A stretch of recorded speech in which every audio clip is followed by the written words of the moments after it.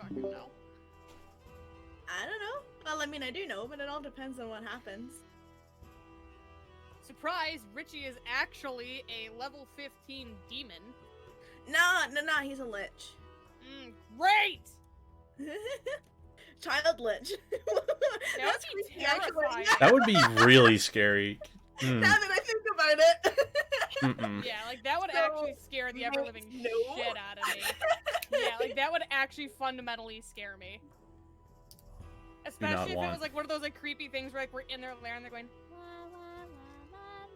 No. If I hear that, I'm walking away. Rax hears that, he's just like, okay, bye. He thought the hags were bad. What's the fastest wild shape I have? Like, in terms of speed or the way you change into them? Speed. They're all the bonus action. Probably a horse. I think it is the warhorse still. Until you can fly, and then you don't have to worry about obstacles. I know. Woohoo! Uno mas. It'll be a while until you I get used there. all of that. I thought maybe I had a little bit left. I did not. No, you used everything. Not everything, but I used the important thing. I mean, I used arguable that it's used the important thing. Okay, not the most important thing, but like the one that's not gonna like potentially ruin everything by using. That's rude. Yeah. Is it though? You kinda.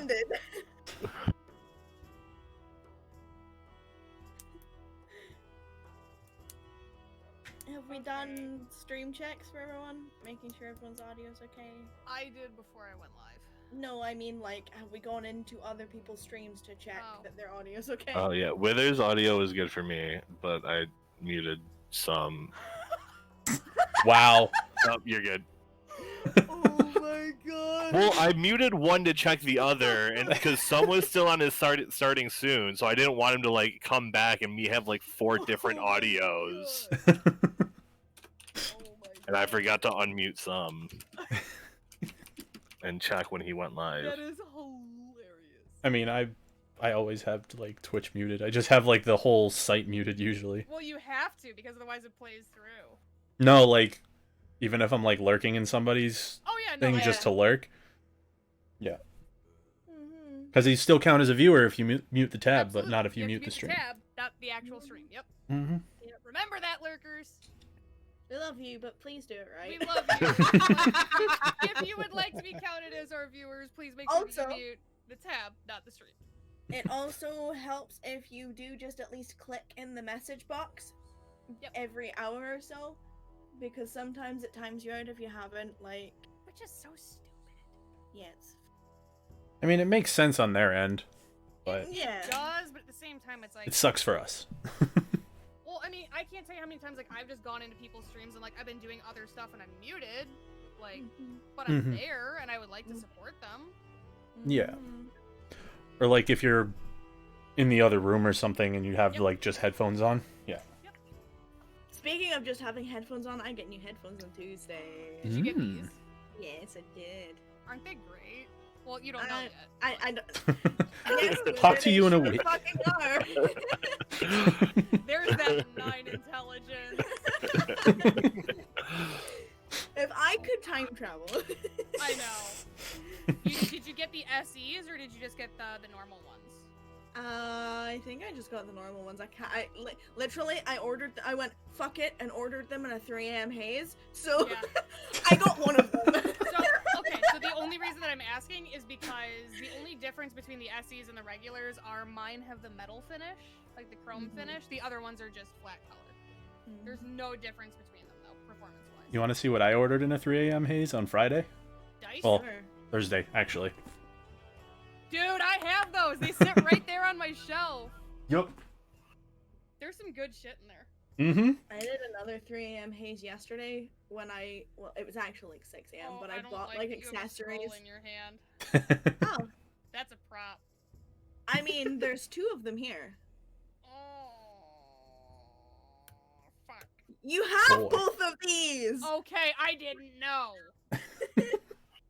These are the ones you have. I'm just waiting for her to like pull out 3 more. Like, you don't have these though yet. Well, I mean, looks at prop shelf.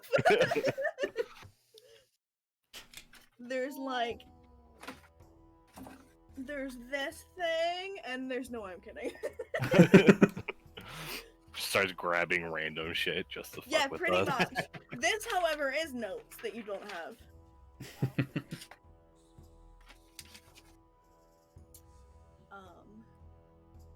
Yes. I need to do one more thing. Do you?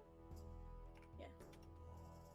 Because otherwise I will forget. How come sometimes my underlines are fucking flawless and the other time it's like Yeah, I gave up on it. Like, I gave up on being straight years ago, so I gave up on straight lines with that too. It's true! Well played. Are you okay?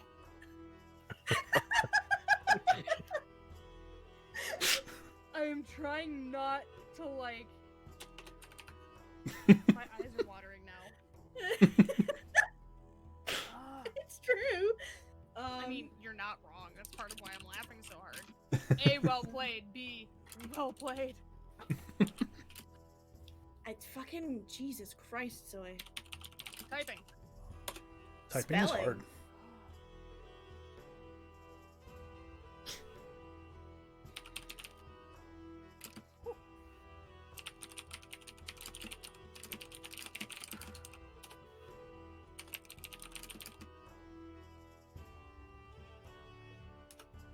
Stuff and things. Are you doing recap or do you want Nope. one of us to do it? One of you are doing it this week. The only reason I did it last week is because it was after We were a month. gone for a month. Mm-hmm. Yeah. Cool. Aha. Well, I mean, Ghost I'll do volunteered the- for last week, but Yeah. Yeah. so I guess he gets first dibs. Yeah. I was on vacation this last week and was busy with family, so I wasn't able to do. Okay. Tell me whatever makes you happy. Because that's what I need you to do before session today.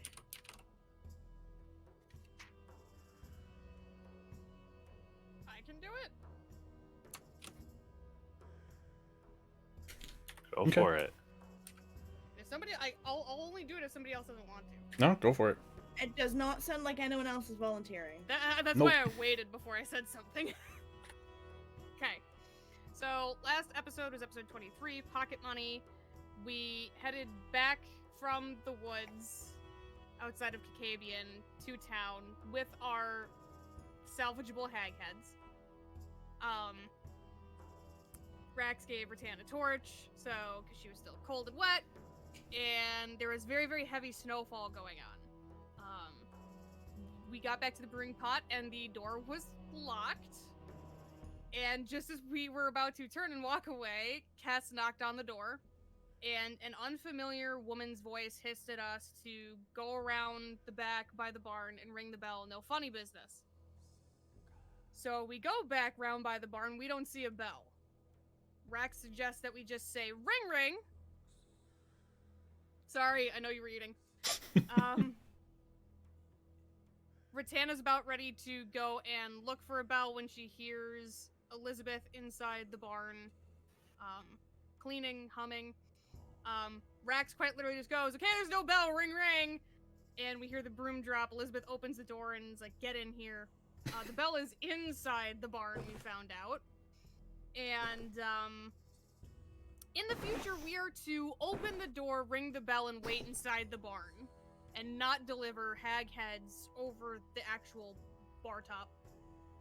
Who knew? There are 16 stable boxes with 7 horses. We found out that Rattan borrowed Twiggy's trough. We are... After Elizabeth inspects the hag heads with a farrier's file, we are paid 500 gold each. Inspect is a loose term. Yeah. Yeah. And then we are basically told that we can go to sleep and in the morning we can discuss the further job postings, and we decide, yeah, it's freaking late. It's like 4 a.m., so we go to bed. We get up in the morning, and Elizabeth is sitting at our table already. And when we all get down there, she presents several jobs to us. There is a mechanical beast of some kind terrorizing the mountain pass to the north, for which she offered to pay us 500 gold apiece again. To the north, there are fishermen being attacked by fish people. Apparently there is a civilization of fish people that were living in a sunken temple, something about a shark god and curses, but we don't actually know.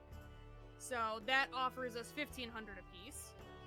And then across the northern Split River, there is apparently a castle that has sunk under the sand that is haunted. It's past Munkade and into the northern sands near the Triple Peaks, and that's going to net us 2,500 apiece. And then in the Beholding Slopes, there's a floating eyeball. People feel like they're being watched. Some miners from Glimmerbreak Valley ran the fuck away from it because apparently the eyeball told them to leave its treasure alone. Elizabeth did not want to give us that job just yet because she didn't have enough information.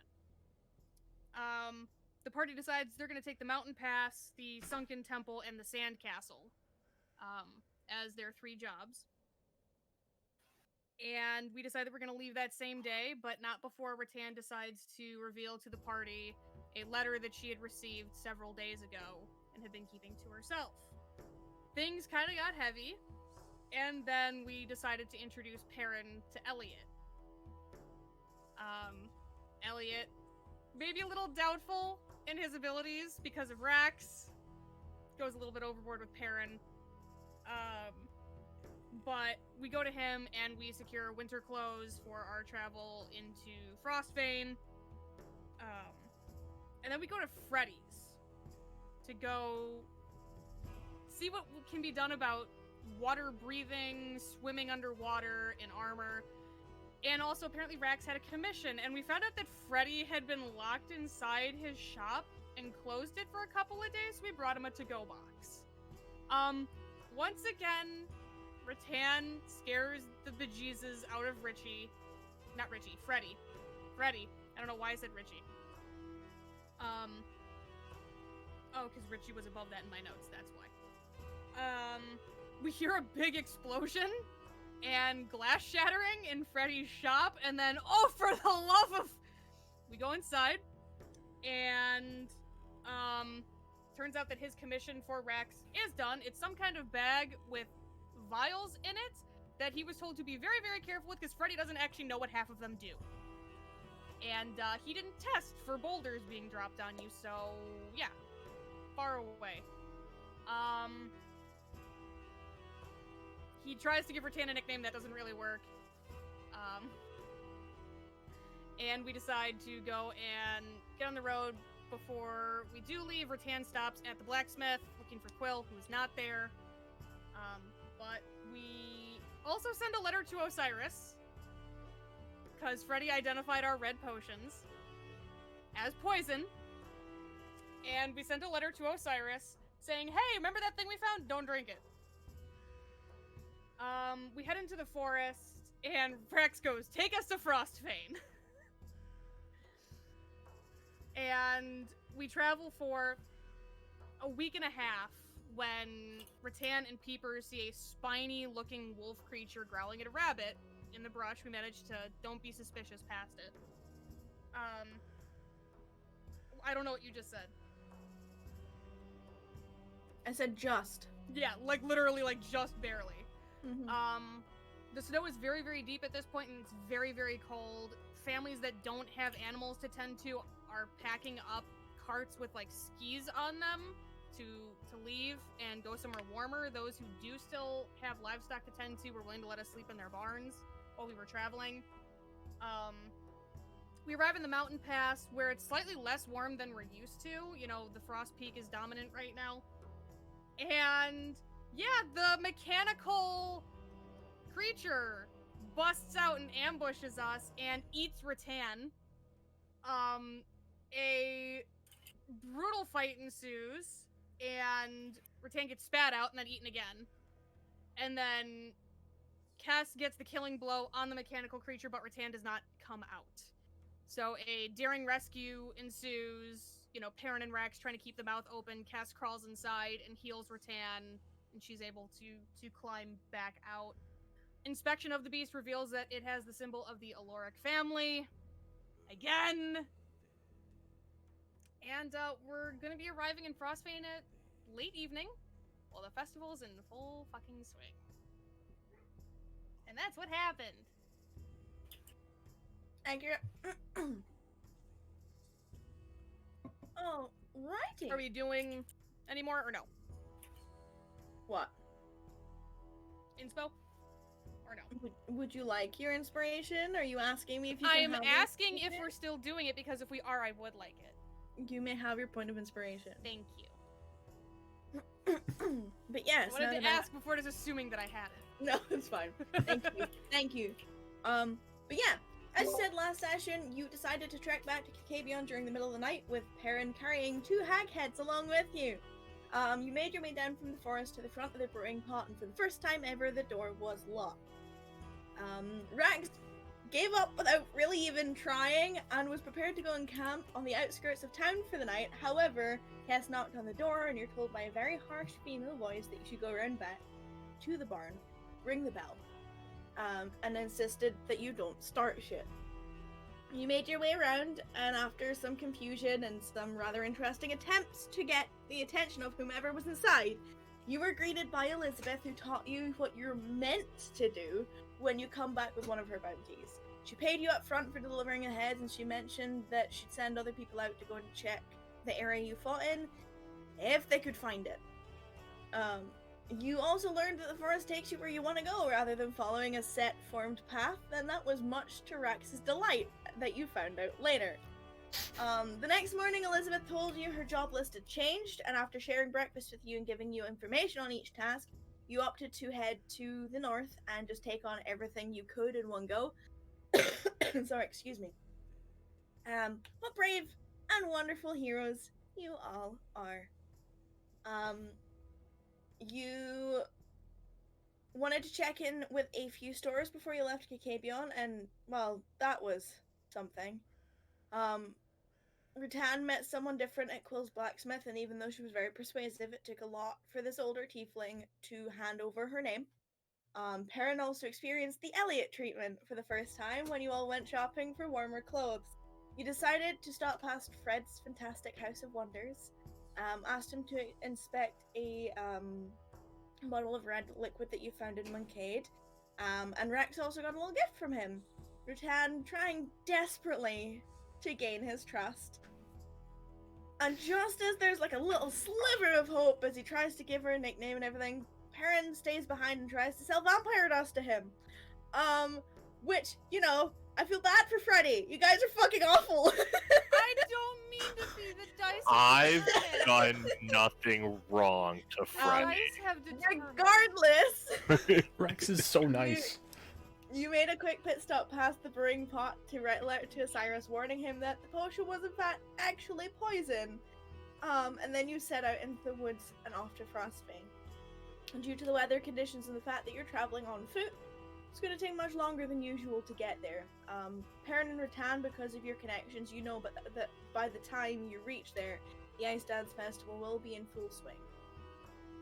After roughing it for a couple of weeks, that grew progressively colder the further north you went, you finally found yourselves at the pass which splits the Hellfire Peak.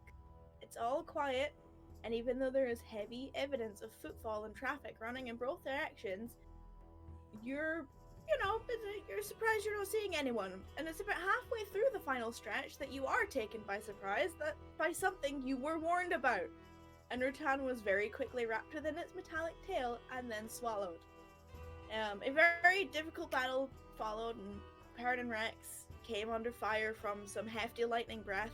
And Rattan got spit up and then swallowed again, and was knocked unconscious within this beast.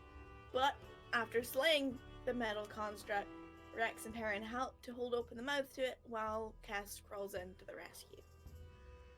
After a little bit over 10 minutes or so, with Rattan taking that time to heal you all, after being brought back to consciousness using one of Rex's new found little vials, You continued on your way to Frostbane, arriving in the late evening, which is where we start this week's session. You are approaching the gates of the city, and for those of you who have been here before, you recognize the obnoxious banner-like flags that depict snowflake-like designs within a diamond shape. Heron, if you would like to roll religion on this, you can. And then since you've never been here before, I will give you a little... You have no idea. I will give you a little rundown of what you're seeing. So the city seems to be split in half by a rather wide river that is said to lead to a large lake just beyond the outside wall of the northern part of the city. You know that during the winter months, the worst of them, which just happens to be right now, the lake freezes over and people gather for the Ice Dance Festival, provided they can handle the bitter cold that is here. You guys are like, you've never been so happy for winter wear in your life. Like, this is literally saving you from freezing your nips off. But upon the most raised area of the city, almost deliberately in eyeline, with the ice peak behind it in this backdrop, a rather large building sits atop, basically overviewing the whole city. Atop this thing is a large weather vane that has the same snowflake depiction. And, you know, given what you know, you can assume that this is maybe some sort of temple or that sort of association. You're walking. I'm assuming you're all heading through the streets of Frostbane. Are you going anywhere particular? If I may, like as we're like getting in, like closer, Rattan kind of stops for a second. Hold on.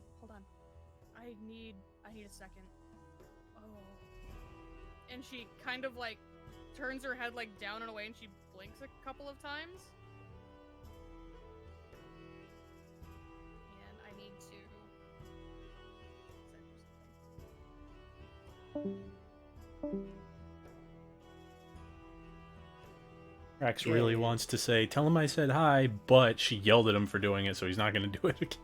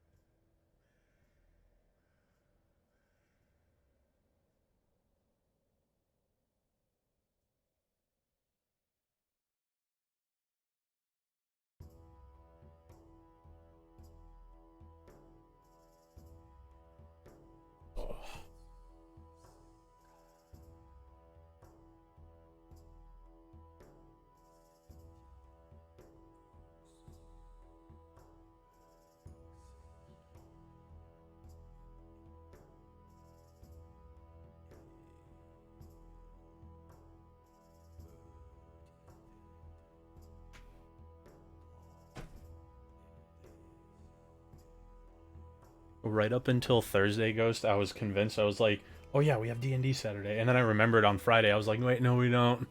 This is the week we took off. Yep. I mean, did you see the thing that... Yeah, I did. And I was going to be like, I thought up until Thursday that we had it. And then I was like, no, he's getting shat on for it. Nope. But yeah, I was like... I was convinced. I was like, I'm going to have 4 sessions of D&D within a week. Nope. Only 3. Did the zeros for Mike. Nice.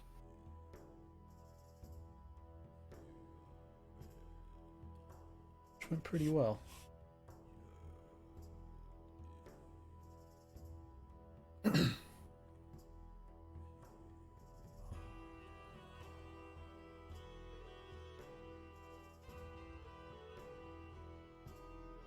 Rax is the barkeep, and Peepers is up on a perch above everything, and one of the characters basically grew up around owls, so I'm excited to see how that plays out next time. Nice. Yeah, I thought that was funny when I was like, hey, you two that haven't done a recap yet, who wants to volunteer?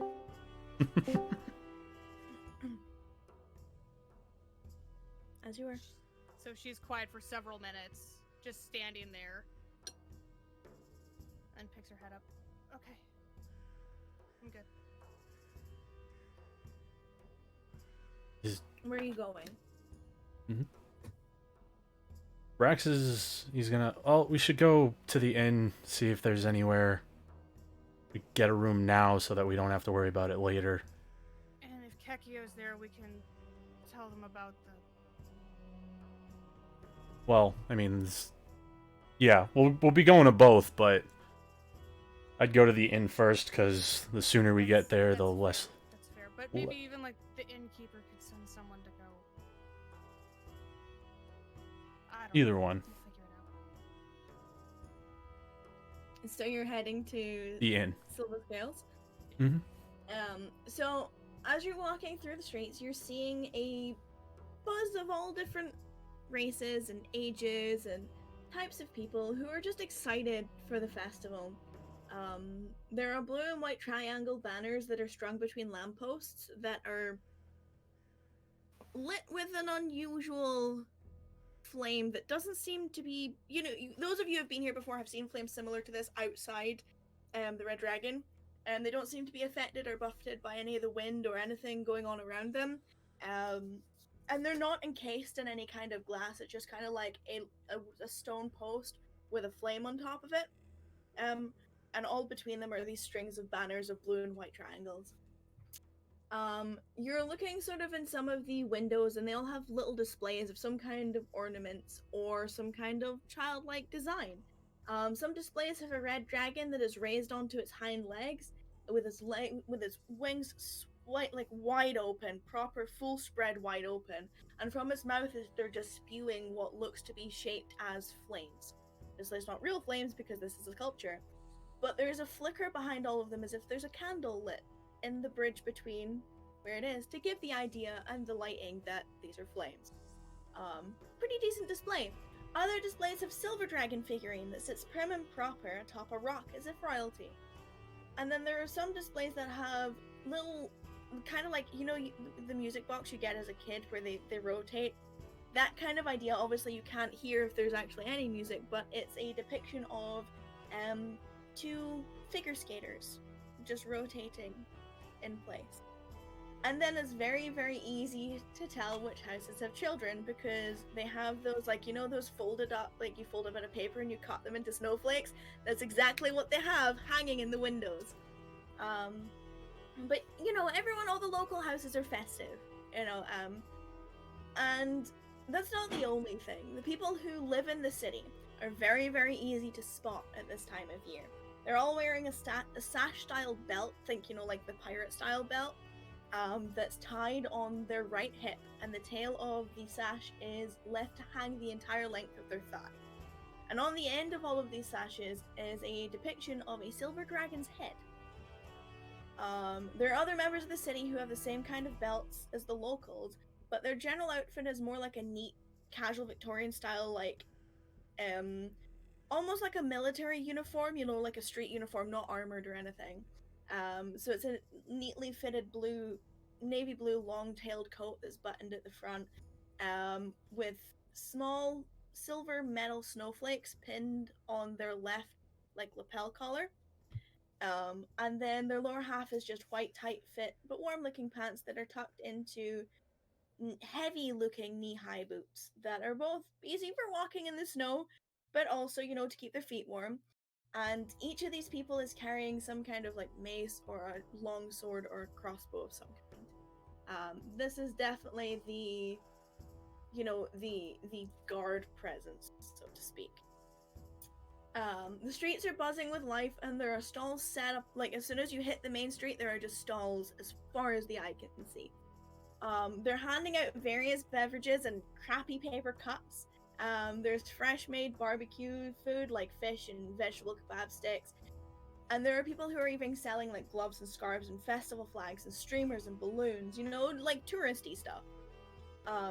You don't get very, very far before a young brown-haired woman shoves a cup into Rax's hand and then walks away before there's any room of debate. It's like literally walks up, cup in one hand, puts it in yours, takes yours, puts your hand around it, and then lets go, and you're left with a cup. You have no idea what's in it. It looks like some kind of crappy ale, but you're just handed it and she walks away. And then a couple of stalls later, exactly the same thing. An older-looking gentleman does the same thing to Kess. You're both handed these crappy paper cups with some kind of alcoholic beverage in them. As soon as she walks away, he'll shrug and down the whole thing.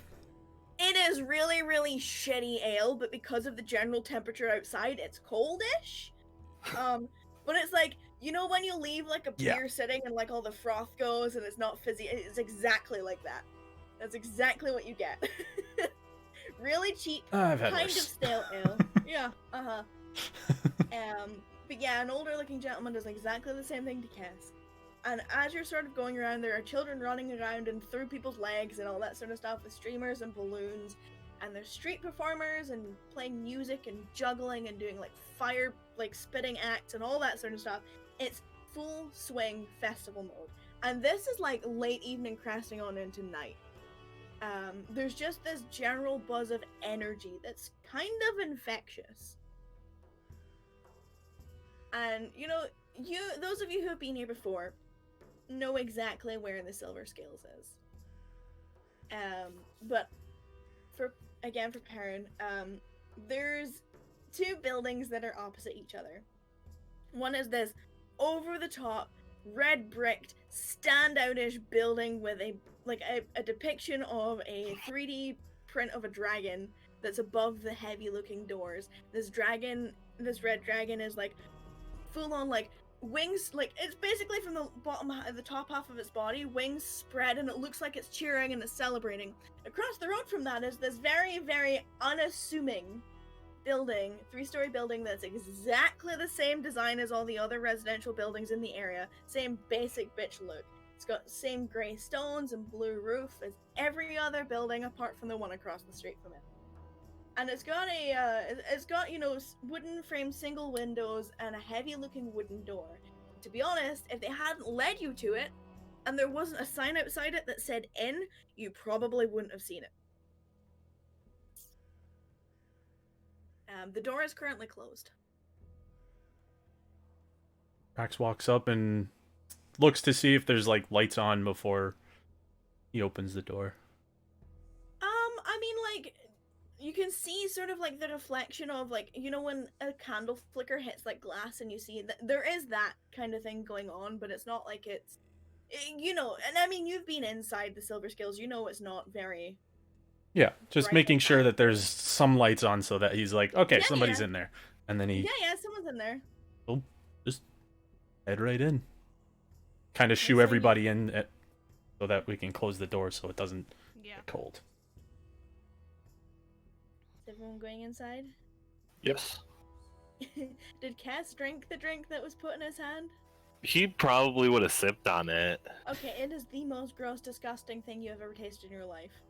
Like, okay, he would have taken a sip and then like, Rattan, you want to try it? It's literally like dirt has been watered down in a cup. That's what you taste. You hand it to her and she's like not even like paying attention. She takes it, goes like...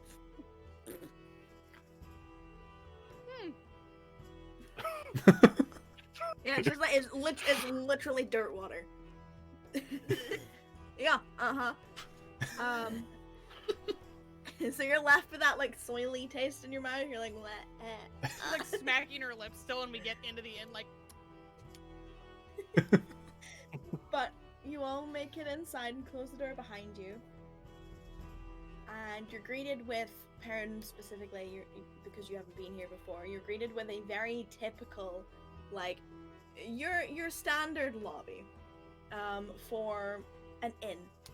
You know, there's a wooden reception desk upon which stands a sort of like a standee with a bunch of tourist flyers on it in various different languages. And there is a small golden bell sitting just off to the side next to it.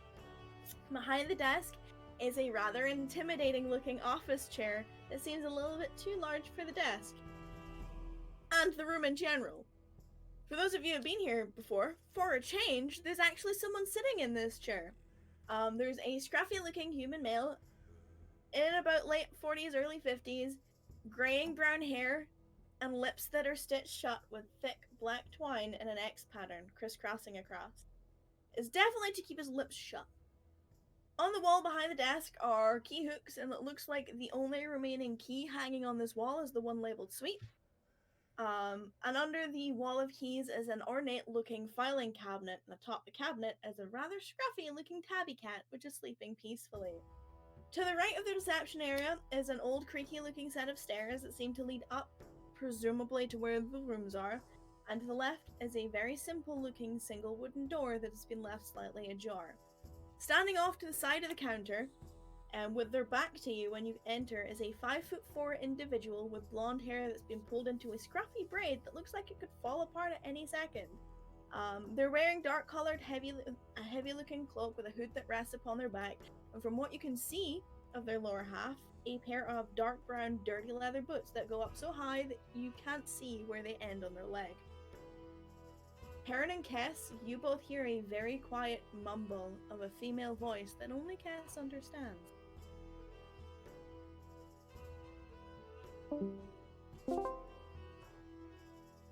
Wrong person. Yep.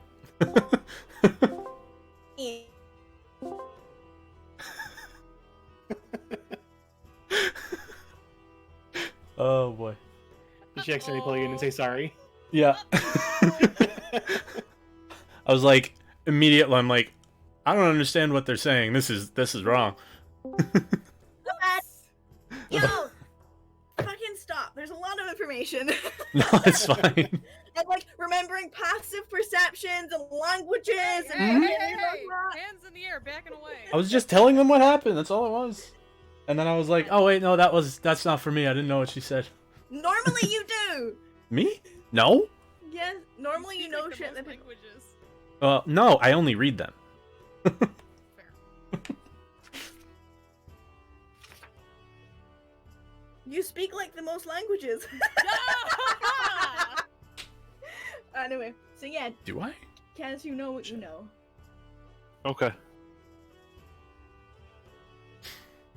But as you walk in, for those of you who are familiar with him, the male looks up at you all expectantly, obviously not saying a word, but the same uncomfortable smile that you're sort of getting used to graces his face. He pulls up a sign from under the reception desk and literally, before where it was placing it, he's slamming it down, just boof. And you see the word "Suite," and then a charge of 10 gold. And as you're looking at this board, he gets the other one, very thick, very firmly scribbled chalk on this one that he also slams down on the table. And you see the word "rules" in big capital letters underlined multiple times. And the rules read, no violence, no drinking, no smoking, no nudity in public places, no crime, and then in all caps, doors close at midnight, which is underlined.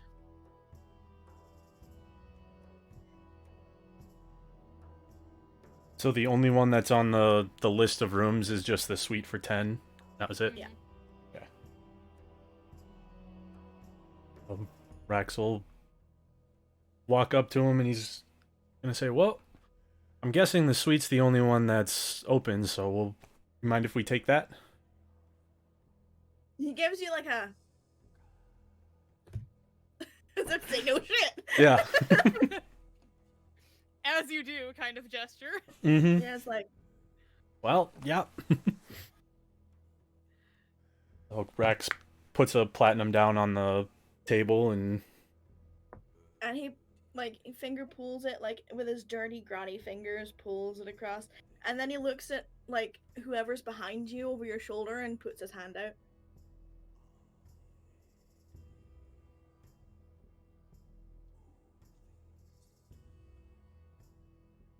Rex is His gonna. Ringgold purr? Do you say that out loud? Or is that you asking me? No, that's me being confused. Okay. Well, he's just. Rex is gonna message him. Hold on. Oh, Okay. He's just. It was 10 gold for the room, right? Or yeah. And you're not expecting the voice that comes back. It's much softer, much warmer than his outward appearance. Oh, he's talked to him before. I know, Pretty sure- Yeah. but Okay. you know, for as harsh as he's been since you arrived this time. Mm-hmm. Yes. But also, it's festival time. Prices have gone up. So for each group of 2 in this suite, I need 10. Oh, okay. So Rex hands him another platinum. And you're gonna like, there's a moment where you know that you can only reply to message once if you're the cast, like you know if you're the replier to the caster. You hear his voice in your head again. Mm-hmm. How's you doing business? Rex Wonderful to smiles. see you again. So there's a moment of silence where you can see the 2 are like locked. And then Rex puts another platinum in his hand. And then the smile turns into a smirk as their head tilts and their fingers close around the coin. And then they put it away. Rex turns around and he shrugs and says, "It's festival season." fair. And he gets up off his chair, like same old, like grabs his walking stick, crotchety old, like old man style, and The reaches up and shuffle. yeah, and like knocks the key with his stick rather than reaching up with his hand, which scares the ever living shit out of the cat on the desk when it falls, Aw, which poor yowls cat. and runs off through to the other room where the door was open. Takes the key, puts it on the table for you, and then sits back down. Rex grabs it, turns around to everybody, and kind of like looks over at the other person that's standing there. And Okay. You Like it- look at the young woman who's standing there. is she like facing the guy, or She's kind of like off to the side at the counter. Goddamn. From the side on, you can see that she's shuffling through a very small bag of coin. And because you're paying attention, you know that she's speaking in Elven. okay? Because you've heard. I do know Elvish. Language? Yeah. And you hear a very panicked, like, counting and then recounting and then recounting again. It's a very, like, flustered, nervous action. But Okay. they actually notice you doing it. So I'm gonna pull you back up to everyone else. Says Rax is staring. Not staring, he's looking over for a second. Okay, I know I'm thinking this. But you know, since like Rax has kind of made a conscious note of this individual being here, out the corner of their eye, they catch his glance. And as they turn towards you, Rax, and the rest of you, you can see that this woman is dressed in a black shirt and pants with brown leather armor, and you know, the cloak that you had seen before. Her boots stop below the knee and have a folded top that sort of give a little bit of design flair compared to the rest of the very basic and simple attire that they're wearing. But the thing that strikes you all immediately, as you see their face, is that the entire right-hand side of their face, their ear and their neck is just covered in this deep red burn scar. Just the whole side of their face. Which side? The right hand side. And as they were turning around, you see Rex specifically as well, the small pouch that they were counting in, her hand grips around it, closes it, and then shoves it into a small leather satchel that they've got attached to their belt. And there's a very warm smile and a very, very small, soft, feminine, timid voice that comes out in common. Oh, hi. Was I in your way? I can move. And then they step like even further back away from you. Says, no, dude. And I will show you. X just says, no, you're fine. It was just someone I've never seen before. Just, that's all. Just getting a room key. I didn't know if you were next, so I was just. Yes and no. Is everything okay? At this point now, like, Rattan's turning around and is invested in this conversation. Yeah, sure. Everything's fine. Totally okay. Okay, please This roll. is very... That was like the worst lie ever.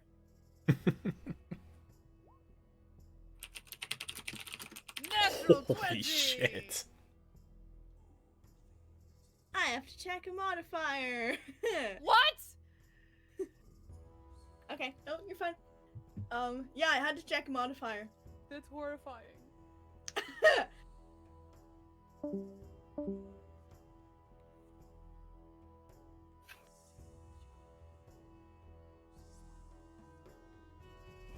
Yeah, I just thought it was funny with the whole like, all right, who? Oh, never mind. Yeah, everything's fine. It's, yeah.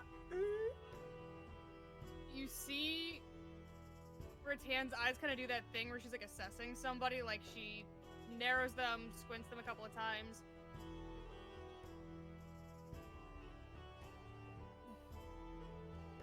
If it's alright, if things are not alright, we're the last people to judge. If we can help.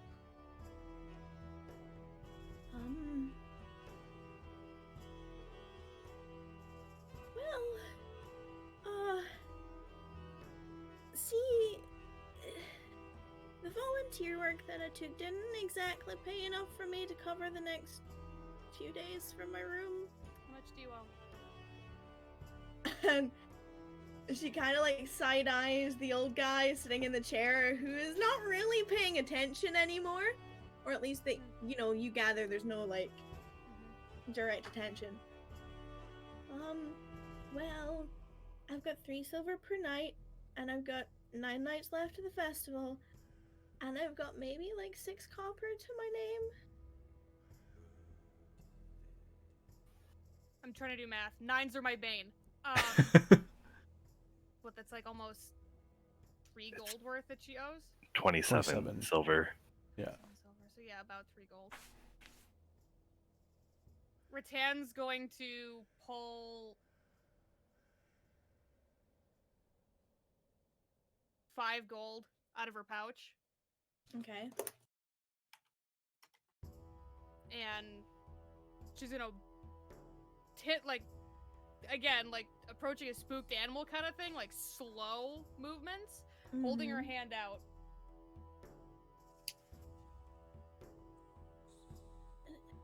Are you sure? Wouldn't be giving it to you if I wasn't. And like Should very cover meals and everything too. And there's a very timid, like, and as you say meals, their hand recoils a little bit, and then they continue forward and, like, very gently, cautiously scoop it out your hand, and sort of hold it as if they've never seen this much money in their life before. And then there's a very, like, quiet but thankful nod in their posture as they, like put the coin in one hand and shuffle through their satchel and get out the coin purse and chuck it back in, and then, like, realize and take like a few back out and put it on the table and do the whole exchange, paying for the room and stuff. Happy Ice Dance Festival. Yeah, you too. Yeah, make sure you go to the show. A show? There's a show every night, and then 2 days from now, there's fireworks on the middle day. Well, thank you. I like You're welcome. fireworks. Rex says that out loud. They're so pretty. They're very noisy and not scary, but they're so pretty. And the way that they like what you should see it for yourself. I'm not going to ruin the experience.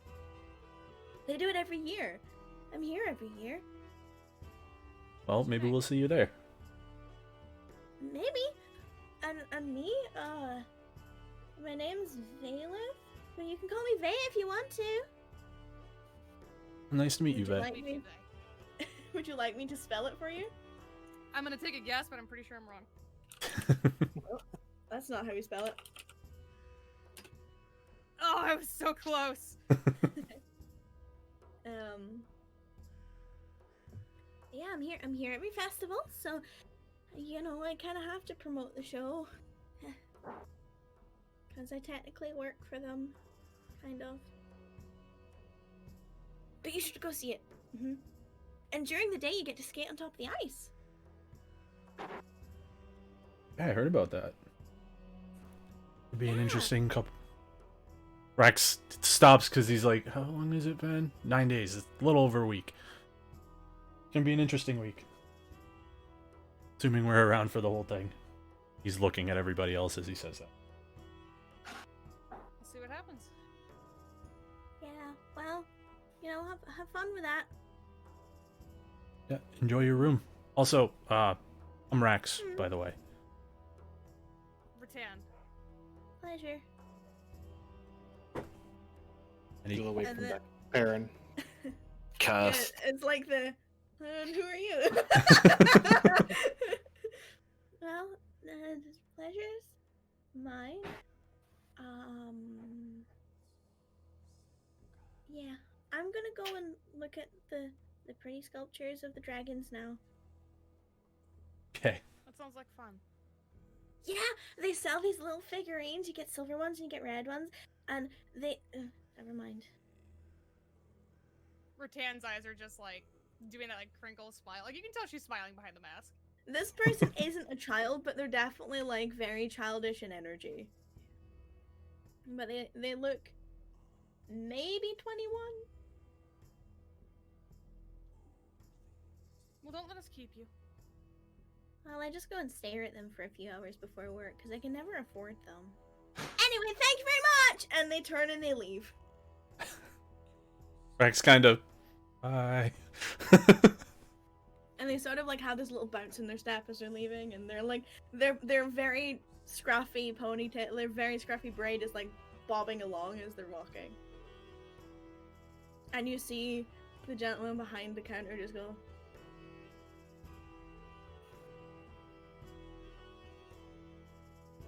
Rex just kind of. If he sees it, he just kind of shrugs and then turns to everybody and says, "Do we want to go talk to Kekio about the?" And he does that like with his finger. You see Rattan visibly shudder when you do that. Sorry.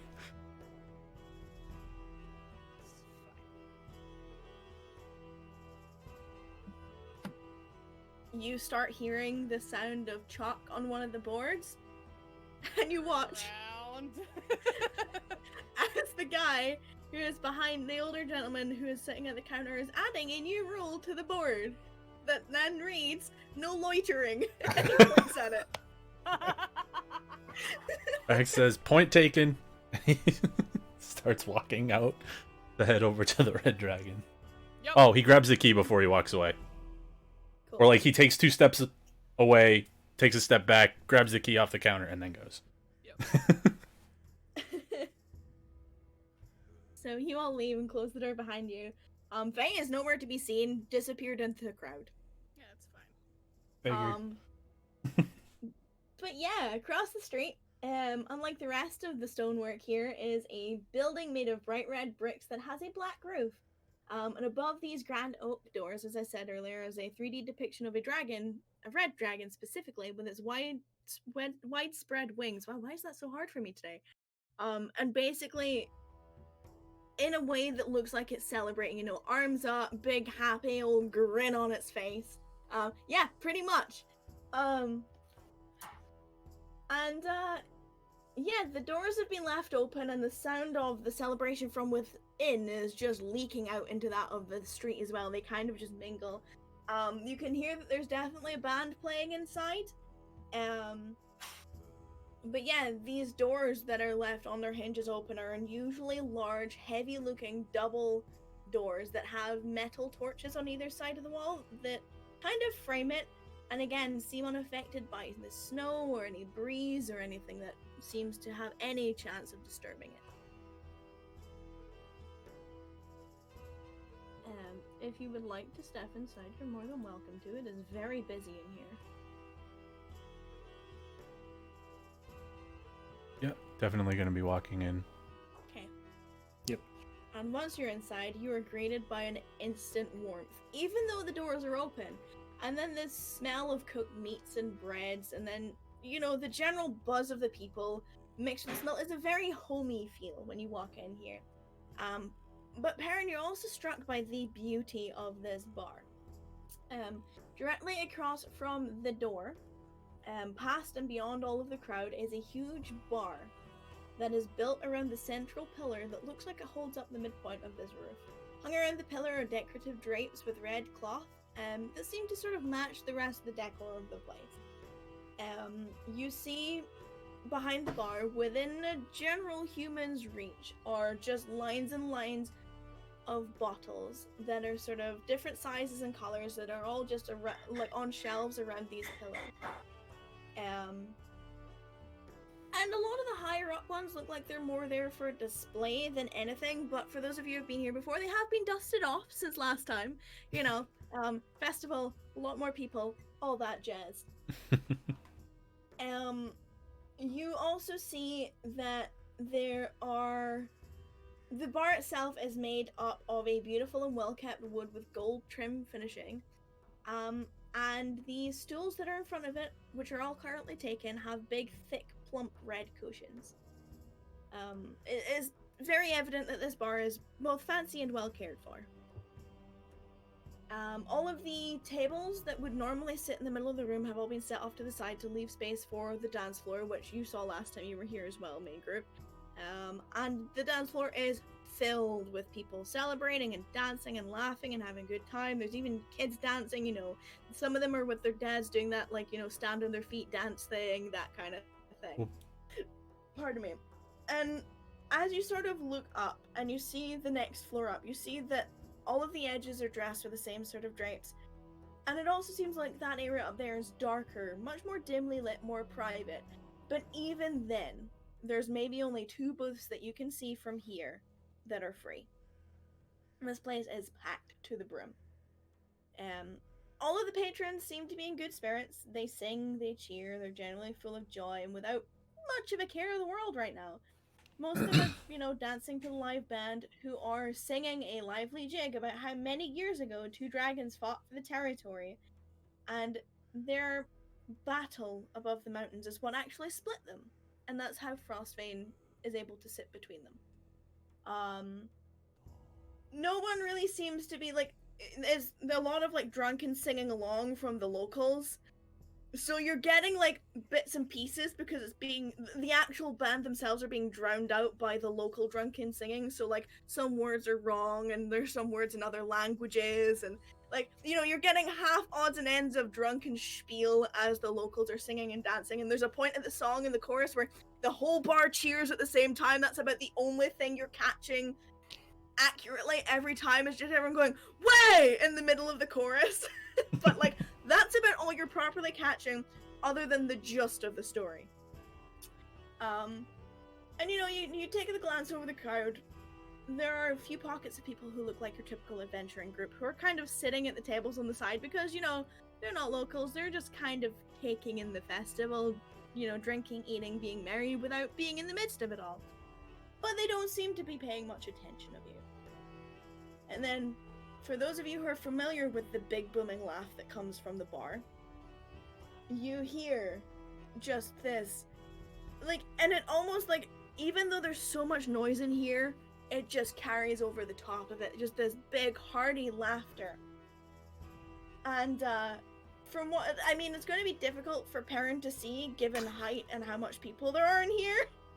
But for those of you who can see, you see a familiar figure entertaining people at the bar.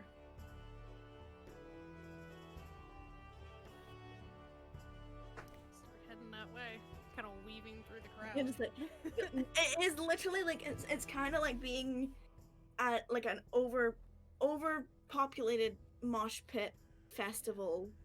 So you're having to like butt shoulders with people to get through, and like there is a bit of "would you move the fuck out of my way" going on. Mhm. There's definitely a couple times where she like is standing there looming over somebody, like resisting the urge to go, "Everybody, move!" I need you to roll me a perception check, Ratan. Oh no. So as Ratan's starting to go, Rax is gonna Mhm. point up at the upstairs and say, "I'm gonna go grab that booth before he looks around. Anybody else gets it." So he. Disappears upstairs. No Yep. problem. Cuss is gonna follow Rax to the booth. Karen? I'm actually gonna follow them up too. I don't want to get stuck in the crowd Yes, with don't. me so tall. Well, because what's gonna happen is the crowd's gonna form back around Rattan and he's gonna get stuck in it. Yeah, so you guys go upstairs. Ratan, there's lots of people here. I hate you. um, I feel like I just missed something important. I need to do this with Ratan privately, so those of you who need to let dogs out and go pee, please do now. Okay. I was half tempted to be like, yeah, I'm gonna follow Ratan, and then if I get stuck, be like, Shit. resist the urge, giant might. Resist the urge, giant might. Like, boom! Yeah, like down from below them. Excuse me. Excuse me. Excuse me. Because you guys already know the guy, it took me so much not to ask if the cat stole that guy's tongue.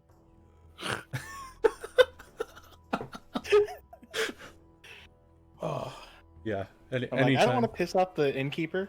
Yeah, that's probably a good call. Rax is trying to make friends with him because he's letting him talk with the message spell.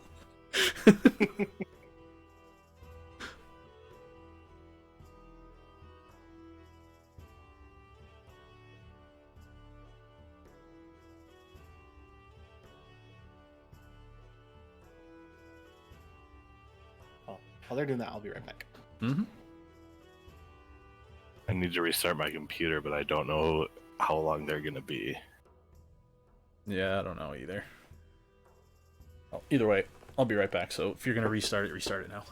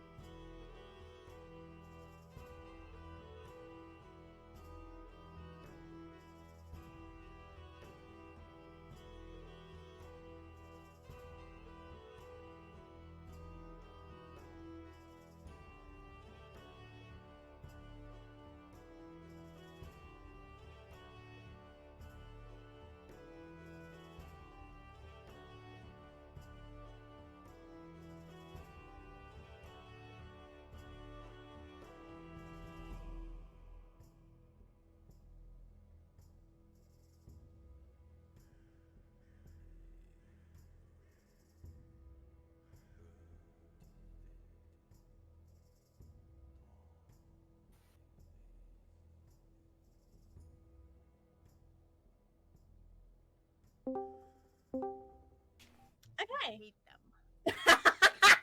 You can go take a 5 with her. Thank you.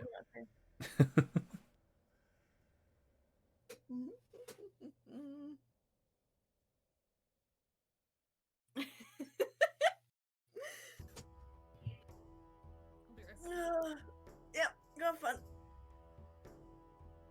Boys, you disappear upstairs. I don't know if Keeper's here. I am.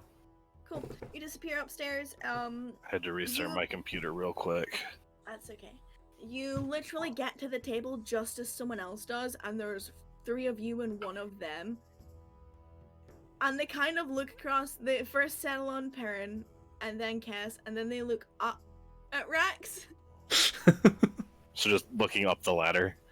Mm-hmm. And it's like, my apologies. And they turn and they leave. Rax just kind of, okay, bye. Takes a seat. There's a little menu board on the table, should you wish to read it, but you know, the table itself is like clean apart from maybe like 1 or 2 like ring marks on the edge. You know where, like, you know when you're in a pub and someone puts their glass down just on the end of any random table? Just for Yeah. whatever moment. They've done that and then picked them back up again. But the table and the chairs themselves are as comfy and as clean as always. Is there anything you would like to discuss? Ratan's gone for a couple of minutes. Probably going to be like 5 or so minutes before she comes upstairs.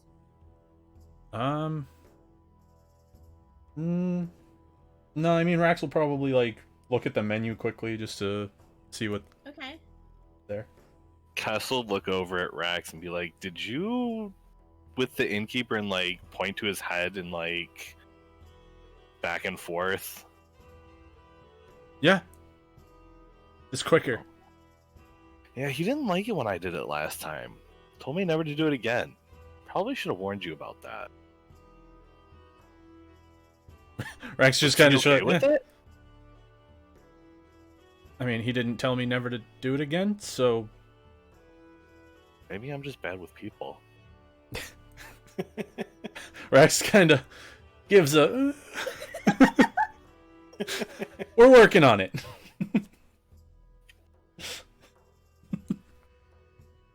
But yeah, okay. So I'm gonna tell you what's on the specials board to Okay. see how you react to it.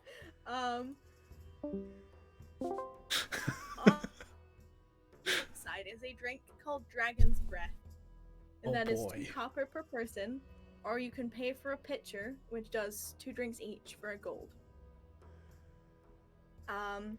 It's described as a slushy cocktail that fades from pale yellow to orange to deep red. And it starts off sweet and then it hits you as if a fireball is being cast upon you. Very tasty nonetheless. There's also like underneath that is your standard drinks list, you know, whiskey, wine, vodka, whatever sort of spirits you want. On the food side, it's listed as firecracker prawn or firecracker vegetarian, which is 3 silver pieces per person, which is stir-fried rice with liquid egg that's stir-fried through it, mushrooms, mosh-two, red onions, sliced chilies, peppers, and drizzled in a super sticky, spicy firecracker styled sauce. Prawns are cooked in the sauce and then put on the dish and garnished with sesame seeds and lime wedges if you'd prefer a meat like a seafood alternative to just a vegetarian one. But Okay. it's basically a vegetarian option, and then you can add prawns if you want to. But Okay. yes, the main point of note is Dragon's Breath. Yeah, we're getting a picture of that. Rax isn't even asking anybody else. We are getting a picture of it. Okay. So, Welcome back. welcome back, Wither. It's right about the time that Ratan comes up to the table, that, you know, you're greeted by a very busy, young halfling, no, sorry, a young dwarven female, my bad. And for Perrin, you notice now that you're sitting down and getting sort of a grasp of things, there is a very heavy population of dwarven females and gnome males who have sashes made out of red dragon scales that go across their body, from their right shoulder to their left hip. And given the sheer number of people in here, there's a lot of staff. And they look like they're very efficient and they're on it, and they're working in groups of like 2s or 3s. Most of the food that's being run is run by groups of 3, most of the drinks are groups of 2, and anyone that's serving a table for the first time goes up on their own. and it's very like, you know, you see people sit down, it's like someone's at the table, food's brought out, drinks are brought out, like it's just a very well-oiled machine, and they're keeping up for how busy it is, but you can see that they're all very, like, it's festival. They're very busy. And by the time you get upstairs, and within sort of like the 5 minutes after having your conversation and finding everyone, it's quite easy to see Arax's head up over the top of the bench. One of very few dragonborns in here, let alone green ones. Yeah, and this dwarven female comes up with a sash and everything, and they look up at you and flip through their. All right, what's going? Pitcher of dragon's blood, but dragon breath. Yeah. Breath. I knew what you meant. Put your dragon's breath. Cups all around. Yeah. Righto, food. Rax kind of like hands somebody else the menu, and he says the thing with the, I can't remember the word. He would have it in front of him, so that's what he'll order. The one with prawn. Firecracker with prawn. Yeah. Yeah. One for you. Castle look at the menu and like kind of show it to so whoever's sitting next to him can see it as well. Yeah, so the food special is a vegetarian or prawn dish, which is stir-fried egg rice with mushrooms, monster red onions, chilies, peppers, spicy sticky hot sauce, which they've called firecracker sauce, and the option to put in prawns if you'd like a meat-based version. That's a special, and then there's just like, you know, like pub food, so like pies and stuff. So Castle, that's like the special. Sorry, Castle get the special without the prawns. Veggie version? Yep. Special prawns is fine. Prawns. Bronze. Prawns. 3 prawns, 1 veggie. Got it. Anything else? Not right now. No, thank you. Should you need the sash, please give a gesture. One of us will be with you as soon as we can. Obviously, we are busy. We ask for your patience at this time. Please pay at the bar before you leave. We will stop your ticket to the desk after your food arrives. Thank you, and they're away. Like, it's just like, bleh. Yeah. You know? It's like, this I've is done the this word wallet 400 I times have in the to past say. hour. In the past half hour. Like, but yeah, I've and it's said like, this to 30 different tables in the past 20 minutes. It's just kind of coming out now. yeah, just Yeah. like blah, blah, blah. But yeah, you know, it's not, you're left to your own devices. You're not disturbed. No one seems to be paying particular attention to you. It's definitely quieter up here, but even so, because there's just the amount of people and the amount of just boisterous noise going on, it's definitely nowhere near as quiet as it was last time you were here. Oh, Perrin, Yeah. Kakio wanted me to tell you that if you break any rules or start shit in their bar, they will break your face on the table you're sitting at. I hadn't planned on it, but thank you for the warning. Their words, not mine. Okay. How did the rest of the conversation with Kekio go? They're gonna send somebody out to check on the wreckage. Apparently I look like shit. Rax kind of, Casca gives a small nod. Considering, yeah. Thanks. Although I guess compared to the alternative, I'll take looking like shit. Sure, I don't look so hot myself either. Rax looks down at himself and he's like picking off like singed parts of his coat, and he's like, yeah, it's not fun. So yeah, they're gonna send somebody out to check on it. Seems happy. I mean, it means more business for them. Yep. And then they wanted to know if we were staying for the whole festival, but I didn't know, so I said, I don't know yet. If we have anything to take up with them, they did ask that we don't come in the morning. Yeah, they don't seem like they like being Woken up. early risers. Yeah. And they're open all night. So, Rax gestures at the, and he says, but we're out of here before. yeah, all right. As much as I would love to stay and drink away my problems right now. As soon as you say that, Rax has a shit-eating grin on his face. Did you read the menu? It's right about now that one, or a pair, a male and female pair, walk up with a tray. One of them is carrying a large jug filled with this slushy, like, mix that fades from, like, a pale yellow into an orange into a deep colored red. Almost like it's a flame in a jar, but made of slush. And lifts it up and pops it on the table, and then, like, there's glasses put down with little straw, like, paper straws in them. And inside the jug are sticks of, like, sparklers that have been lit and are, like, spraying sparks at the table. It's just this whole show. And then, enjoy! This is what I get for getting to the table late. Rax, round 2! No. How big No. is this jug? It looks like you could probably get, like, a couple of glasses each, at least, from it. Okay, Castle look and go. When you said pitcher, I thought it was like one glass each, not that. Rax doesn't say anything, he's just shit-eating grin. Why are you so intent on getting me hammered? It's a festival. I have a lot of shit on my mind. Same, but it's a festival. And the table next to you, after hearing it's a festival twice, go, "Here, here!" And Rax goes, see, they get it. I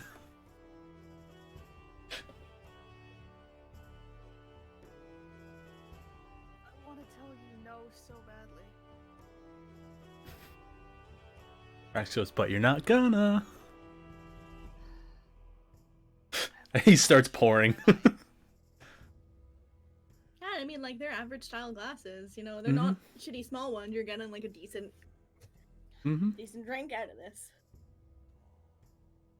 And it's kind of like a mix between a slushy and it's kind of like slushed ice, so it's just kind of like pouring and then you're getting the ice in with it, and it sort of, oddly enough, maintains the same colored pattern no matter how you pour it. Ratanza like put her hand over her empty glass before you could get to it. Go, wait. Move your hand or I'm That's pouring being it on it. sober person. That's boring. Yeah, and getting locked out of the inn because we're all too drunk to remember what time it is not the excitement I'm here for. There's enough for 2 for each of us. There's... I will have one. Fine, I'll drink your I don't second. trust the 3 of you to stop. Fair. He looks like he was gonna protest, but then, no. Cass just kind of like... His hand is hovering, like, with the jug, like, waiting to pour in your glass the whole time. He pours. I've only been drunk once around you. You were a mess. Once. You were a mess. Not totally my fault. You almost fell down the stairs. Debatable. I was worried I was gonna have to carry you to the bed.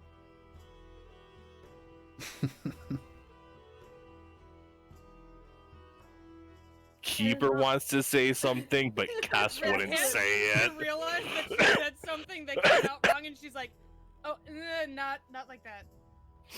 And it's not long before you get the plates of food delivered to you, and it looks nice, but the scent of the chili instantly hits your nose and burns. That's how hot this smells. But it looks like a really fucking good stir-fried rice dish with sticky hot sauce. And those of you who wanted prawns got prawns. There's little sesame seeds and coriander garnish on top. Because flair.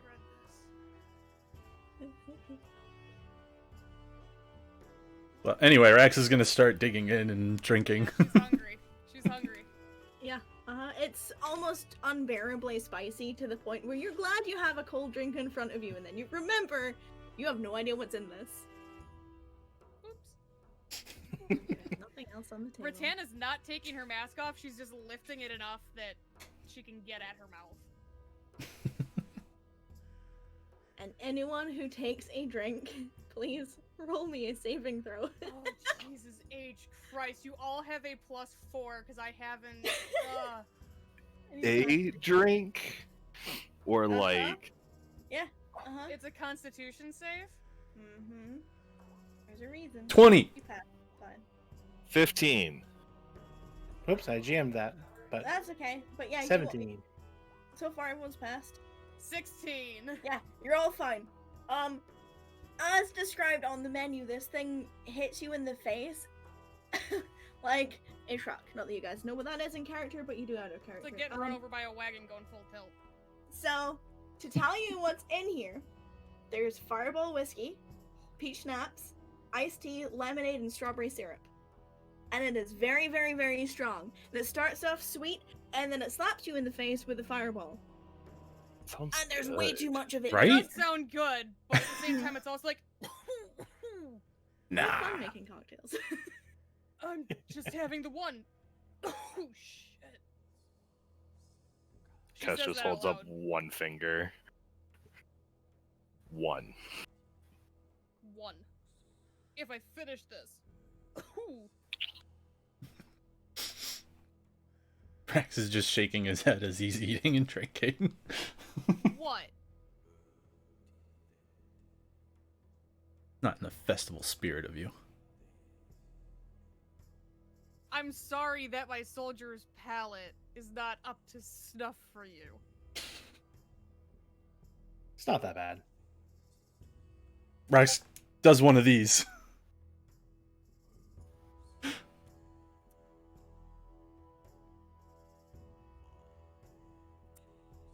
More of a wine person.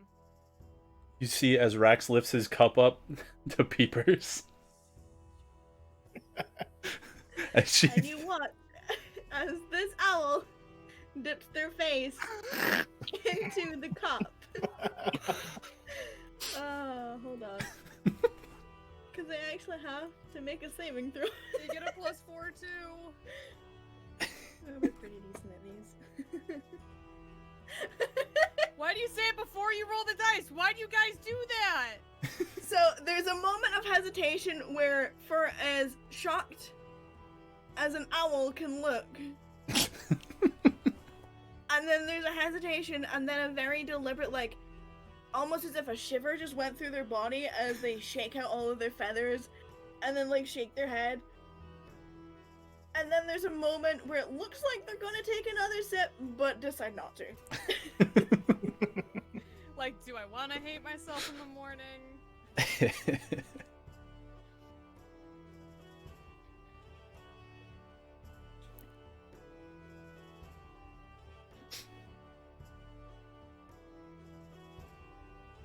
Yeah, I don't even know if Rattan would take another drink of that.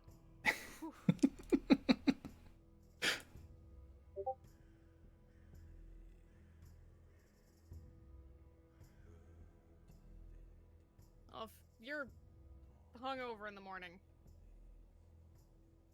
A, that's your own fault. So I have no pity for you. B, I might be able to fix it. If I'm hungover in the morning, I hope we're not leaving at least for a couple of days. Because I'd like to see the fireworks. The very least. And you see Rattan, like, trying really hard not to smile. Like, she's trying to keep, like, mom face and failing. It's that look like when you know that you should be scolding a kid for what they just did, but it's so goddamn funny. I suppose if you really want to stay for the fireworks...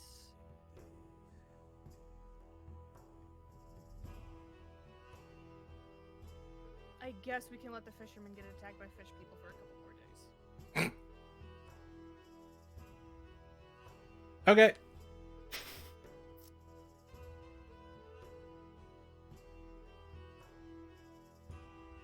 Speaking of, did we decide where we're actually going from here? Are we going all the way north, or are we going to try to find the sandcastle? Sandcastle's past Moncade. I figured we would go to the fish people because that's consistently happening as opposed to just I kind would of agree with that. seeing something I that's would agree been with there. that. That Let's sounds help the like people that are actually being attacked. that sounds like the better plan to me. I just wanted to Mm-hmm. make sure we were all on the same page. And Only then we can go fuck around in a desert for however long it takes to find a haunted sand castle. And then we can swing by Moncade and I figured we would swing by Moncade first because it's. Isn't it past it? I think both are past Moncade, right? No, one of them's this way. It's the fish one, I think. And then the other one's that way. No, they're both past Moncade over in Okay. the northwestern corner. Good. I thought it was in the Good to know. northeastern. Never mind. No. Northeast is like well, not so we desert. can stop in I Moncade thought- on the way there, and then we can stop back in Moncade on the way back. I thought northeast was the eyeball thingy. No, that's all the The way mountains. to the west. Yeah, Oh, was all the way by west? the mountains. Yeah. I'm I really would bad show with you a map, but directions. you guys don't have a map. Nope. Yep. Well, we do have a map, but we haven't been Yep. given a map. We're on here. We as players have a map. Our characters do not. No, Actually, I have a map. I was gonna say Got circles and somebody X's. should still have a map. You have a very undetailed map that had very Yes. specific circles on them. Right. Yeah. It's still a map. Yeah. It's got the layout of the continent on it. I think. Very vague. It doesn't have like topography drawings or anything. I don't know how to read topography, anyways. I could. These are mountains. That's all I got.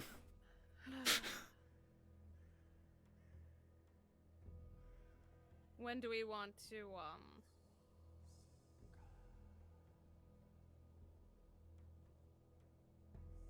you know.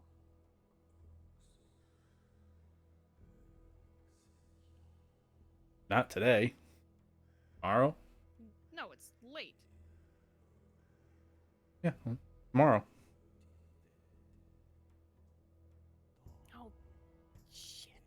And she kind of like puts her head in her hands. What? We didn't bring a present. I was just gonna go get some chocolate at the general store, see if they have some. That's a good idea. I was That's gonna my say, idea. maybe You the get your little- own. Wait, so now we're all giving him presents instead of. It is almost gift day.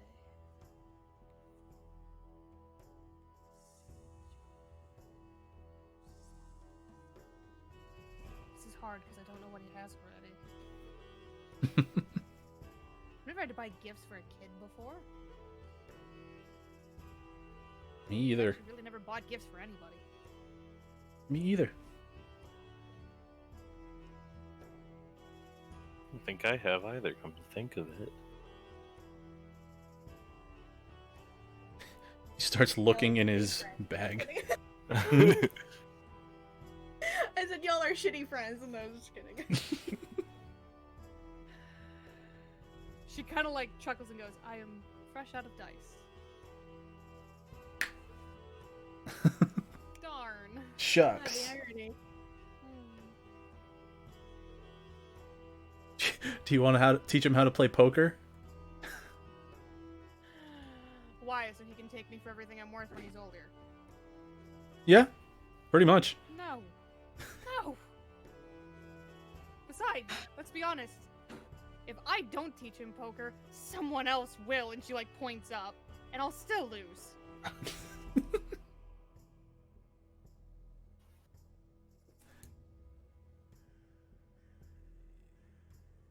Still not sure if he cheats or not.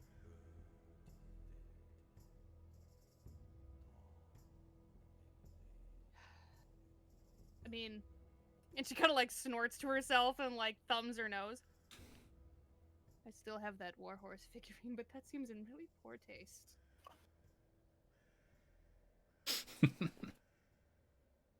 Considering.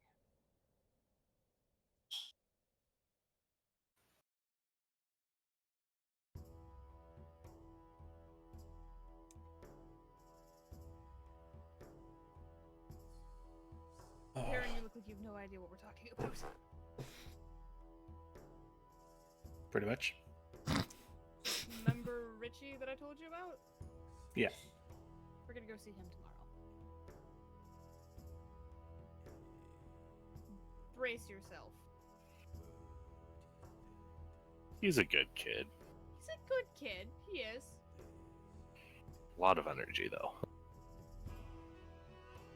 Oh no.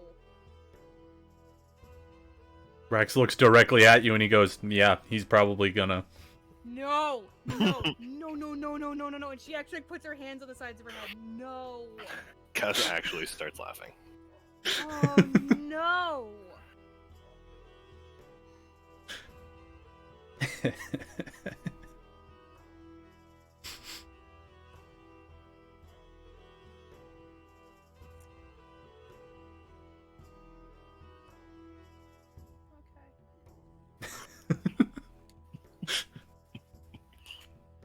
Stop laughing. No. Sorry. You two are assholes. I was in the belly of a beast today. Yeah, and I got shot with so lightning. was I. At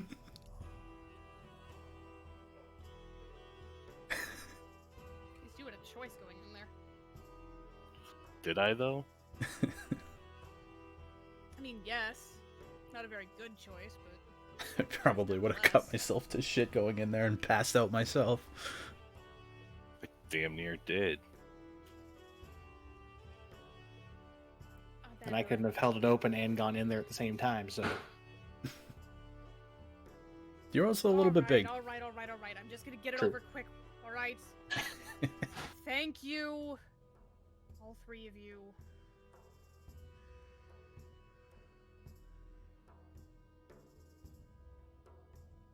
You do the same for me, so.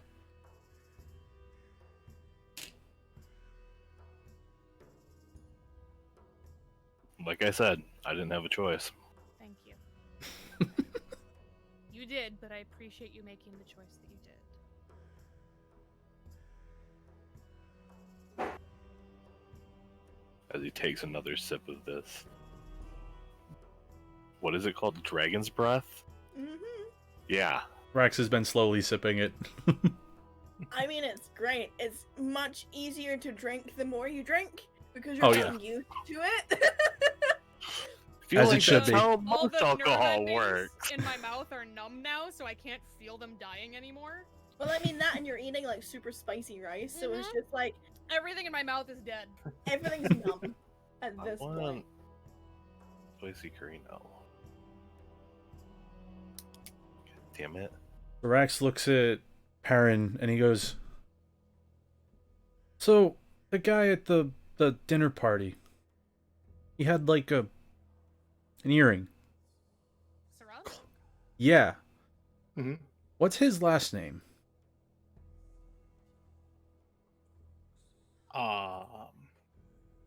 Furiously opens notes. That was the of I have to check something. Yep. Couldn't remember off the top of my head. My character knows this, but I don't. Yeah. Before you say anything, check your DMs. Yeah.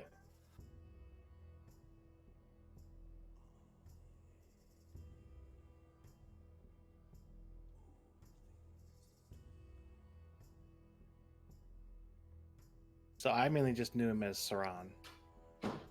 Advisor. Saran. Okay.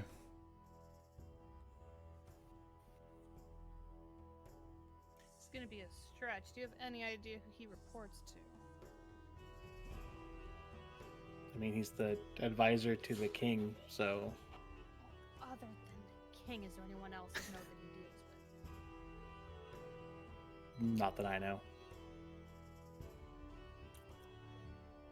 Max goes, well, I wasn't going that way, but he gestures where the mountain pass would be in relation to where we are, and just the mechanical thing, the earring he had.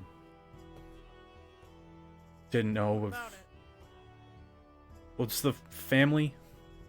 Aloric? Yeah.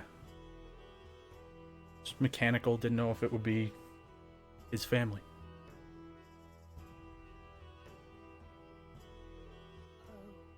I don't know anything about the political crap, but... And I'm gonna be honest, I usually don't listen when you talk about it, just kind of... To be honest, I don't listen when I talk about it either. It's just... bleh. To be honest with you, I absolutely hate politics, but I don't really get to, It was one thing 10 years ago, you know, when I was just a recruit, and it was just, go here, do this, follow formation. Yeah, I kind of climbed up through the ranks, and now I'm stuck in it. I lived in the woods for the past decade, so... Shrugs. You know, Same. You know, living in the woods sounds really nice when you compare it to having to go to formal events. Oh, I'm not complaining, I'm Yeah. just saying. It's a good time.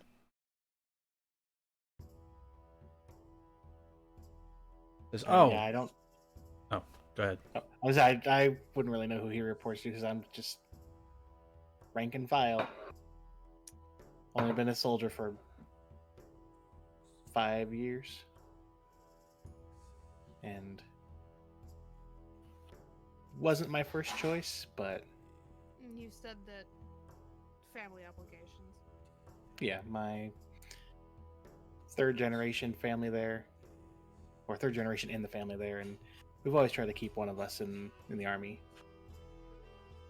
And during the war, my older brother was killed, and my father was wounded and was able to be brought home, but unable to serve anymore. So it was either me or my little brother.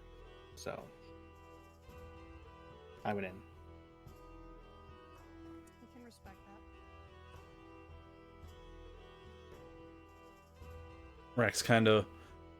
And did you learn the... And he just, like, draws whatever rune he saw you carving in on, like, his hand. He said, did you learn that in the army or beforehand? Because that's cool. It kind of started during like my training, and confused the shit out of everyone there. Well, yeah. I don't know. I'm assuming they couldn't read it, so they would just be like, what are you doing? Just like I would, except I could read it. Jan's I like don't know. snorting into her hand.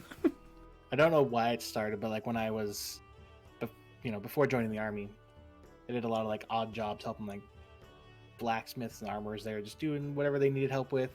Then my spare time was just reading.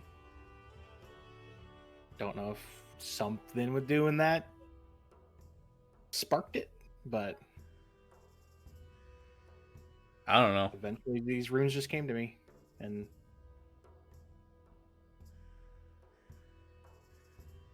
What language is it? You know? it's in. Funny enough, it's in Giant. Oh, that makes sense. Because then you... Yeah, that makes sense.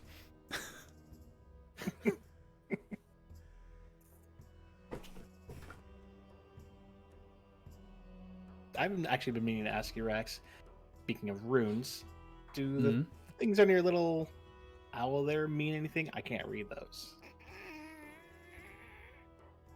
That's actually what Rattan does across the table. You watch as the owl on Axe's shoulder sort of like clocks into the conversation, and if an owl could smirk, they puff up and they give you like they're like smirking, and then they kind of like turn their head, like their whole head, to look at Rex as if waiting to see what's gonna happen.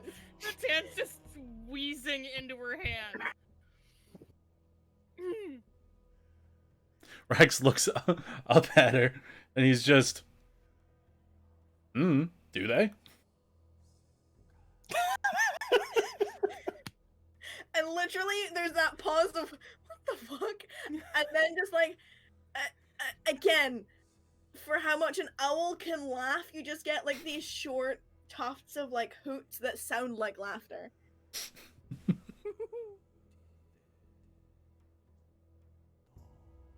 But you hear nothing more.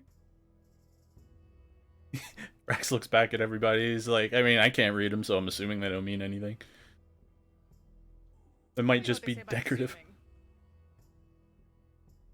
What do they say about assuming? You really gonna make me say it, Rex? Yes. It makes an ass out of you and me. I already wasn't asked before, so we're good. That is true. Cass is like taking this all in, like, ass, you, me, assume. Oh my god. She probably never heard that before.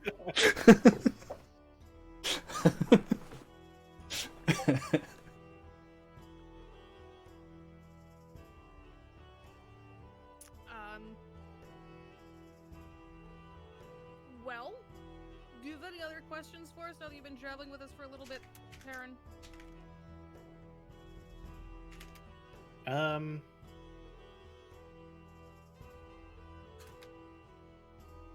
One that I mean, just because I was wondering what the whole interest was with Saran when he mentioned it.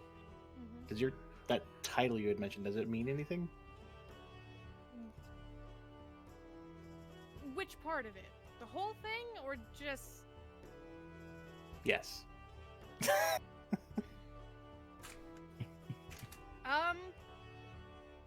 Well, so... Formally, they're gonna have their eyes glaze over in a second. Ratanzel here with the Ashen Whisper, Alakai of Olakiola, they're two separate things. Alakai of Olakiola is my official rank in Mernalak.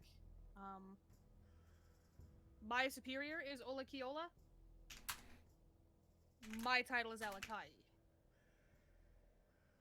So it's...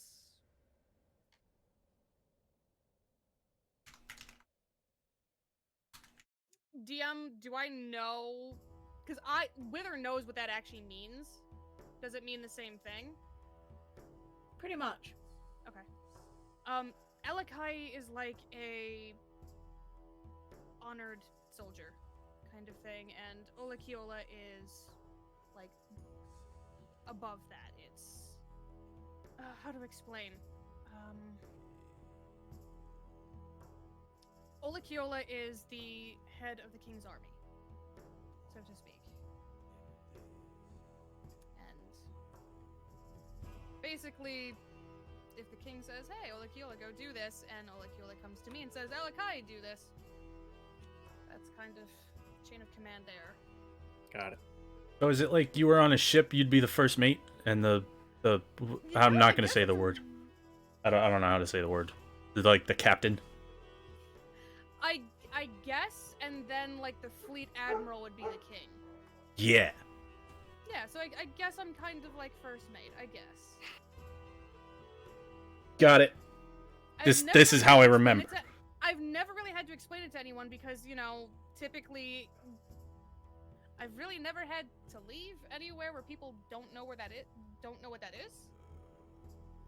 So But putting it into words woods. is difficult. Well, it's not even just that. I mean, I've lived in the same place my entire life. Everybody knows what that means. Cass is probably still confused even with Rax's description of it. And then Ratanzel here, that's obviously who I am. Zelhir is my family name. And of the Ashen Whisper, well,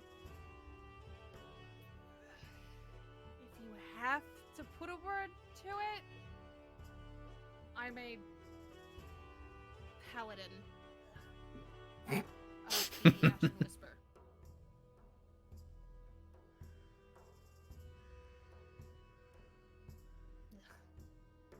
I don't like that word. It doesn't. Ugh.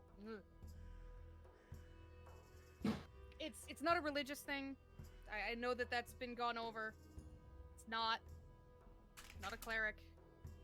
Not religious. That's where my oath lies. If you would like to try and roll a religion check, anyone who's listening, you will get it at disadvantage. Rax isn't even gonna try. This is not the first time Cass has Nope. heard this. No fucking idea. He still has no idea.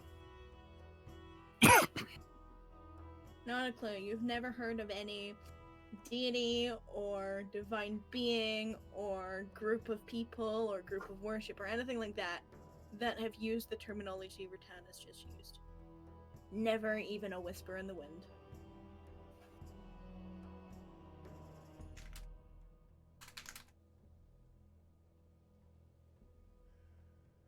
Okay.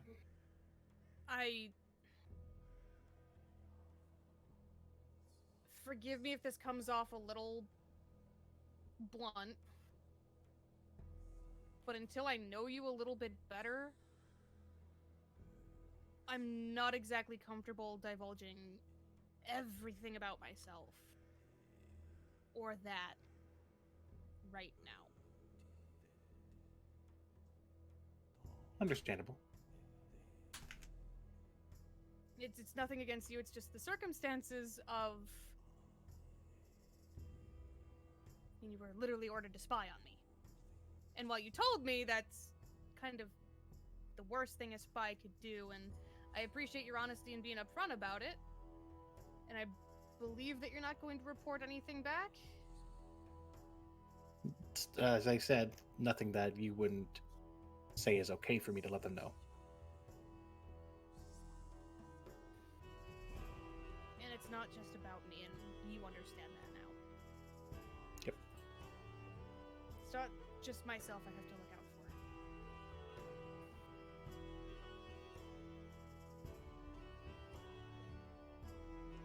for. I just realized. Hmm? So he was taking a break. If you say he, I'm going to assume. Yeah, that okay.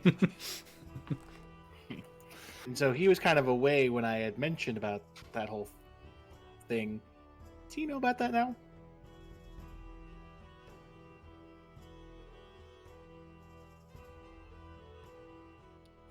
Well, he does now if he didn't before. I was gonna say, if he didn't, he does now. You see her eyes like roll up like she's thinking? Yes, he knows.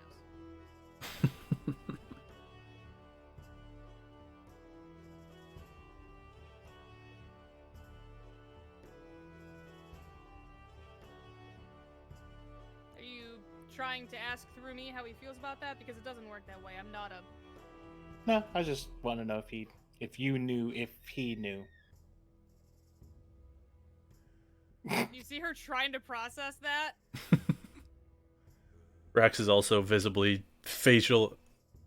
Checks out. You know that I know that he knows that you know. Exactly. I will say this. Don't try to...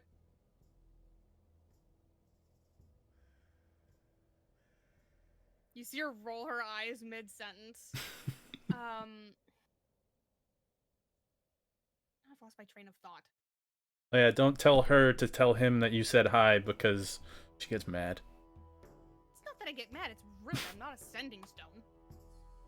Well, I don't have a sending stone to send a message to him, so... Don't need to send it through me! What else am I gonna do?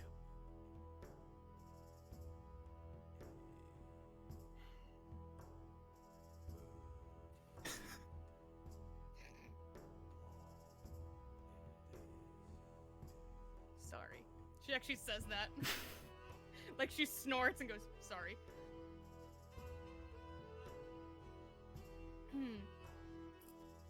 And yeah, anything you don't want him to know, don't tell me.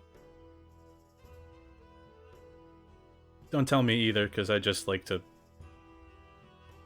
talk.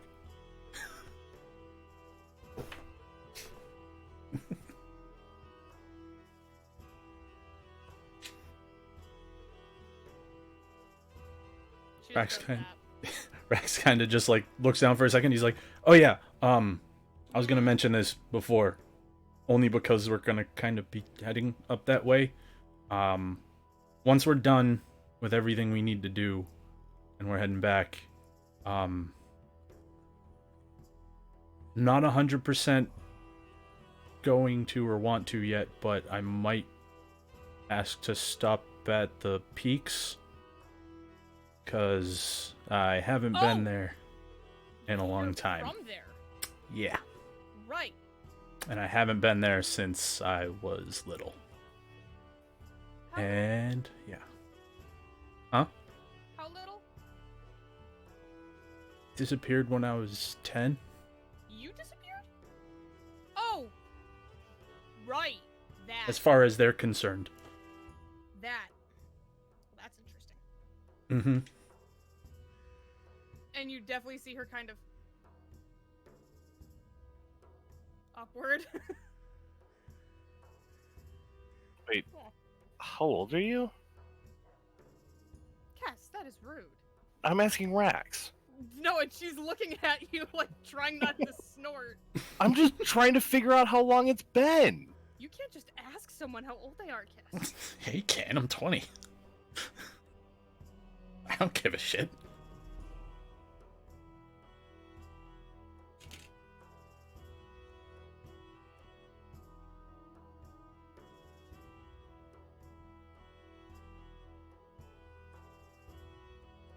And why is it rude to ask how old somebody is? Well, how old are you, guess? 32?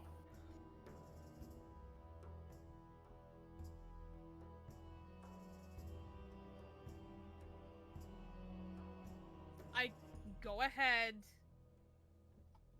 All right. How old are you, Perrin?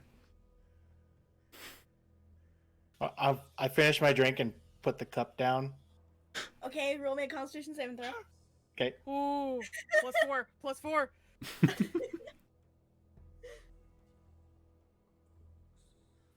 Oh, I didn't mean to do advantage, or disadvantage, but You're fine. Like this stuff is going down like a fruit drink to you. It tastes great. Yeah, finish if it. I'm going to be Put the honest. cup down. Rax is I'm probably 50. finishing his. You know what to do. Yep. While I was pulling up my Cast is sheet. Yeah. Probably Fine. about halfway through his. Again, Rex feels like just sipping on some strawberry juice. Tastes great. The more you drink it, the less it burns. Mm-hmm. Rax pours himself another one and kind of like hovers it over Perrin's cup. Do you have a death wish? Yep. No. No, that's the right answer. I have a drunk wish. That's what I have. His hand's still hovering. He's doing the motions with his other hand. Just waiting for Perrin to give him the okay. Oh, I lift my cup up. He fills it up.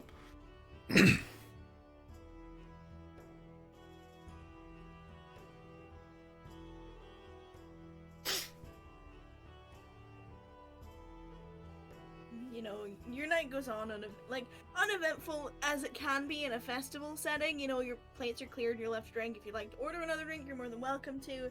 As your plates are being cleared, they will do the "you want anything else" kind of gesture. You know, point at the jug on the table. No, probably With good. Tan still staring at her one, just They trot away and they're like, "Well, you know, if you need anything else, let us know. We'll come back with your check if you haven't ordered anything in the next half an hour." The whole festival yeah. waiter or waitress spiel. You know, we need turnover, so you get X amount of time without ordering thing. Mm-hmm. And you know, you're left to your own devices. The party does not die down at any point at all. Like, Yeah. it just seems to keep ramping up the later the day goes and the drunker everyone gets. And now you understand why they're open all night, because money. Mm-hmm. You know? And Rattan thinks for a second.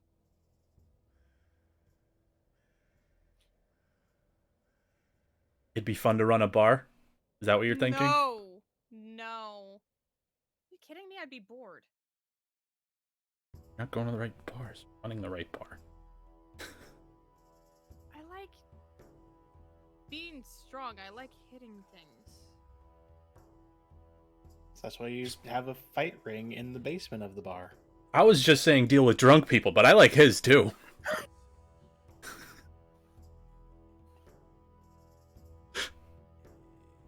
You know. I've never given much thought to what I would do if I ever got to the age that I would retire. I'm gonna be honest with you, I actually don't know what my lifespan is. Yeah. I never thought about that. Huh. I assume it's human. Yeah, comparable. Hmm.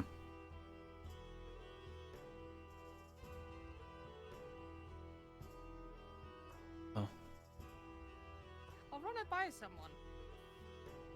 It's a good question to ask.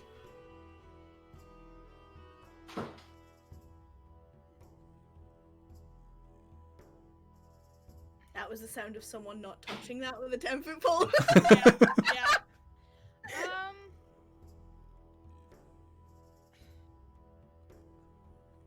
I don't really have a basis to go on. My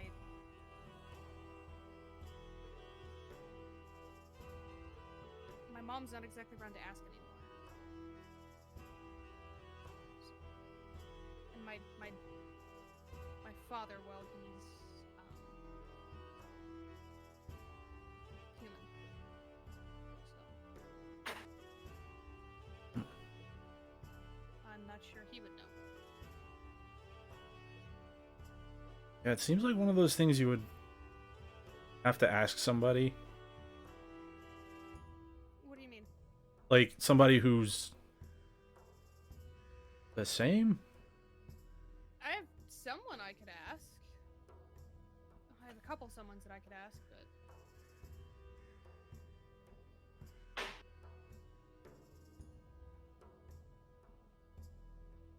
I don't know. I've pretty much been my whole life. It's kind of been, oh, you can do that. Noted. Raising a toddler who can fly is probably terrifying. Probably.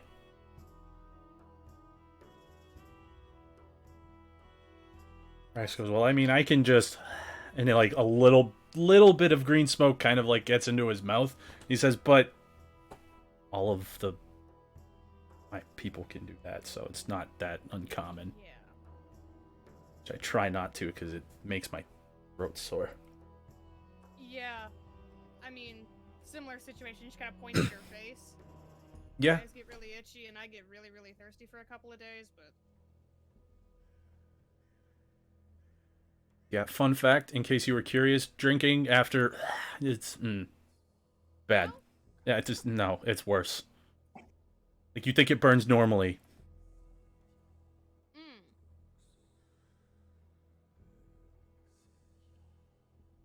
I'm sure there's people that use it a little bit more than I do, and they're fine with it, but... I try not to use it because, people don't like that. Now you know why this stays on a lot. Fair enough. Tends to scare people when you start,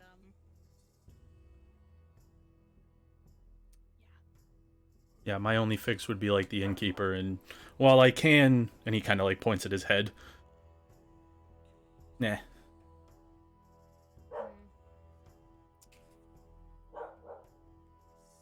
Really, Unfortunately, anyone I know who's like me isn't like me. So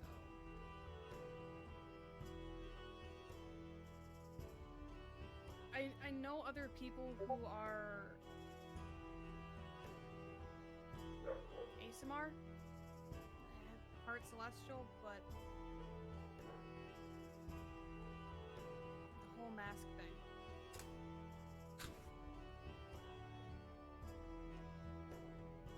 My mom wasn't like that.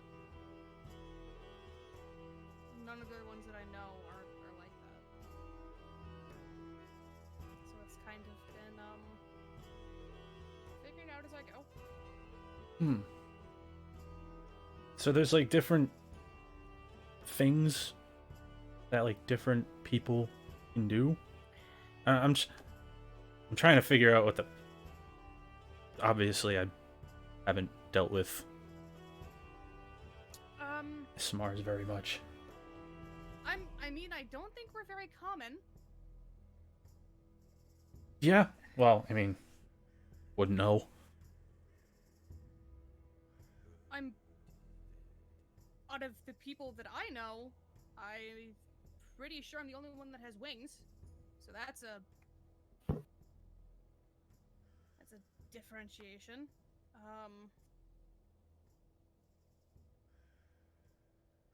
But I'm also the only one that I know of in close proximity that needs one of these, and she kind of taps her mask.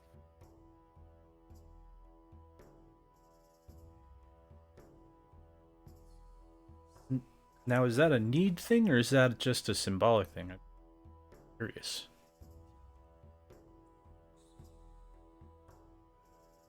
She takes a very deep breath.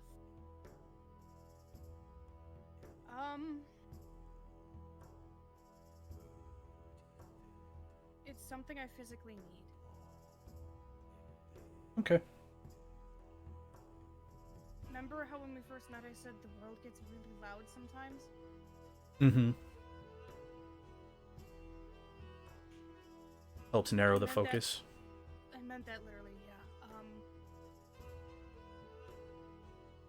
was probably like 13 when it first really became a problem. You ever been in a room, just wanted to yell at everybody to stop talking, just shut up, just stop?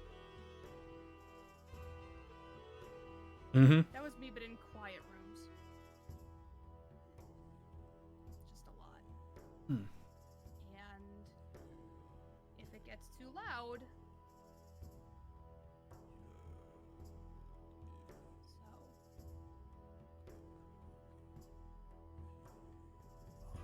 like I said, my mom was there to prepare me for some things, but you kind of don't know until they happen. Right.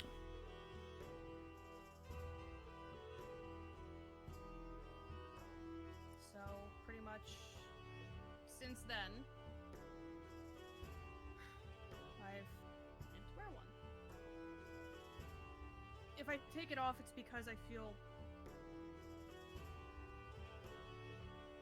comfortable enough that nothing will happen that'll trigger it.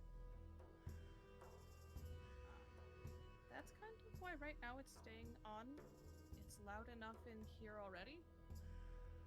Makes sense.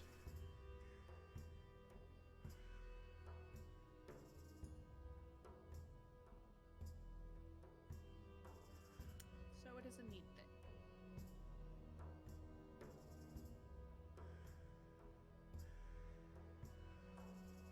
Because I don't like doing that. It doesn't really feel good. Yeah, it does not look like fun. Looks painful. It is. Not so much for me as it is for anyone who gets caught in it. But it does hurt.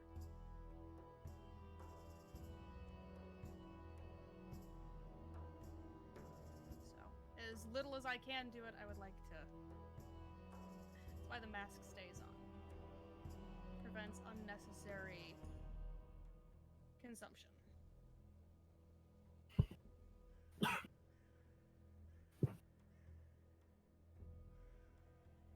Just Also, for the sorry if record, I ever sorry. hit you with that. So I was just gonna ask about what time did we actually get to this place? Just like so we kind of have an idea of Red Dragon Saloon? yes.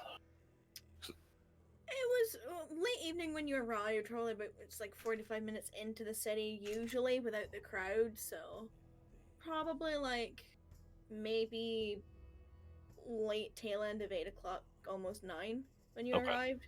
Like tail end of food being served for dinner, and Right. also you stopped in at Silver Scales on your way in.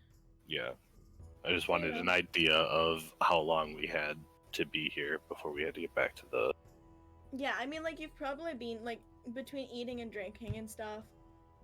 I'm assuming at this point we've probably been there about 2 hours. Close enough to. So I just didn't want to say, oh yeah, we got there at 10:30. We've been there for 3 hours, and I just wanted to make sure I had an idea of timing. I mean, like, it's pushing on, like, the crowd is getting more rowdy even though it's getting later in the day, so, like... And there are no, like, sundials or clocks or mechanisms to tell you the time in here. For whatever reason, they've been taken down since last time you were in. I wonder why. So, yeah. But, I mean, like, you know, you can get the... Like, from just experience of time passing, especially those of you who are soldiers, you know.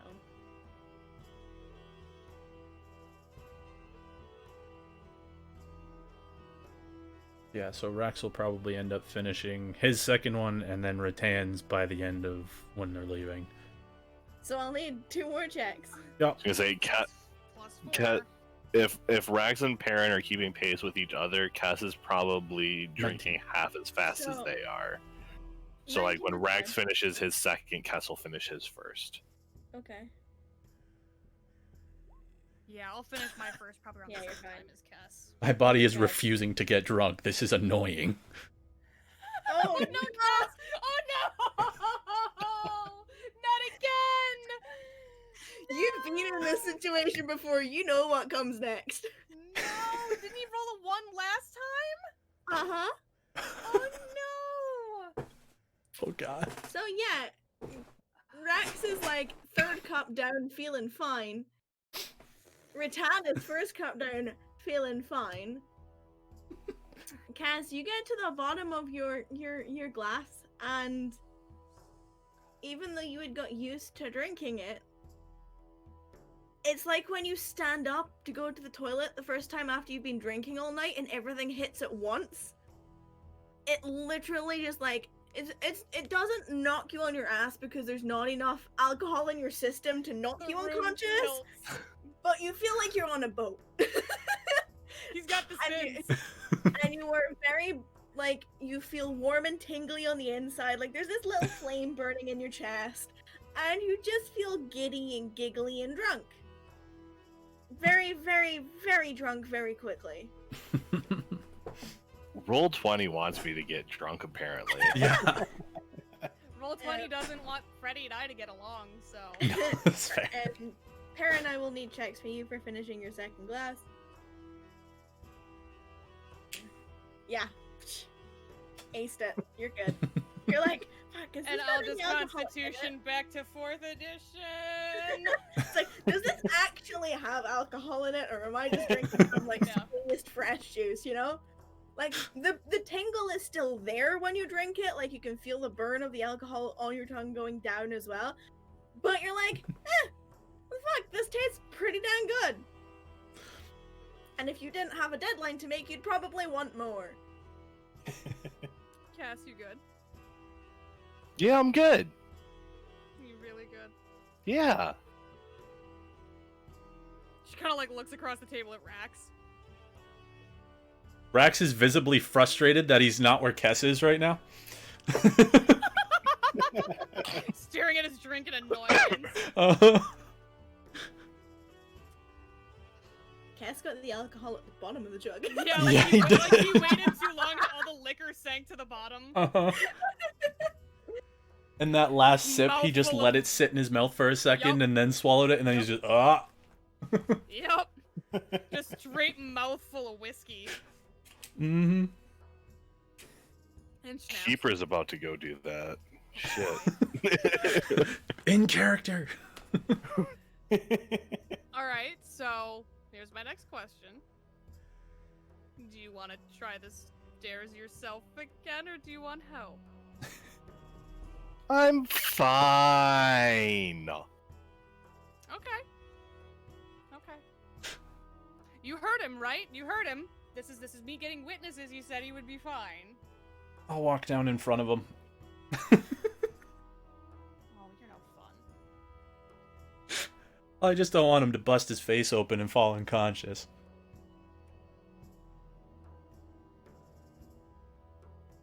Not like my face is my moneymaker. What That is shot your at me? moneymaker, Cass? I don't know. I never really made money before. Yes, you have.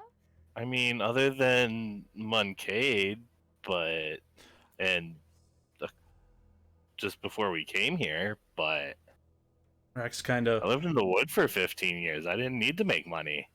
I feel like Elliot would be the one to answer that question. What Cass's moneymaker is? Yeah.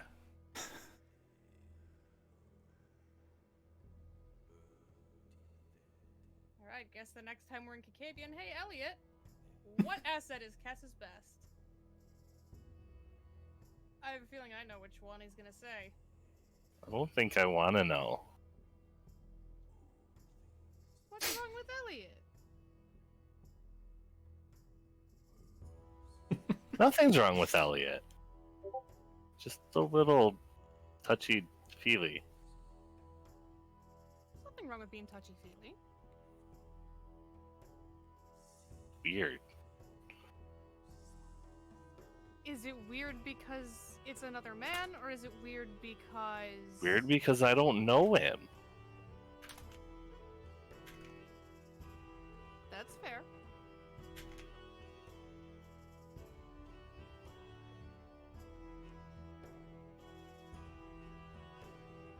I'll just go put my hands all over people I just met.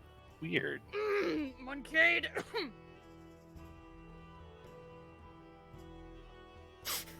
Mind you, I'm the only one that didn't have sex in Moncade. Fair point. She actually does this.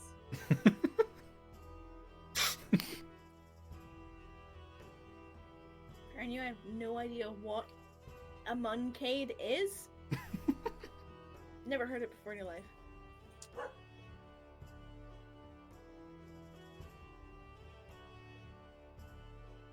But apparently you can have sex there.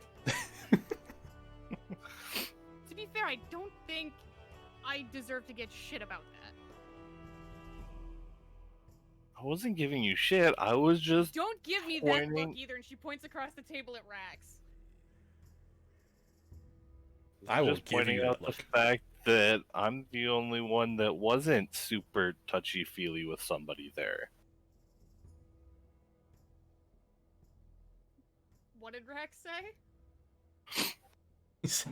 He says, I will give you that look. No. Yeah. No. No. I'm not the one who got carried. This time! You had Perrin's burly arms around you the other day. Yeah, and he held me so gingerly.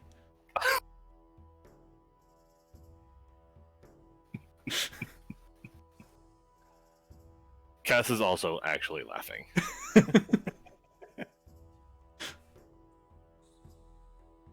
Yes, I got carried, so what?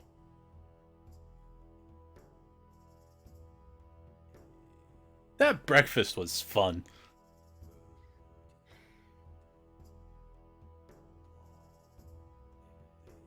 And now we're going back to where it all began.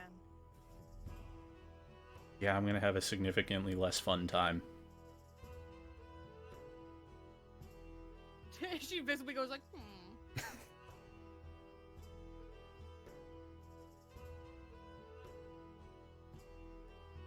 I'm sure you will manage.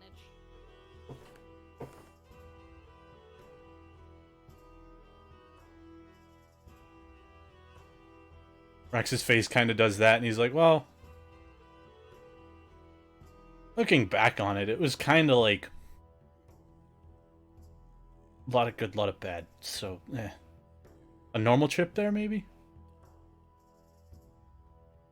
Is there a normal trip to Moncade?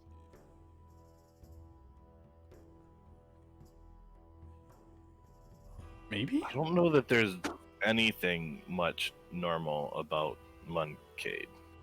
I don't know if there's anything much normal about us. He actually does that, he's like... Cass is like gonna look to each of you and like kind of look at himself and nod.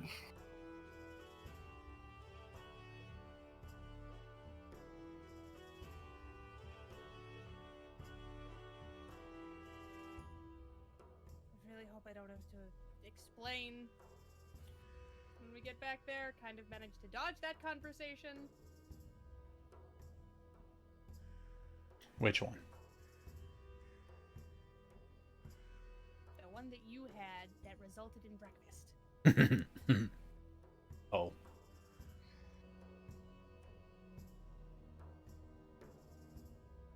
Surprised they didn't ask, actually. I'm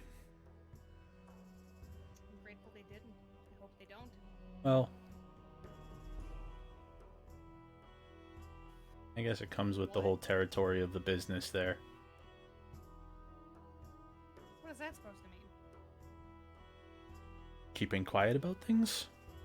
It's about that time you get a slam on the end of the table, and a gnome that you didn't see walk up because of their shorter stature basically slammed a piece of paper down on the end of the table and then put a knife into it to hold it on the end of the table.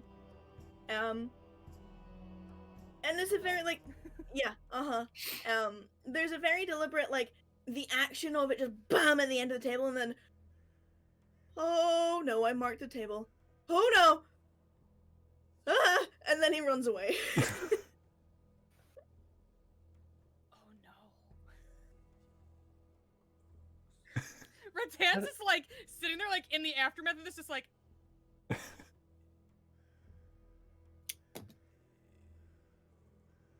Well, just happened. I don't know, but I think that's our cue that we need to vacate the table. that's what I was thinking, and then he ran away concerned. I don't know what, but we should probably leave anyway. That was interesting. Okay. It kind of felt like a threat. Kessel like reach into his bag and pull out probably too much gold and like hand it to one of them. Like no. Too much. It's when your drunk friend hands you like a 50 when their tab was like $20. And you're like, no, buddy. Here. And then you pull out the correct amount for them. Oh boy. Cyrus never truly left. No, he didn't. He lives in all of us. Rattan like wiggles the knife out of the receipt, like the bill. For as loud as a noise it made, it's really not that hard in there. It was more the noise than the effect. It's literally like, oh. How bad is the mar in the table? It's just a little graze. But Rub like, your finger over it to try to make it go away. it doesn't go away. It's noticeable to anyone who knows these tables as well as the the barkeep does. Mm-hmm. Yup. There is not Candace another goes- mark on any table in here. Kaz is going to drunkenly attempt to do that to fix the table. Oh no! Okay, so roll me a d100. Oh boy. Oh my god! We're gonna get thrown out of the bar. We're gonna get thrown out of the bar. We're gonna get thrown out of the bar.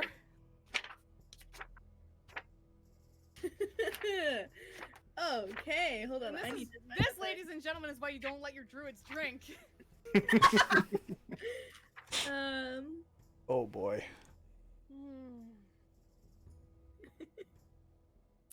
Okay. Uh-oh. Hold on, I'm reading something. Okay. So, you watch as the spell does not work, but instead, Kess turns blue. And it's faintly glowing. Rattan claps both hands over where her mouth would be on her mask. Okay, let's get you to the room. Let's go. go. We need to go. And we leave and go to our room. Yeah, like, if Rex is helping, Rattan's gonna, like, lift him with one arm and, like, help Rex steer Kess toward the stairs. Like, go. But as we start to get close to the stairs, they'll be like, "You left money there, right?" I think we're supposed to pay at the bar. Shit. And she runs back and she grabs the money and the bill off the table. Okay. Yeah, so the bill is 2 gold, 2 silver. Okay. Make can sure pay. that Kess does not drop a platinum. Cass is not going anywhere near the bar. I am just, we're leaving. You go to the bar and pay. Yeah, I got this. Basically, everybody move! But yes, by some way or another, you do manage to leave the bar with a glowing blue cat. Kess is paying for the whole bill now that he's turned blue. I probably just gave you a handful of gold. Well, just take out 2 gold, 6 silver, because Ratana's not gonna fuck you now that you're drunk and blue. And Drunk we're talking and like blue. skin blue, not just like Oh, glowy yeah. blue. Mm-hmm. It looks like one of those. I'll call it aliens an out of even the- 3 gold. Okay. There's enough for a tip. Perfect. Yeah. Uh-huh. Oh, got so Ratana, lucky. like, scurries up to the bar to pay the bill. Drunk Runs out of there magic. so quick. God, he got so fucking lucky. Oh, man. That could have been so much worse. Like, so much worse. Mm-hmm. You just wanted to fix the table. I know, but now Then- you're blue! Yep. Can you? Rax is still extremely jealous. Not gonna lie. He's not worried about the whole changing colors thing, it's the drunk magic thing. In a place where we could get thrown out. Because he's done drunk magic before. You've done high magic before. I mean, both, but, you know. Probably at some point or another, it was both at the Alright. same time. Blue boy needs to go to sleep. Yep. Rax has the key and he's gonna just bring him up to the room and throw him on a bed. When you Ratan's go just gonna in- walk up behind him with her arms crossed. She's not gonna catch him if he falls. when you go into the inn, there's no one, not even the cat at the front desk. But the door's open, right? Mm-hmm. Okay. Yeah, as long as the door's open, I'm good. And I mean, you who have been here before know exactly where the suite is. So I'm assuming Perrin's just kind of following behind us. Yep. So yeah, Rax kind of plops Kess down on one of the twin size, full size, whatever the smaller size beds were. Single. Yeah, single. For Perrin's sake, the suite is a large room on the top floor of the building that has a double bed, 2 single beds, and a sofa that could probably work as a bed. It looks comfortable enough. A large fireplace with the snowflake symbolism hanging above it that you've seen in various places throughout the city. The flames are flickering in this room. Thankfully, there's been a fire lit in here all day because it has taken the chill off the room that would probably be here, considering these walls are stone and it's really fucking cold outside. But you know, it's at the point where it's almost uncomfortable to still be in your winter wear because of the difference in temperature compared to the outside. You know, you just come from a warm bar to a cold street to a warm room. You know, it's like hot, cold, hot, cold. Those of you who were here before were happy that it was quieter. Nuh-uh, not tonight. You can still hear the party in the street going on. And on. And on and on and on. And the celebration just keeps going in the streets below.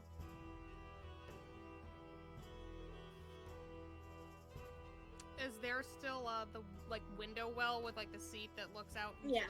the? Mm-hmm. So it's the same room as before. You've been here. So Ratan's gonna kind of dump her stuff off somewhere in the room, and she's gonna proceed to sit in that area by the window, and she's just gonna look out the window up at the stars. Mm-hmm. It's very cloudy. Doesn't matter. Everyone go take 5. I really need to pee. Please go take. I did too, that's why I got up for a second. I'm I just wanted to get you guys to the inn. I know. Yeah, We will be. I figured. I'm not gonna stop RP. I'm assuming we're doing a full rest now. So while we're on break, I Well, can change You my. haven't said you're going to sleep yet, so we'll I do mean, that after we get. Cass is passing out as soon as he's out of bed. As soon as Kess is on the bed, Rax is gonna take another bed and just pass Are you out. taking double bed again? I mean, half of it, yeah. If somebody else takes the other half, they're gonna get a wing in the face probably, but whatever. Fair.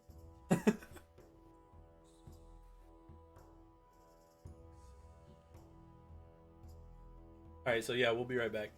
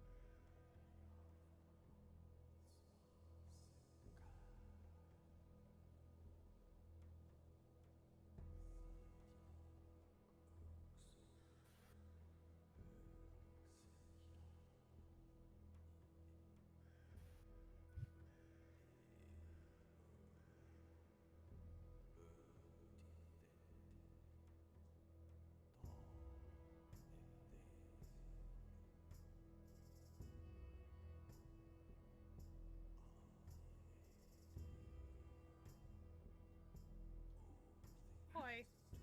Hi. I've Hello. never felt more like people are stalling with RP in my life.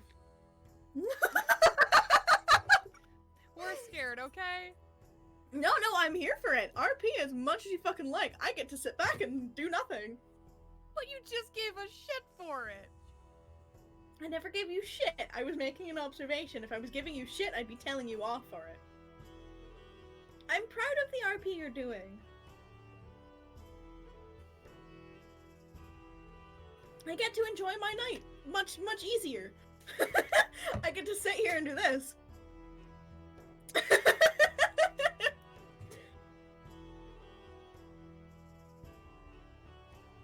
No, but seriously, RP so far? Making your job nice and easy. Well, easier. Well, that, but it's also been really good. So, I'm proud of y'all. Okay, what I got? Oh my god. I ate my Easter bunny like 2 weeks ago. I have the remains somewhere. There it is! I have the remains. All that's left is a single bell. It had a little collar on, so now it's... I have like 6 of these in my office. Just because I'm like... Butt. They're right here in my doorway. Dog butt! Dog butt. Yeah, I have some odd That's where she collection. hangs out. And the other one's sitting in a bed right there. Ah! They're just haunting my existence. But look at Makar, he's so cute. So the new, like, the developers of Harvest Moon, or the old the old designers of Harvest Moon basically became their own thing, and the current Harvest Moon is not anywhere near as good as it used to be. They just released their new game on the Switch like a couple of weeks ago, and I pre-ordered it and I was hype as fuck. I was like, I'm gonna stream this, and then I started playing Breath of the Wild again. I was like, yeah, no, haven't touched that Sorry, yet. not sorry. No, I'm happy. I'm enjoying Breath of the Wild all over again. But then on top of that, Pokemon Snap's coming out this month. Oh. I am so fucking excited. And then the month after that, the extra content for Hyrule Warriors is coming out, and I'm like, yes! So everything's just like backed up months in advance. I'm so excited. I started playing Outriders with Zin on Friday. That was a mistake.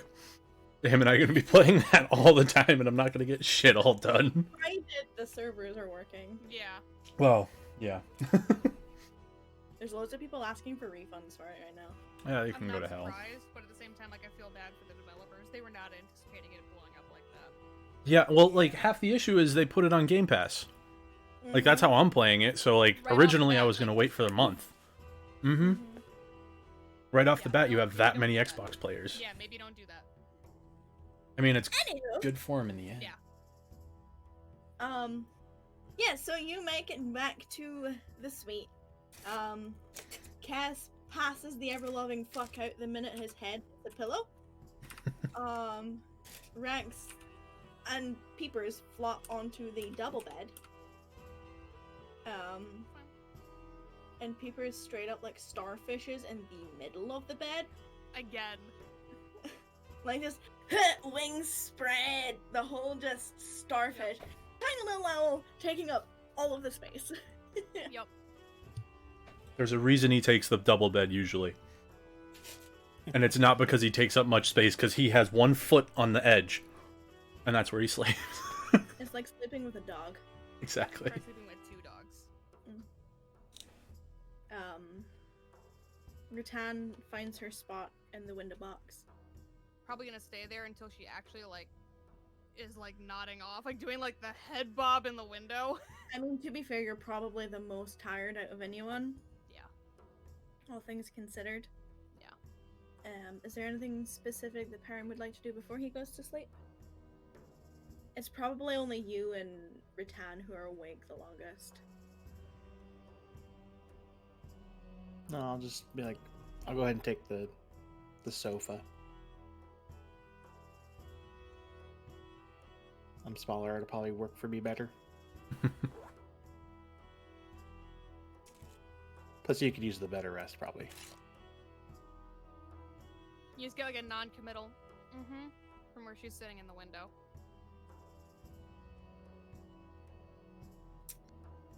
And you all eventually, at some point or another throughout the night, which continues to party on, find rest.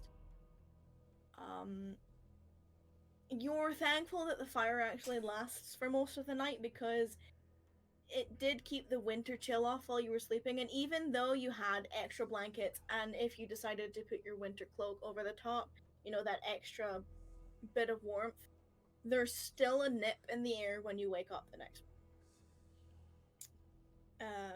You all feel like you can take on the day with a little bit more gusto. You know, your full hit points, full hit, or your hit dice, however many you need to replenish. Spell slots, new spells, changed spells, new abilities, something akin to leveling up. I don't know. I don't know how that works. In character, you feel stronger. But yeah, you know it's going to be bitterly cold outside. Like, you can see the snow did not stop falling all night. The only reason there's actually, like, it's not so much that the streets were shoveled, it's just that people were going out the whole night. You know, like, there wasn't stop. It's significantly quieter in the morning. And, there's not as much party noise going on, but there's definitely still, you know, shuffling around, people setting up stalls and starting to do the okay, you know, here's morning, here's a new day, let's make money again kind of routine. And there's people, like, yelling to each other, hey, can you lift this, or can you help me with that, and da-da-da, or this asshole's stuck behind my stall, fucking, you know, like, there's all of that, like, you know, wherever the drunk person fell, there's, like, at least 3 of them who are, like, either behind a stall or underneath someone, like, in amongst someone's crates or barrels or whatever. So, you know, everyone who's a merchant is helping each other out, and they're definitely not being quiet about it.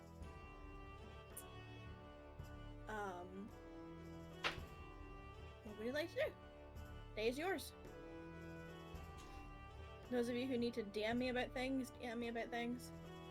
Well, once Rax wakes up, he gets changed, goes you down. literally get slapped awake by a peeper's wing, as per the norm in the morning. It's just like...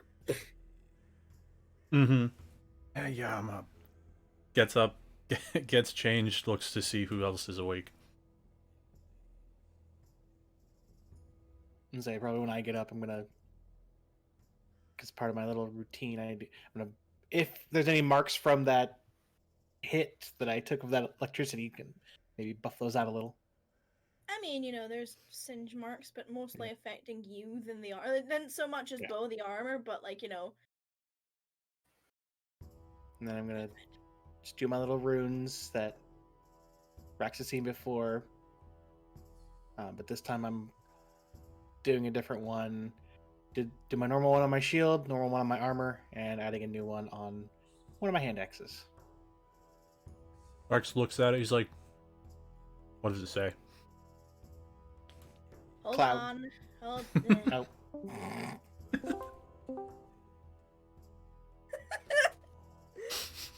Sorry. What does it say? It's just the word cloud, like you've seen the other ones of fire and frost. This one just says cloud. He's gonna say something out loud, so we should get switched back. I don't know why you switched us to begin with. Because Rax is gonna say something. No one else to know what it was, because no one else can read it, and no one else is asking.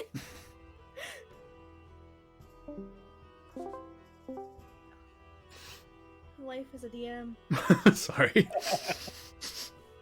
Well, as Rax looks at it, he's gonna, like, at first he'll, like, see you doing your other ones, and he's just kind of doing his own thing for a second, and then he looks, sees you doing a third one, and then he's like, takes a little bit of interest, sees what you wrote, takes a little bit more interest, and he's like, Cloud, does that make you fly?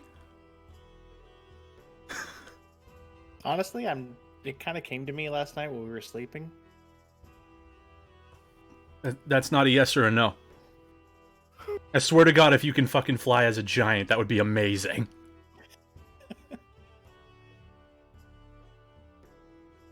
We'll have to see. Am I awake at this time? I'm assuming so. Yeah, I mean, Rax is like yelling across the room, so if you weren't awake, you start No, he- out. So Yeah, he was talking a little Anne is loud, but yeah. sitting cross-legged on her bed in like that meditative pose, and you see her creak one eye open, close it again, and keep murmuring under her breath. Kess, I've like, seen her do this every day, Perrin. She like meditates and talks under her breath. Kess, like, puts a hand over his head and, like, Ugh. Like, kinda sits up in bed. Doesn't open her eyes. Be with you in a minute. Keeps muttering under her breath. He's still blue.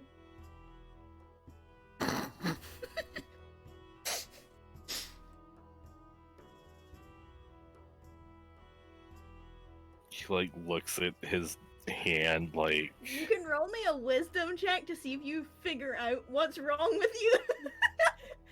Oh my god, he was blackout drunk last night. He just woke up blue. I gotta check a thing. Okay. That's amazing. You have no idea why you're blue or what happened. Oh no! Dude! I have a +5 to wisdom, and I rolled a 6! I can't help you! Oh boy. So your skin, and just, like, your skin is blue and you're faintly glowing and you have no idea how it happened.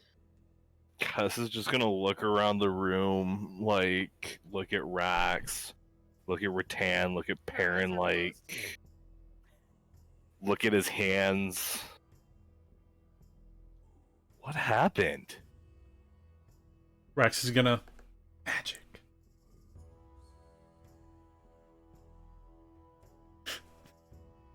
He kind of like gives you finger guns and says, "Don't do magic when you're drunk. Trust me." What did I do? I genuinely don't know.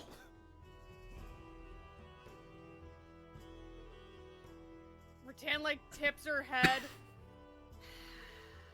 Starts the whole thing over.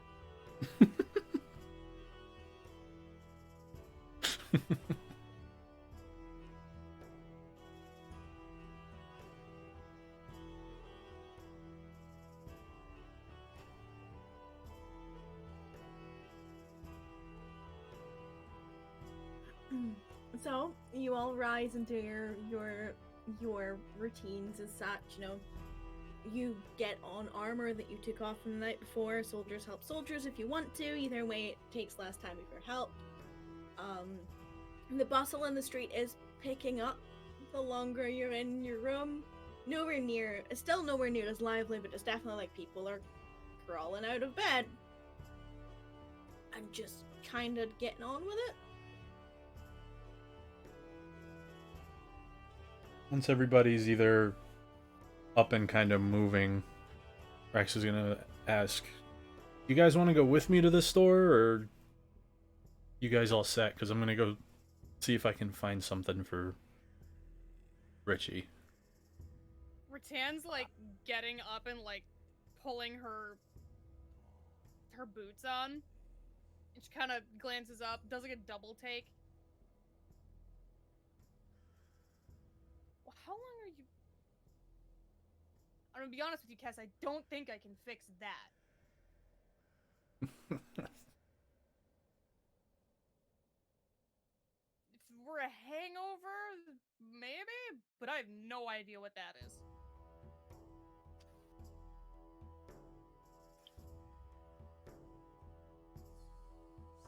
Oh, I don't... How long are you stuck like that? I don't even know how I got like this. You tried to fix a table. And I turned blue? You know, I am probably the worst person to ask in terms of magical knowledge and authority. I don't know what you did. Rax walks up and says, "Don't do magic drunk." Rex, you can roll me an Arcana check. She looks at Rax while he's doing this and she goes, I don't even know how I do what I do. Not doing it drunk. He was directing. He was Oh no, directing I know. it. I know.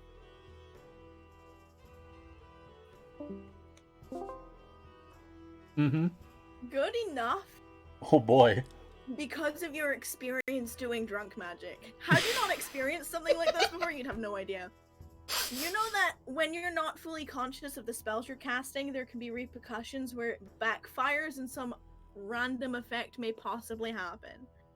This is on the lighter scale of things that could happen because there are things like, fireballing yourself in a room full of people, or causing or summoning elemental beings or beings from beyond other planes. You've seen it all happen in your time in the Feywild. You've probably had a couple of the effects yourself, like hiccuping pink bubbles. You know that this will last until he can find someone who can remove it for him. Do I know the kind of magic it would require to remove this? Nope. Okay. Because you have never been sober enough to know. Fair. Very fair. You just know that next time you wake up with the stinking hangover from a week-long binge, you're not a certain color anymore, or you're not hiccuping pink bubbles anymore, or your friends who have been drinking with you and suffered effects are not suffering the effects anymore. I guarantee you with Rax's luck, he fireballed himself at least twice. At least twice. In 1 week. In one single bender. Yeah, Anyway, yes. Okay.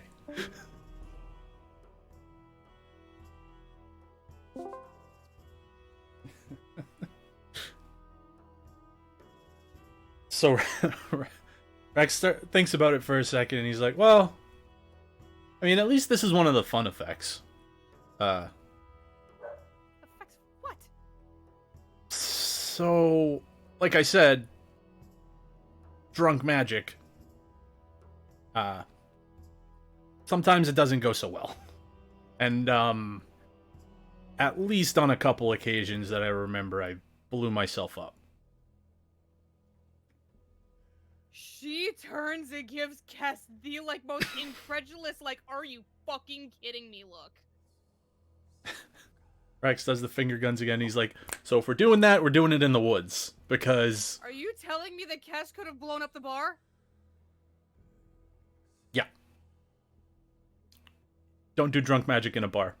If you're gonna do it in the woods. Don't do it in the... So, how long do you know is this gonna last? I mean, I don't know. There's days that I woke up with different things. Like one time I was hiccuping pink bubbles, and then I don't remember much for the next day, and then I woke up again and it was gone. So it's, well, clearly you can't just sleep it I off. have so many questions. Do you think magic could get rid of it? Probably. Is Yeah, this, totally, sure. Magic holding you accountable for your decisions? One way to put it. Is this magic's way of saying hot pan don't touch? In a way.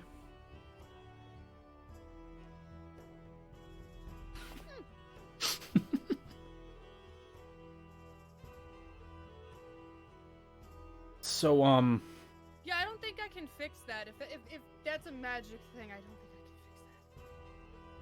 I can fix that. well, we don't want to go ask You now. can't. We'll go ask maybe Kekio later, or we could go just maybe to the temple. Are you okay going out in public like this? And she kind of motions at Kess. Doesn't have much of a choice. I mean, he does have a choice. It's just not a great one. He's just gonna pull his winter cloak on and do they have hoods? Yeah, they function as cloaks. Oh He's my gonna God, you're pull the hood mono-crow, off. And Rattan claps a hand over her mouth. Pulls the hood up and hides as much of his face as he can. It's not better. It's not better than monochrome. She actually says that through her hand. Oh boy. You pull your tattered, shredded cloak up and over you as much as possible. I mean, you feel less exposed. Rattan thinks of something else and starts laughing and then claps a hand over her mouth. Rex just mutters, I love festivals.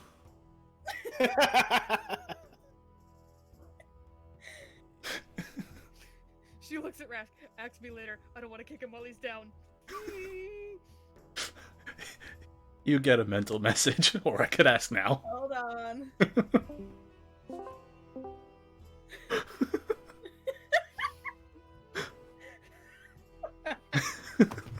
Okay, sorry. Okay, so you send, or I could ask now, Yeah.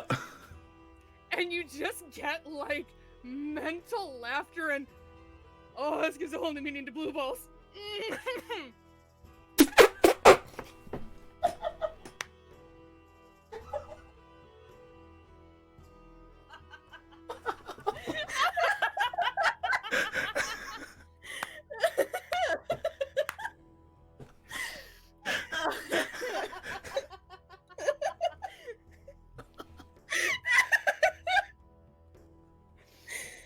Oh god.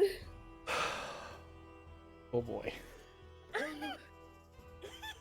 This is probably one of the best improv solution situations I've ever come across.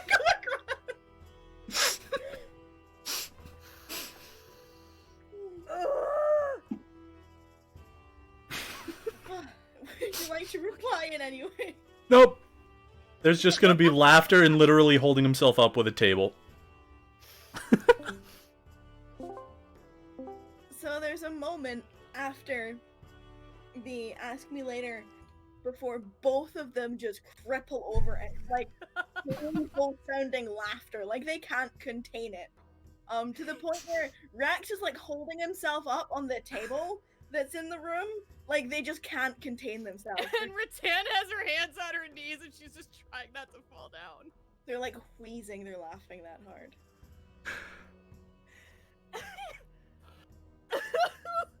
Cass is just gonna stare at them until they kind of compose themselves. She gets there a couple of times and then like,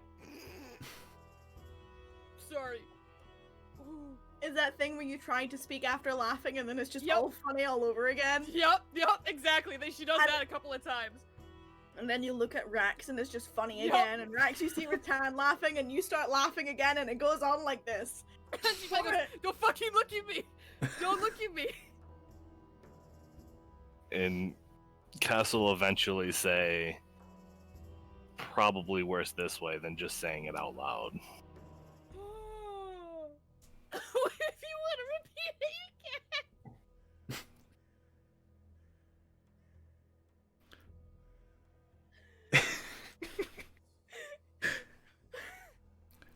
What? Yes. You thought Osiris's balls were blue in winter. And she literally like falls over.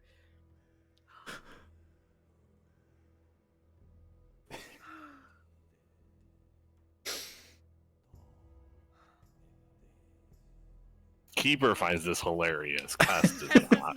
not. Yeah.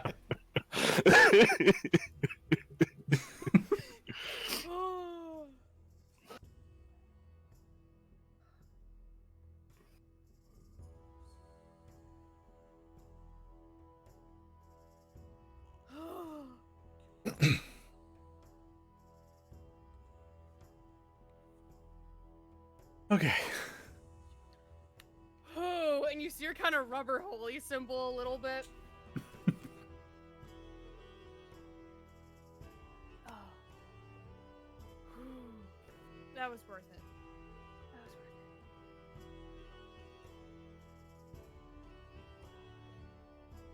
worth it. Okay. Are we what do you guys want to do today?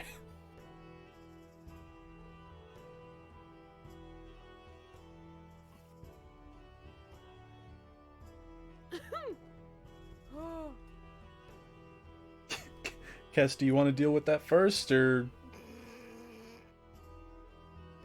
I don't know how to deal with it. Do you think a spell that ends magic could get rid of the effect? That's more than I can attempt. I guess it would be worth an attempt. Well, I'm not doing it in here.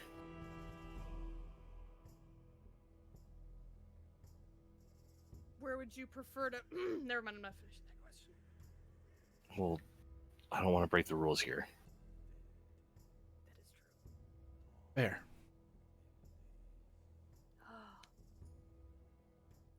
But I also don't want to do it in the middle of a busy street.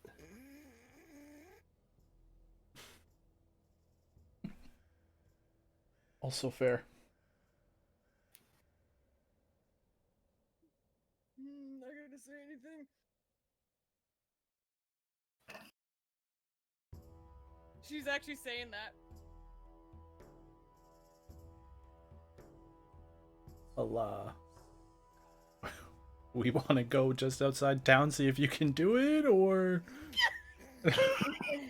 You know what? Rex, Cass, Ratan, roll me wisdom checks, please. Oh no! Because you guys have been here before. Straight wisdom. Kind of no I have no fucking idea. Christ. Jeez. No. You cut out. I said, you know that you can rent a private room in the Red Dragon Saloon. You did it last time you were here. You see, I was thinking about that, but I figured it would be funnier to say we could go outside town. Just for your character's knowledge, that is a thing that you would remember. Yep. Okay. At least you only turn blue. My shit rolls have always resulted in something bad. I mean, glowing blue isn't exactly the best thing to happen. But anyway, you know what you know. So after a second, Rex says, or we could just... we could just see about getting that private room in the Red Dragon. See if anybody has it. Oh. There's the light bulb. Mm-hmm. Well, Ratan wouldn't have got to that conclusion. Not for the Rax second did, time. but it was funnier to No, ask but, if he like, wanted to go even outside of still. town. I'm not sure I don't know want if to that would do it. do magic in the bar. You mean like you did But- last night?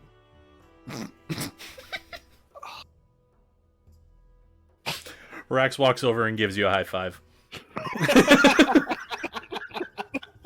Ratan holds out her hand. Double high fives. Smack. Oh, God. Remember that one time in Moncade where it said everyone gets their turnaround? You're welcome, Yes, Jess. your turn. She actually does that. She looks at Cass, gives you kind of slightly sympathetic look, and goes, "Your turn, buddy." I mean, I guess if we talk to Kekio first.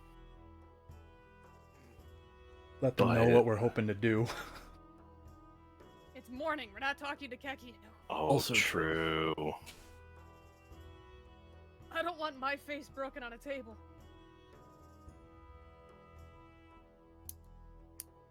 I'm sure somebody there we could talk to and be like, hey, He's blue. we want to try and make him not Sorry. blue. No, Ratan's just losing it every time she tries to talk about this. Oh, you know? I never thought I would see the physical embodiment of karma.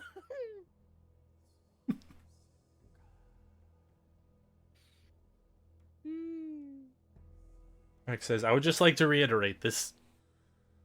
Easy. Not as bad as some of the other things. Just to let you know.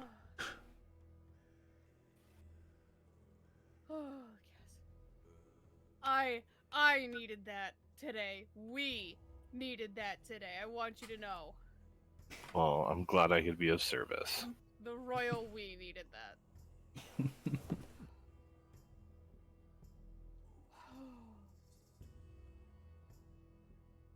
Okay.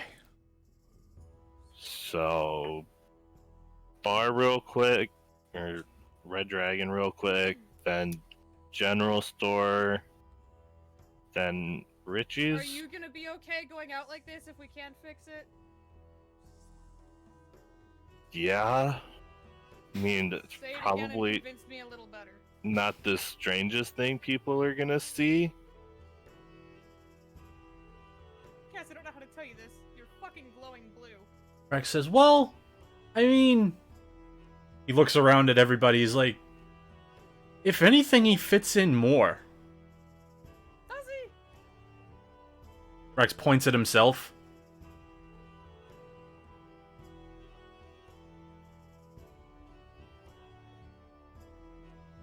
And he gets an aha moment for a second. He's like, no, we should go to the outside of town, definitely, and see if your animals are blue, too. Yes! And then she seems to like... Oh my stars! Oh my... He points at Peepers and says, you can thank her for that question. Because now I'm curious. I know we have things to do, but I really want to see a blue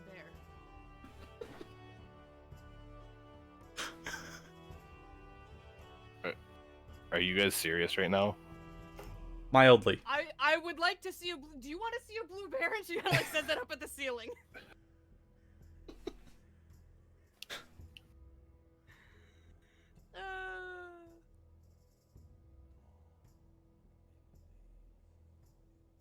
Cass just like kind of throws his hands up and walks towards the door. Oh, Cass, come on! Come on! Rex Are just you coming or not? Rex If is you're turning chuckling into to a blue himself. bear, yes I am. And she follows after him. Rex Cass grabs his makes bag his- and goes. Cass makes his way to the outskirts of town. Okay, so is everyone leaving? Is everyone going? Before we leave, I'm gonna see if the guy is at the desk. Not currently, but the cat's there snoozing, like right in the middle of the front reception desk. Rex is gonna walk up, he's gonna say, sorry, buddy, and then hit the bell. It doesn't seem to bother the cat. Just as it, like, as the times you've been here before, it stretches out and wakes up and does a big stretch and then hops down onto the chair and hops off and then paws at the door that's been left slightly open. Mm-hmm. And sure enough, solely after, the rickety old gentleman that runs this place Mm-hmm. makes his way out and looks at Cass and looks up and down and just goes,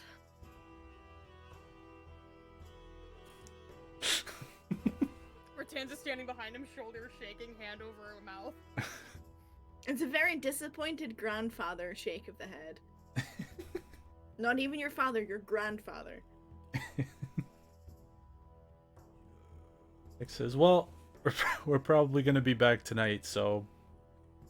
Puts down 2 platinum on the table and says... Just to pay so we don't have to worry about it later. Slides at gross fingers again, one in each piece, and tucks it away. And then, like, goes to reach under the front desk again, Mm-hmm.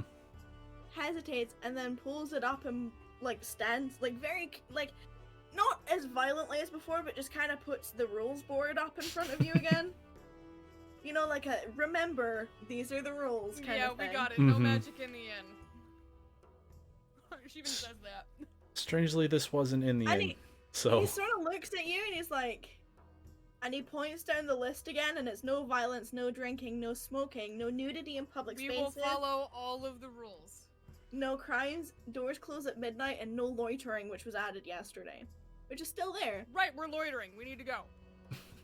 But there's nothing about magic on it. Cash, do you want to go back upstairs? No, no. I promised someone a blue bear. You are giving me a blue bear. Well, we're there's testing. There's a very, very confused look on the innkeep's Sorry face. for loitering, and she's gonna start pushing Kess toward the door. Rex pulls his cloak on and just follows along. Kess resists ever so slightly when Rattan starts to push him. Oh! Ever so slightly. And then gives in. Okay, I was ready to say, because this is the way to be opposing checks. But if you give in, it's fine. But yes, you make your way out into the morning streets, which, as I've said, are quieter than they are before. The people who are running the stalls have already started setting up for the day, and you see they're all wrapped in multiple layers of, like, cloaks and gloves and scarves, and they've got, like, shivering hands covered by mitts holding onto whatever cup of hot beverage is their choice this morning. And instantly, as you're leaving, you hear this booming voice that you all know now. Is, I said it's morning, get your drunk ass out of my bar and go home! And if you so much as try to come back here before you've got some sleep, I will bar you, you hear? And then this defeated sound of a man hitting face first into the street in the snow, and all of his wind being literally thrown out of him as he just hits the deck. And then Kakyo marches back inside, gives like a head bob to the couple of bright-eyed, bush-tailed staff, and then disappears deeper into the bar. Hey, Perrin. Yeah. That's Kekio. And since you didn't see them the night before, they are a very, very, very tall, gray-skinned individual covered, like, basically from neck down in tattoos, but none on their face. They're all sort of like tribal design, dark colored pointed tattoos. Their hair is pulled up into a bun, very neat, like top knot style bun on their head. And they've got a very masculine stature, strong, powerful build, but very, very feminine features, and very well maintained and done makeup. Like eyeliner on fleek, colors that, you know, tones of reds and blacks, and very, like, proud to be beautiful kind of look about them. Very casual clothes, but very, very assertive of their dominance. And you can tell, you know, that's the loud laugh you heard the night before based on the tone of the yelling that just came out of the bar. But yeah, the individual who was thrown face first into the snow waits to hear the heavy footfalls, you know, get distant, and then pulls himself up and, like, drunkenly, like, sways, and then, like, all hunched over, like, starts marching towards some point in town.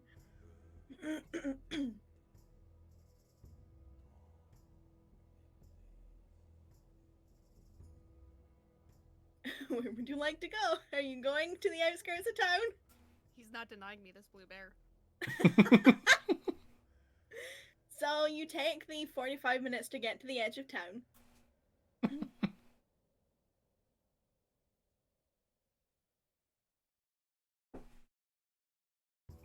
It's cold. Uncomfortably cold. Rax says, turn into a bear, you'll warm up.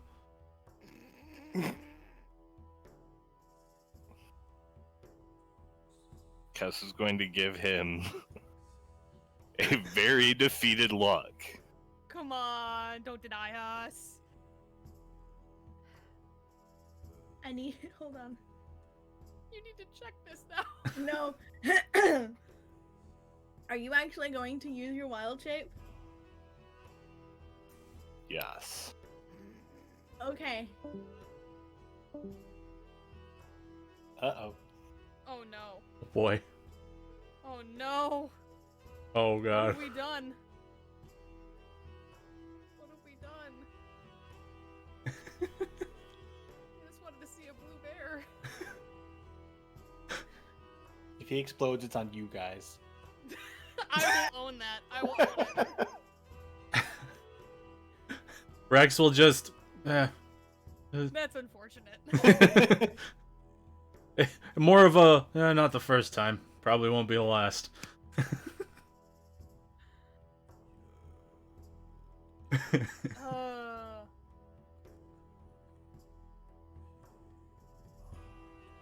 Zelda and I decided that at least twice on the same bender he blew himself up. The royal we needs a blue bear.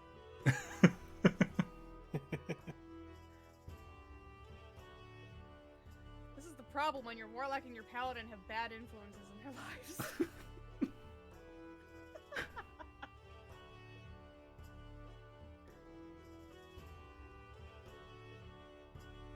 I feel like the warlock is a given for bad influences.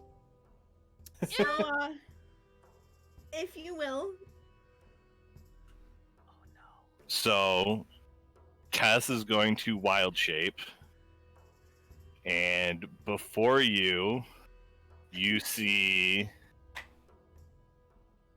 a very blue giant toad.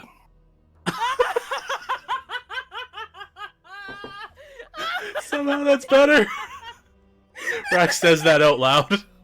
Rattan actually falls backward into the snow on her back, cackling. Oh god.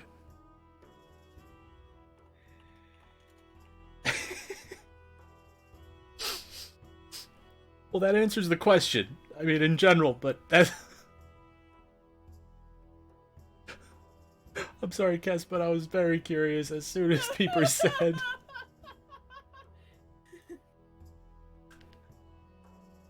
Oh. Oh. Peepers literally is like, for again, owl dying of laughter, but literally falls off your shoulder and was like rolling in the snow. Oh. Rattan managed to like sit herself up on her elbows in the snow. I was really hoping for a bear, but this is totally okay. Slowly turns back to Cass. Who is still glowing blue? You asked for a bear. You weren't getting a bear. Oh, come on. And then is going. Oh, God. He's gonna like look around and make sure there's no people around. You're literally on the outside of the wall And leading into the city, so there's loads of people coming out. is going to attempt to do this. Okay. It has no effect. That's highly disappointing. Oh, come on, Cass.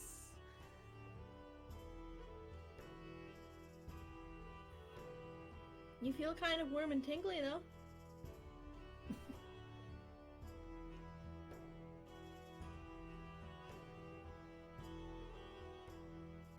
Happy?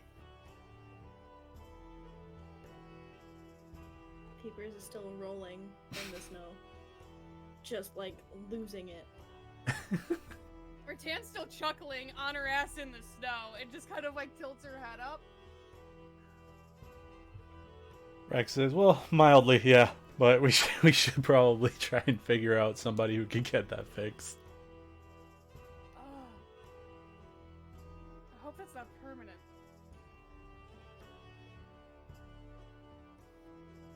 Yeah, I wish I could tell you. I usually wake up and it's gone. I can tell you that I'm happy.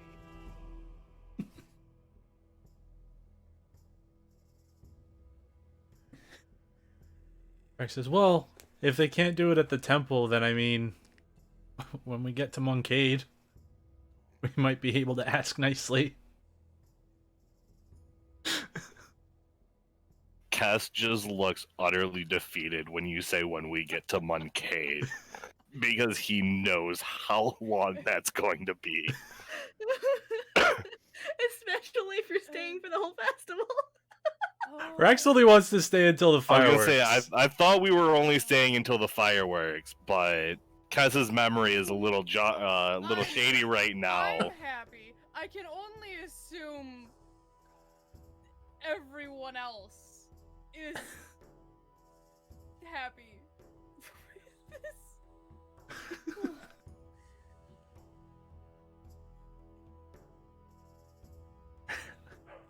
Where would you like to go? But I just want you to know it wasn't me you denied the blue bear. I denied everybody the blue bear. Yes, you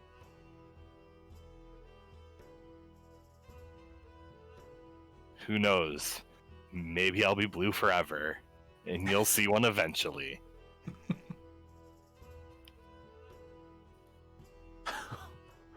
So we want to go to the general store. Well, which would be closer, the general store or the temple? I mean, they're kind of at opposite ends of the city. What's our priority? Fixing Kess or the child? Well, if we were like So, on the general way. Store, the general store, you know, is beyond the bridge, which is where you fought. What you fought last time you were here. Uh-huh. The temple is up on the sort of like the hill close to the front gate. So basically we're dead center in the middle between them. For the No, most part. you're outside the gate. So you guys are outside the gate. The closest to you is the temple, and then there's the bridge to get to Richie's, and then there's the market.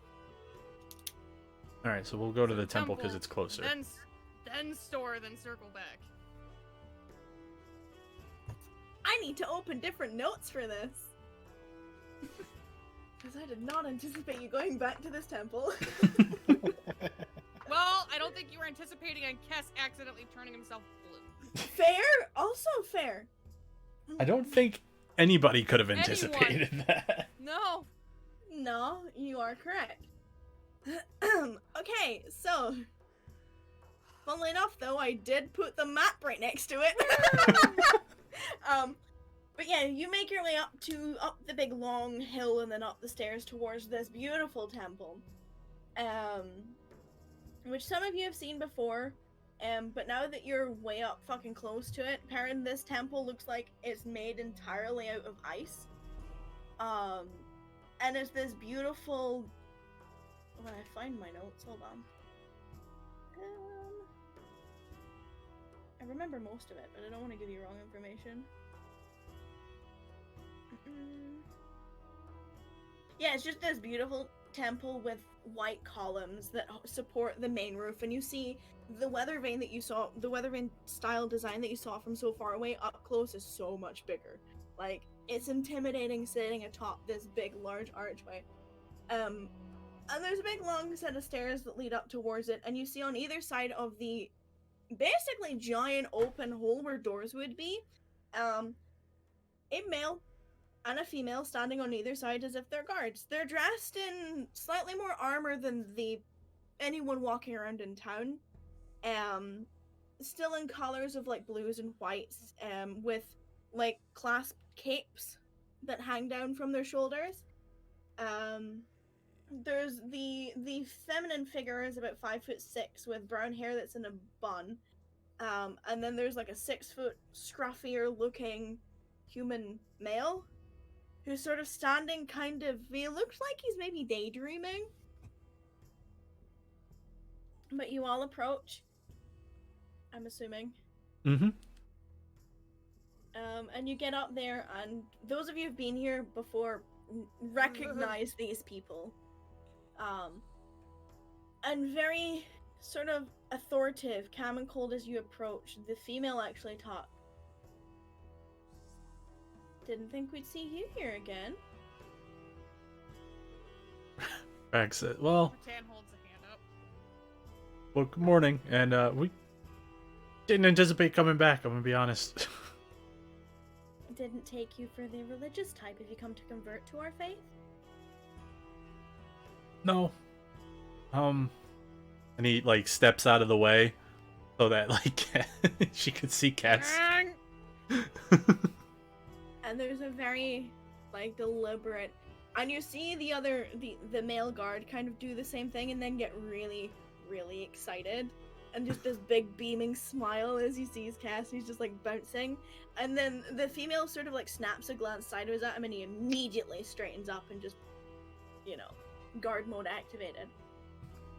I see. So, you're asking for our help? If you think somebody here is able to help me, it would be greatly appreciated. That depends. For one, how did it happen? For two, when did it happen? And do you intend to leave a donation for our temple? I will gladly leave a donation if somebody can help me. Well, It happened last night mm-hmm. while trying to fix a table. I was drunk and magic backfired, I think.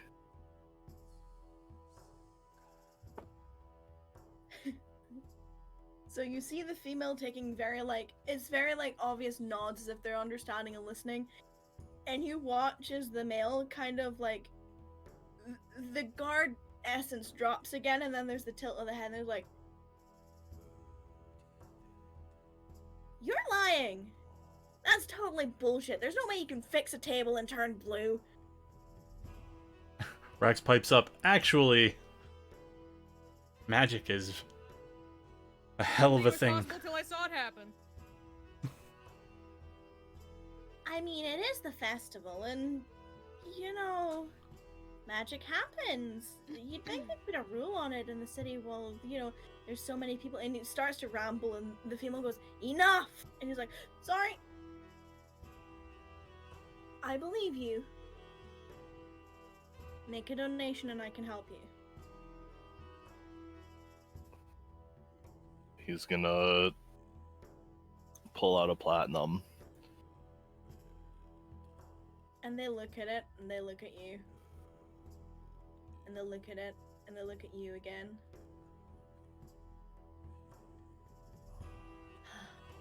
And they take it. And she looks over all at you. Turn around.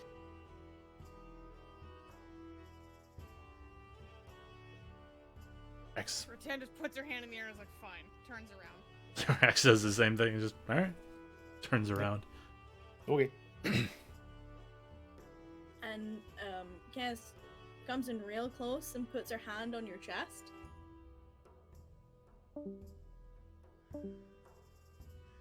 I'm like, in my head, I'm imagining Peepers like completely turning her head all the way around just to watch. Exactly. The best part is, I don't fucking have to watch.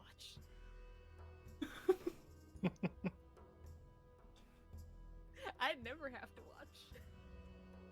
Realistically, I could just warg into Peepers and just watch through her eyes if she's doing that. As long as it's funny, I'm gonna find out.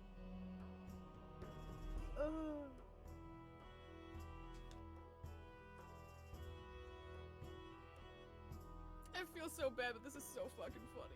Yeah. Don't drink in magic. I am really terrified as to what would happen if Rattan got drunk and tried to use divine magic. I would probably be doing the same thing. But yeah, we established that it's probably happened that Rax has hit almost every number on that table. And then after all of that, they take up their post. Well, it's done. Thank you very much. You're Turn welcome. around. Is he blue anymore? Nope.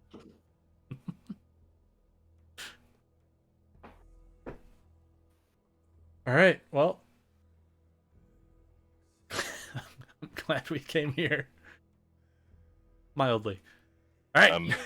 Very much for helping him. We are busy. Thank you for your time.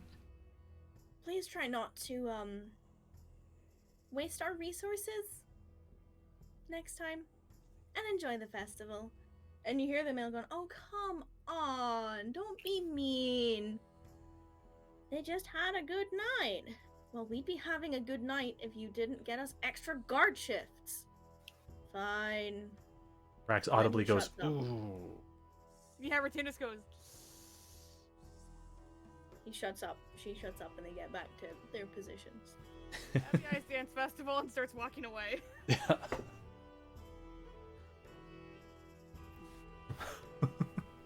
Oh boy. So, Cass. So, Rattan. Never mind. I'll find out. What?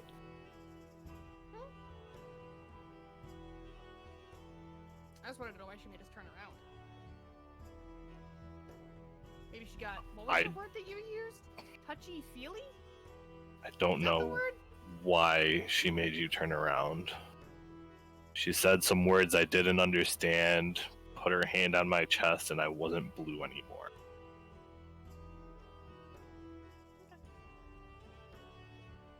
So she unblew you?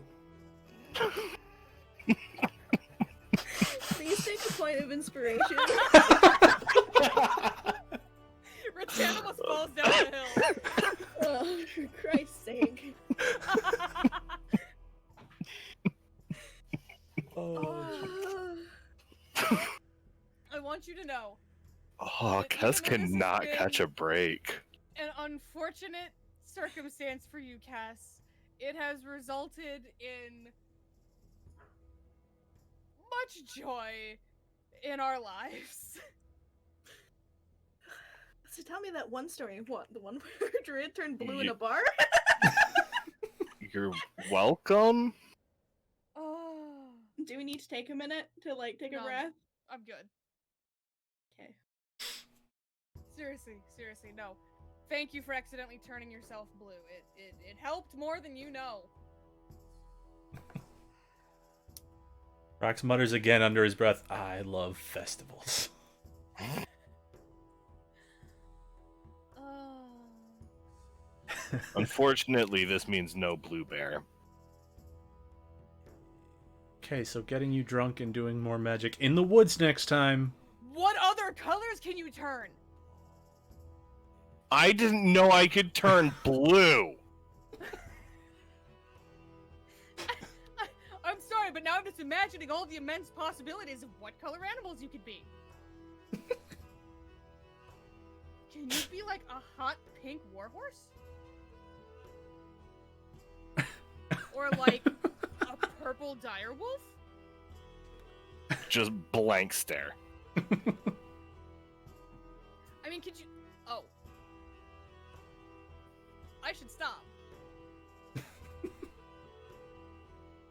you like me to... I'm gonna stop.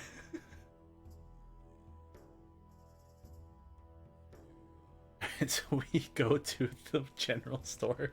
And you go to the general store. It's the fucking giggles the whole day.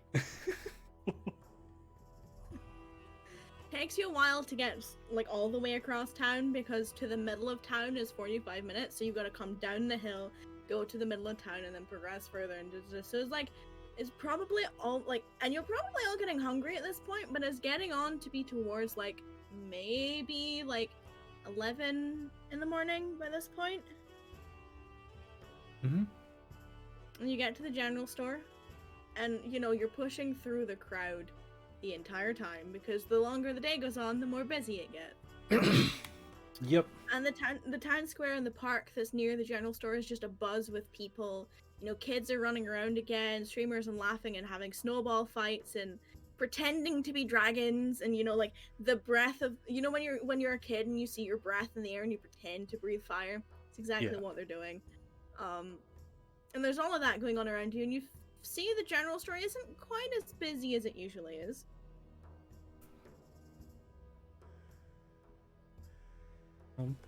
Walk up. Does it look like it's open? Mm-hmm. Alright. Go inside. I'll There is- compliment him. There's a young elven child who seems to be running around and packing up stock that sees you coming and be like, oh, hi, give me a second. And they run off behind the counter, and then you hear like fumbling as if they're pushing something up to the counter, and then thump thump as they climb on top of whatever it is they were pushing, and like brace themselves over the top of the counter. Like, we're almost closed, but I can help you. And you see this little scruffy, like, not quite red-haired elven boy who seems to be tending the store right now. Yeah, good morning. What are you guys closing up for? We only do half days during the festival. Yeah, makes sense. Do you guys have, like candy bars? He gestures to the wall behind him that you saw all the candy bars on the last time you were here. Hey! Can I have 2, please? What kind? Do you want the good stuff, the creamy stuff, the dark stuff, the white stuff, the milky stuff, the nutty stuff, the fruity stuff? Good The stuff. stuff with like peanuts in it? Good stuff. Good stuff? Okay, are we looking like milk, white, or dark? Milk. You want a big bar or a little bar? I'm getting 2, probably a little one. Pretend Alright. like had her finger up like she was about to say something and was like, good. And they basically jump from whatever they were standing on behind the counter to the ledge at the back so that they can basically catch themselves and pull themselves up so they can reach the bars you're asking for. Mhm. And they bring over like average size chocolate bars in this sort of like dark purple wrapper and put them on like 4 copper. Yeah, he hands him the 4 copper. Yeah, I'll give you change if you need it. Yeah, well, he Yeah, hands him a That's doing gold. this. Yeah, Because he'll that's give all you he change. fucking has. Yeah, I don't have anything smaller than gold either. I surprisingly do. While Rax is having his transaction, is there any other form of sweets other than chocolate on the wall?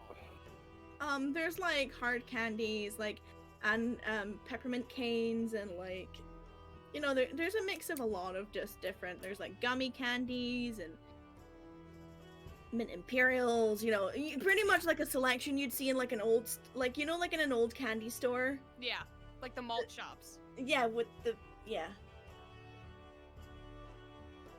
And there's like gift boxes and like kind of like your casual Christmas. You know, your Christmas gift boxes, that Yeah. kind of thing. What's your favorite on that wall? And he turns around, he's looking at it.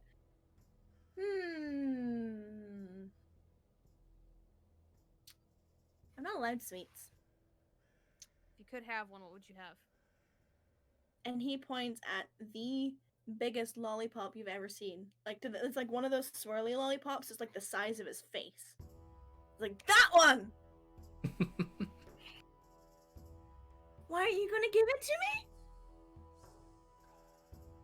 Oh, god damn it.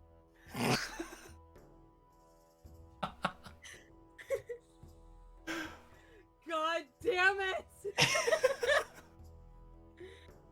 Oh boy.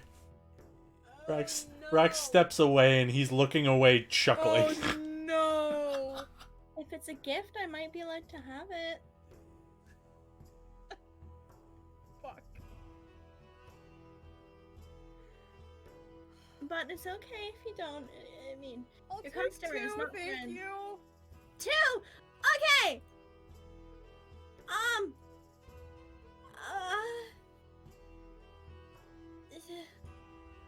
3 copper. And you can see like he's trying to like get back into work mode. Okay. Please. I'll give you this 3 copper. And he gives you change if you need it. I don't, because I had copper on me for some fucking reason. Thank you, enjoy the festival! And she slides one of the lollipops back across the counter. You don't like it? Is it broken? No, it's for you. For me! And like he literally pats it and like starts bouncing up and down on whatever it was he was standing on. Thank you! Thank you, thank you, thank you, thank you, thank you, thank you! Best festival ever! I am very sorry if that gets you in trouble later. I'm always in trouble. Why do you think I'm working? I'm grounded. Oh,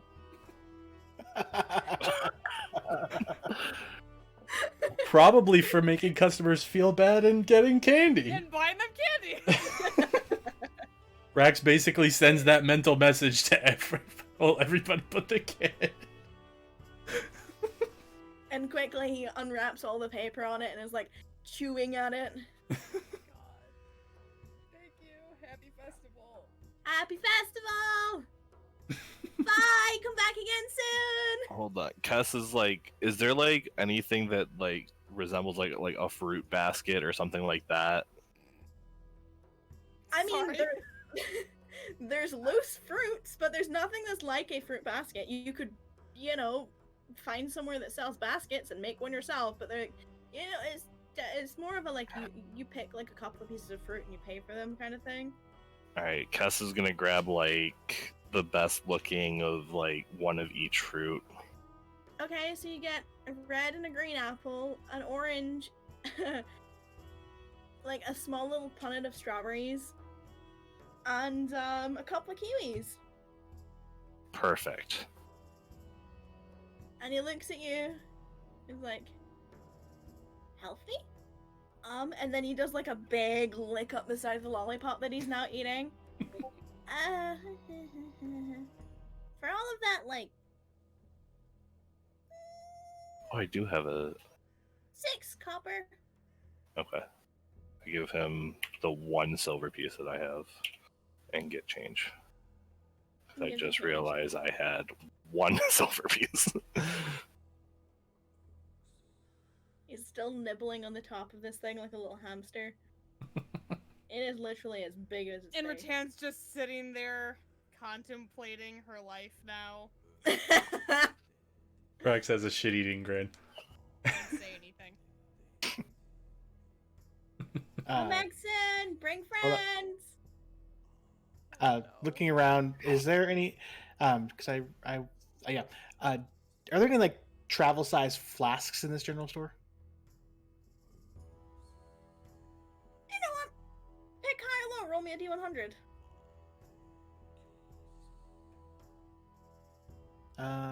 Hi. Okay. No. It was worth a shot. Yeah, that's a good question.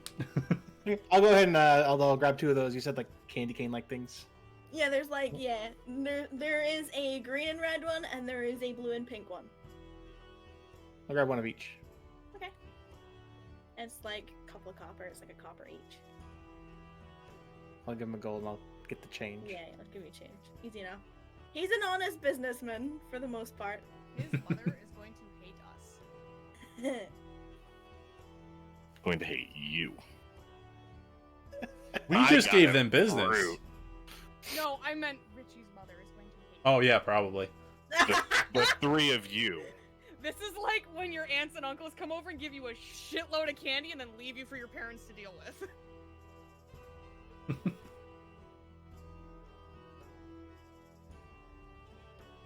And again, you get the same, very like, bye, come again, enjoy the festival, thank you very much. Rex gives him a wave as he walks out, says, "You too." Bye. I am! As he says that, Rex looks at Rattan. Don't. Nah. And she actually puts her hand up like, in front of your face. I don't even have to say it most of the time. This is fantastic. No, you don't. Why? Why do I have a weak spot for children?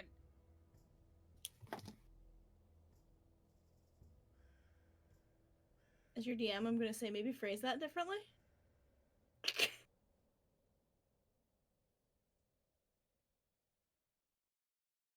But anyway, where would you like to go? You know where we're going. I know where On you're the going.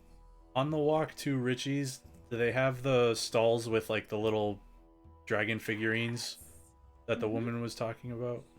Mm-hmm. Rax is gonna buy one on the way by. What color? Are they just like the 2 different dragons? Mm-hmm. Do they have one where it has like both of them, or is it just one or the other? No, it's one or the other. For you or for Richie? And she actually like says that to you over at the stall. Neither. Oh. Gets the white one. Okay, I will. Give me a second. So they charge you 5 silver for it. That's fine. I wrote cost here.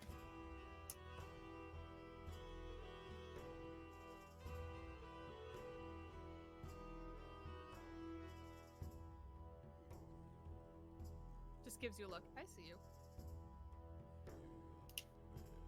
I see you too high.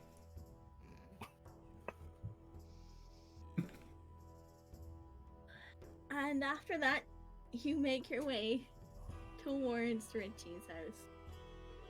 New to the city, Perrin has never been this way before, so the party does lead you through back towards the main streets of Frostbane and across one of the city's main wooden bridges that has also been decorated. Do you need to take a pee break? Yeah, I'll be right back. I'm gonna take a pee break. I'm gonna take a pee break. I'm gonna take a stretch break.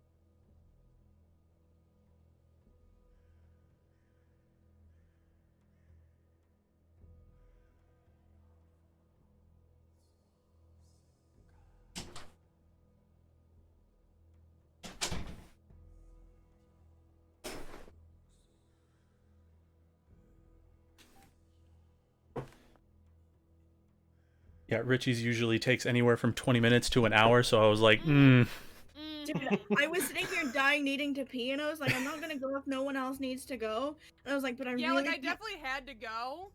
I really can't I do was Richie trying. needing to pee. yeah, no. If you're back, one up when you're ready.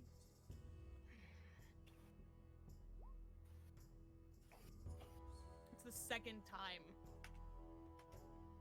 Different child. Fucking reaction. I got pineapple. Ah, boy. I have a pineapple downstairs. I gotta cut it up, That's a though. big softie. I'm allergic to pineapple. You poor thing. Pineapple Pineapple is so good. But yes. New to I'm the city. sorry. It's okay. I'm gonna enjoy this for you. Okay.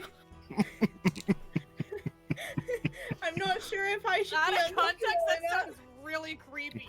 Uh-huh. New to the city, Perrin has never been this way before.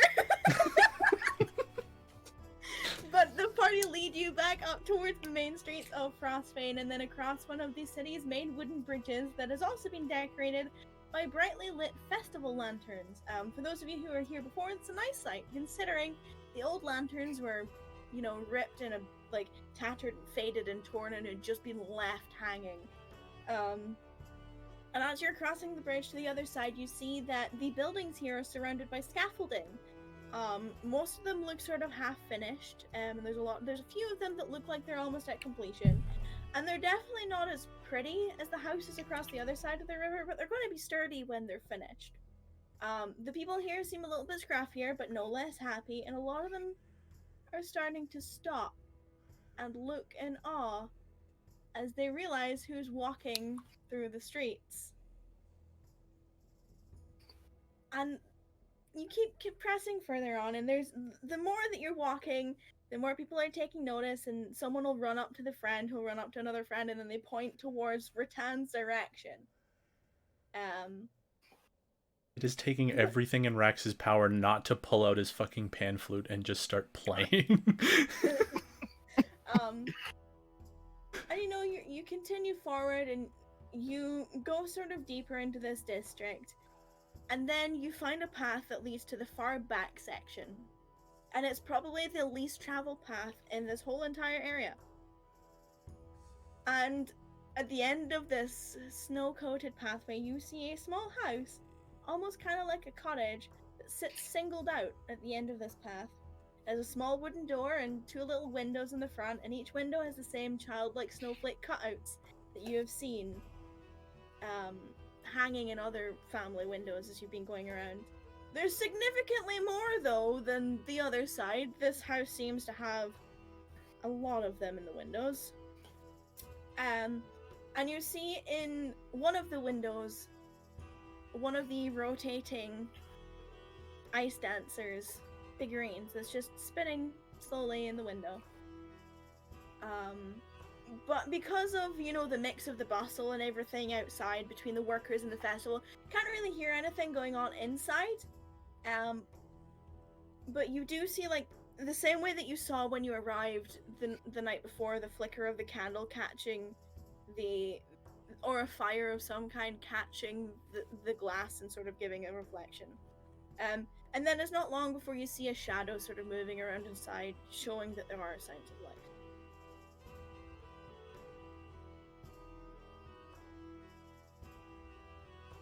Rex looks at Rattan and says, "You want to go first?" You want me to go first?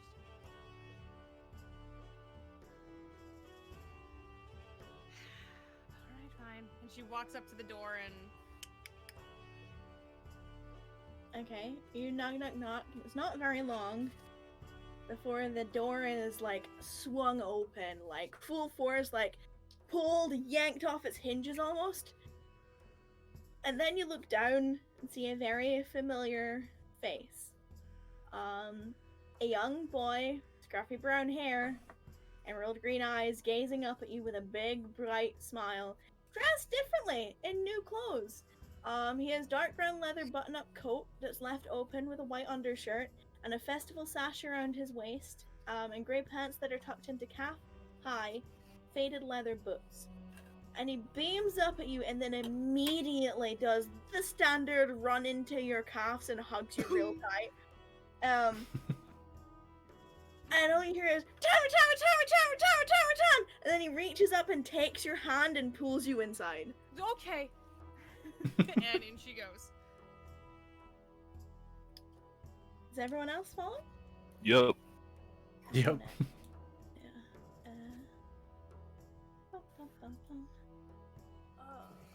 Yeah. That's Richie. Yeah, you're led in to, for those of you being here before, the familiar open area of the home with a lounge section on the left and the kitchen diner section on the right. The sturdy wooden table that's normally left uncovered currently has a dark blue colored tablecloth that's draped over it and a large round candle sitting in the middle. The flame starts to flicker violently with the breeze before the door is closed. But the kitchen is as it always is, neat and tidy, and you're instantly hit with a smell of some kind of meat stew, which you assume is what's cooking in the pot that is on the stove. With the door closed and now sort of the outside noise kept outside, you hear the very soft, gentle sound of the music box in the window, playing a calming tune that's just sort of emphasizing, the ice dancers just moving slowly as they're twirling. Richie's mother comes out from the back room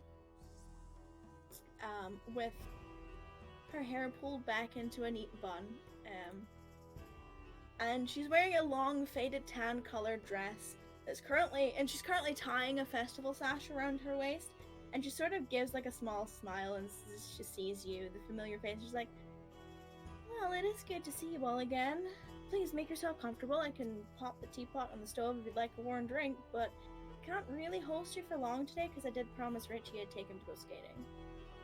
And he's bouncing next to you, Rattan, and he's really excited, and the more she's talking, the more he's like, like really, really excited. Yeah. Totally fine. Didn't mean to impose. Not at all. It's always a pleasure. He's like, yeah, Rattan, you got my letter, right? Yes, I did. So you were gone a long time and you didn't write back. Did you go somewhere new? I did. Who are We you? did. You're new. Hi, I'm Richie. I'm 9 and I'm almost taller than you. And he's looking at Perrin. Hi. Hi! What's your name? I'm Perrin. Perrin. And he runs up to you, Rax, and he goes like this. Rax bends down. I'm almost taller than an old man. Rax just kind of chuckles and says, yeah, you're pretty dang close. Right? I'm gonna be this big, and he goes up onto his tippy toes when I'm older, and I'm gonna be big, and I'm gonna be strong. Wait, does that mean I shrink when I'm old? Rax looks down at Perrin and he says, well, he's older than me, so maybe.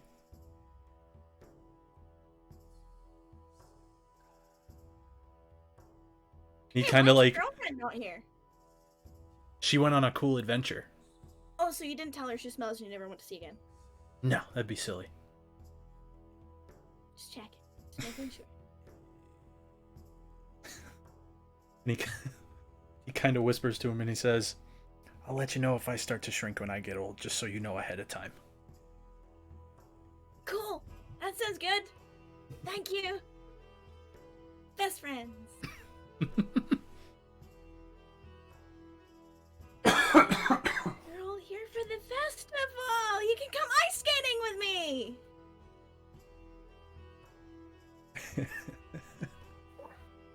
Rax You're looks gonna over come at to the Rattan. show later, right? Hmm? You're gonna come to the show later. We're gonna go ice skating, and then you're gonna come back for having hot pot with Mom, and then we're gonna go to the show together, right? That's why you're here. If that's okay with your mom. And she just kind of gives a shake then. She's like, of course it's okay. I'm sure he'd love to have you all with him. Yeah. I can show you how good I am since well, I mean, you never saw me last year, but I can show you how good I got. Something tells me you're probably better than I am.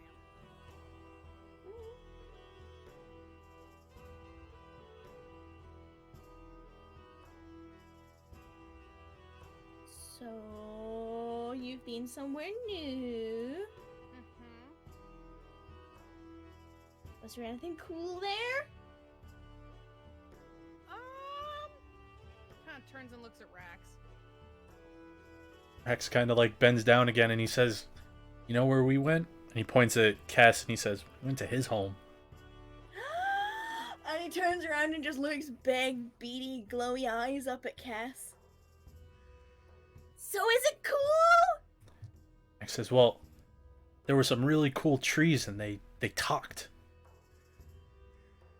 And there's a look of like processing on his face, like, trees talking? Mm-hmm. That was my face when I was there too. I was Mm-hmm. blown away. He looks back at Cass. Is this true? Are they Yeah. playing a prank on me? Okay. No. Why didn't you tell me you were a place where... Can you take me? Maybe one day? I really want to go. I want to go and talk to a tree. What's its name? Does it have a favorite, like, season? Where's Osiris? He had to go home to take care of his family. Oh. Did he figure out how seasons work? No. Well, I guess while he's home, he can go back to school. That is a good option for him. the next letter we send to him, we'll make sure that he knows that's what went you back to said. school. Can you tell me where to send letters? I'd really like to write him a letter. I think I could leave that with your mom. Okay.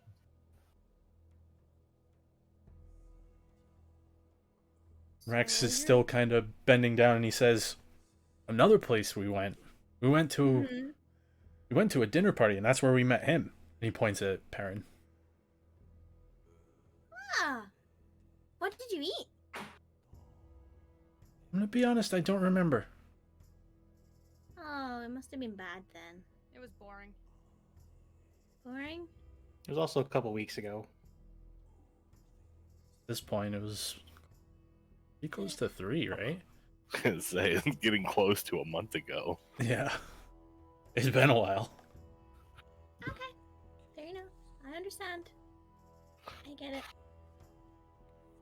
think it was steak. I don't What remember. steak? It's like beef, like cow. You ate cows? Not living cows. You killed cows? I didn't. Who killed the cow then?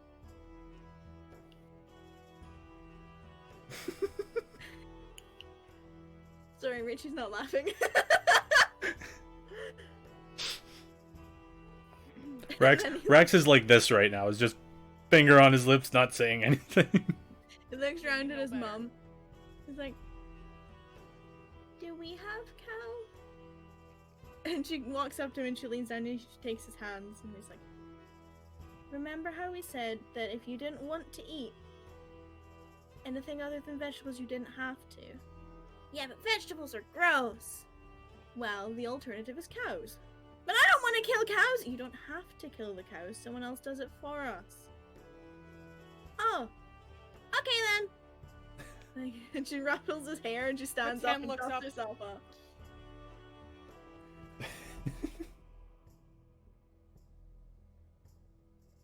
Hey, Cass, can you turn into a cow? Kind of. Turn into a big bull. It's a cow, right? It's a boy cow. So does that mean you could turn into a girl cow? And he points at Rattan. Oh, I can't turn into animals. Oh. So if I think really hard, could I try and turn into one? Maybe. And you see, like, he scrunches up and he closes his eyes and he's like, "Is it working? And he tries like that until someone tells him to stop. Put my hand on his head. And he opens his eyes and looks up and he's like, "Am I a cow?" No. Hmm. I'm sure it takes a lot of practice. You know, maybe when you're older you can talk to Cass about that.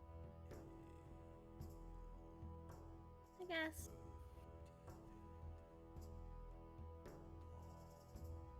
So should we, like, we're gonna be late if we don't go ice skating. Well, do we want to get this out of the way now?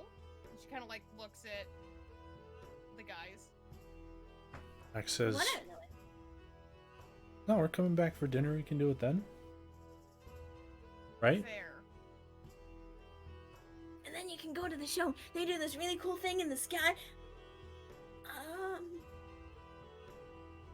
I'm not gonna tell you because I want it to be a surprise. But Rax might get jealous. That's okay, because, I don't know. Well, you'll see it's really cool. Really, really cool. I promise. Pinky promise. Rex. Pinky promises. He gives you a pinky promise, and then he turns around and he's like, "Wait. Did you get Cass a girlfriend yet?" You know? No, we haven't. Does he just hate girls?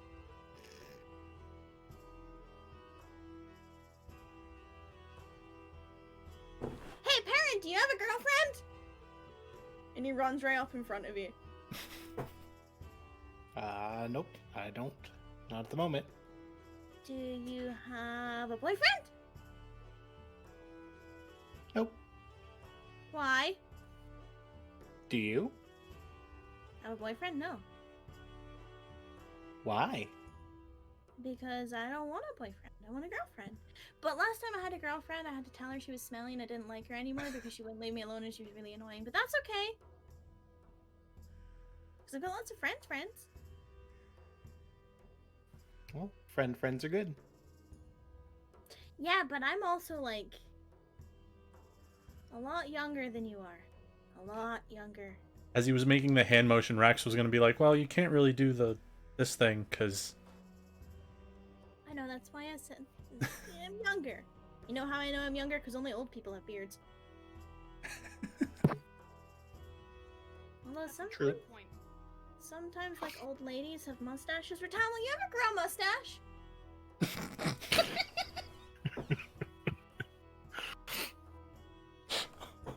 What? I certainly hope not.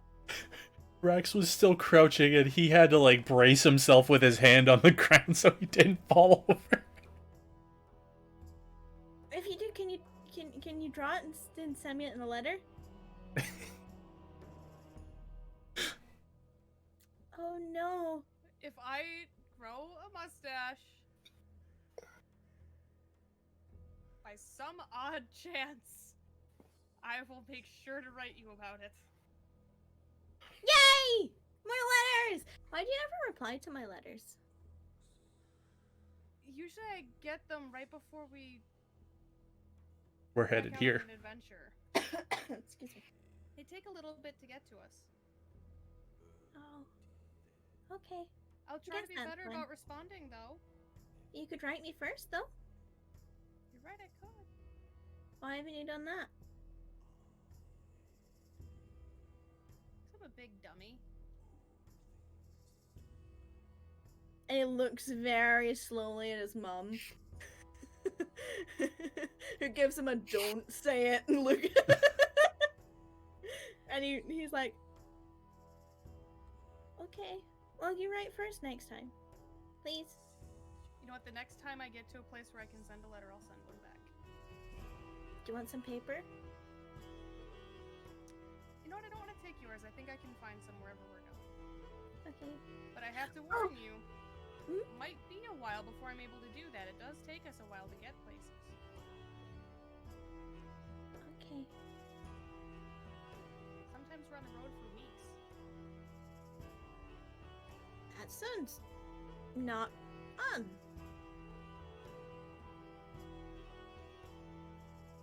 Yeah, we keep it interesting. How? Tell me, tell me, tell me, tell me, tell me, tell me, tell me, tell me, tell me, tell me, tell me, tell me, tell me. Jan He's like Looks like she really wants to say something. bouncing in front of you. Just talking about stuff, sharing stories. tell me a story.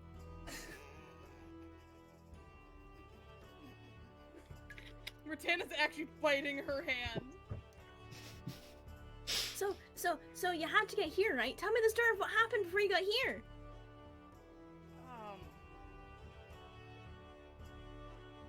Well, could And tell he you the He story. immediately like plops down and crosses his legs and sits up, and he's like really attentive. Rex says, well, most of our stories have monsters in them. That's okay. I like monsters. My dad used to fight monsters. That's what he's away doing just now. That's right, you did say that. He's big and he's strong, and I'm gonna be like that one day too. Did you know he's gonna come home for gift day? I'm so excited. He made me a pinky promise. He said if all of his work was done, he'd come home and he'd bring me the bestest gift ever. I'm really excited. Anyway, you were gonna tell me a story? So right before we were heading out to come here, you know what a hag is? And he like puts his hands up like claws. You mean the old lady down the street? Kinda, but a lot creepier. A lot meaner. A Stinky lot too. meaner. She's pretty stinky as well. Does she cast magic at you? And he does like the fingers. I don't know. Well, if she doesn't, then you're okay. You'll be fine. Okay. But these hags, they're these creepy ladies that cast magic at you, and these ones turned invisible. Can you turn invisible? I might be able to. Show me, show me, show me, show me, show me, show me, show me, show me, show me, show me, show me, show me, And he's like bouncing.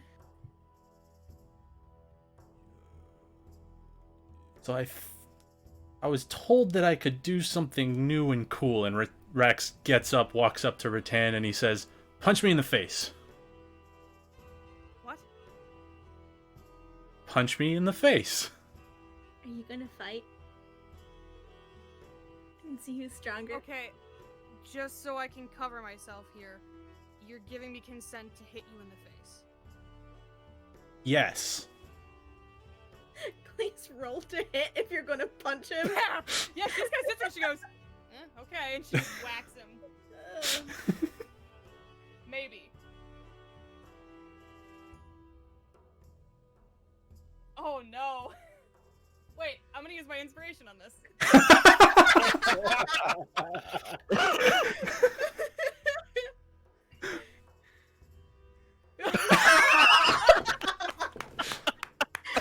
No! So she goes to hit you, but like pulls back at the last. You sure? I'll go ask Perrin. All right, now she's really mad. Now she's gonna try to hit you again. Please roll to hit. Please, for the love of goodness. I want to hit Rex so bad. 16. That hits. Okay. So you take 1 point of damage. Yep. And then suddenly Rex disappears in a puff of smoke, and he's invisible and not there anymore. Maybe Rex is cool after all! And he hears from behind him, "You're darn right I'm cool," and then poof, appears. Oh, don't scare me. Okay, that's cool. Yes, but Right? Oh, you know Rex is gonna hurt you. No. So what if he brings poison on my neck? Oh, he's not going to. No, I'm not going to do that. Promise? I already promised you I'm not going to do that. Yeah, but this is like you can turn invisible now. So I wouldn't be able to see you. Yeah, it's only temporary. Just for a few seconds. Just to get away in case I get attacked, like she punched me in the face. Sorry about that. I told you to. Still. He like reaches into his mouth and like feels a tooth to make sure it doesn't fall out. You have big teeth.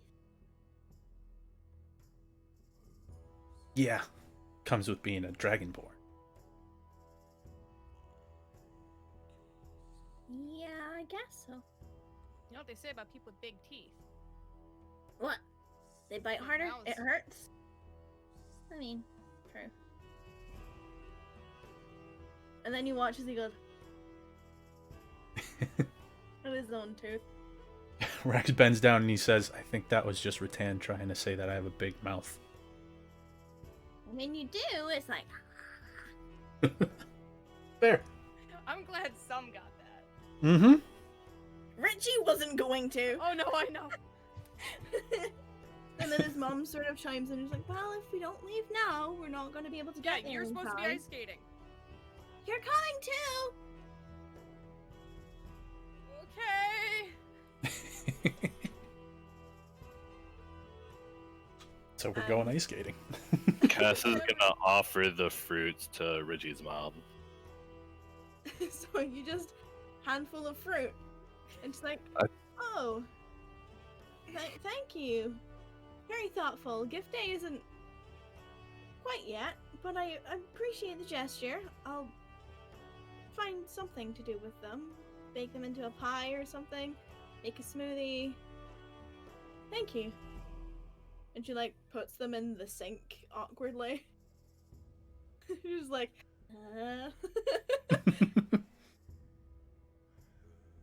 And then she leads you all outside into the snow, locks up the house, you know, blows out the candles, that kind of thing. Leaves the fire going, puts a fire guard up. Mm-hmm. and walks with you.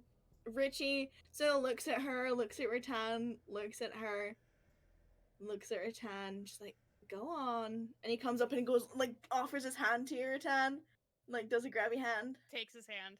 And he walks the whole way with his hand in yours, just quite happy as punch, like, flopping along beside you. And the same thing happens as you're walking back. Everyone is, like, looking and whispering and, you know, generally, like, oh, very aware of your presence. So as they're walking, Rax is gonna kind of like walk next to his mom and just say, "Is it because of the wings?" And she sort of like, she gives like a chuckle and she's like, mm-hmm. Yeah, we heard a song when we got down back to Kakavian. Oh yes, and? Oh, Rattan was not happy. I don't know why she wouldn't be. If there's a song about you, there's usually some kind of merit to it.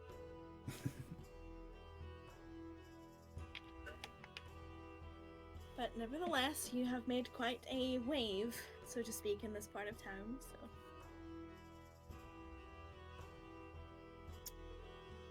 How you choose to deal with that is up to you.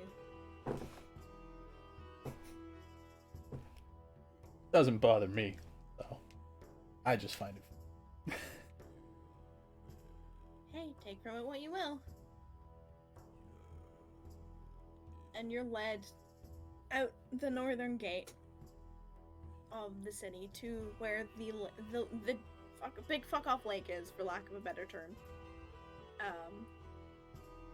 And you can see that there are already like families and clusters of people that are currently skating around on this huge lake. And there's a little like shed, like haphazardly built to like next to the road that leads out of Frostbane. And there's like a sign of like you know, prices for skates, prices for families, the whole shebang. And then you see beyond that, at the far side of the lake, just a cluster of different types of tents that have all been pitched up the other side. All the way across the other side. And the further out you get and the closer to the shed you get, Richie's like, before he was walking with you, now he's like pulling you forward, excited child style. And he's like, let's go, let's go, let's go, let's go, let's go, let's go, let's go, let's go, let's go, let's go, let's go, let's go, let's go, let's go. Hurry, hurry, hurry, we're not gonna get to do it. Okay. And he's like picking up into like a little sprint, which is like a fast walk for you, you know. Yeah.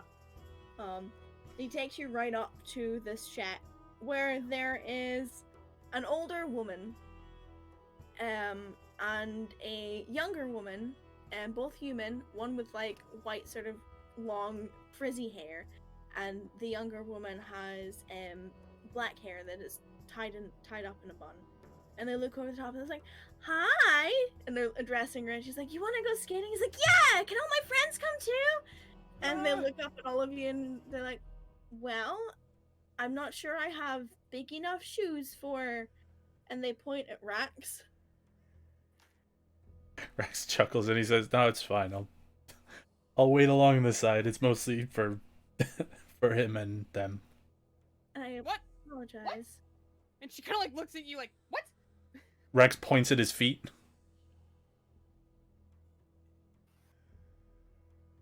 But if you all want to go together, we can do like a family bundle. It's usually 4 people, so... I can stand back. Individual skates it is, then. For an adult, and he gestures to your... the older woman gestures to your 10.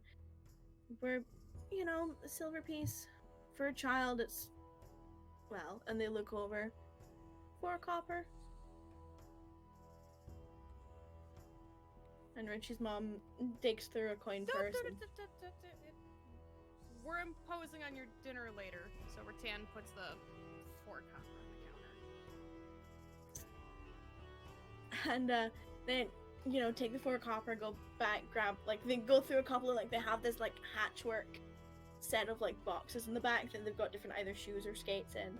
They take a small pair out and hand them over. Try them on, see if they fit. If they don't, come back. Make sure you tie them tight. Get someone to help you. Like, they give all the safety spiel. And then they look at you, or Tana, like, is it yourself or is it, and they gesture, your sister?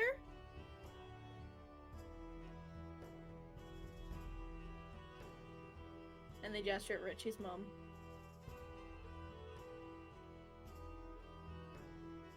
His mom. Ah! Our apologies.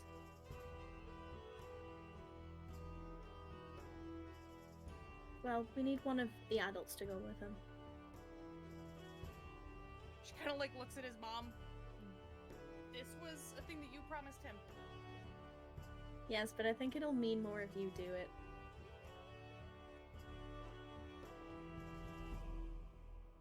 It's the 1 year he can do it with you.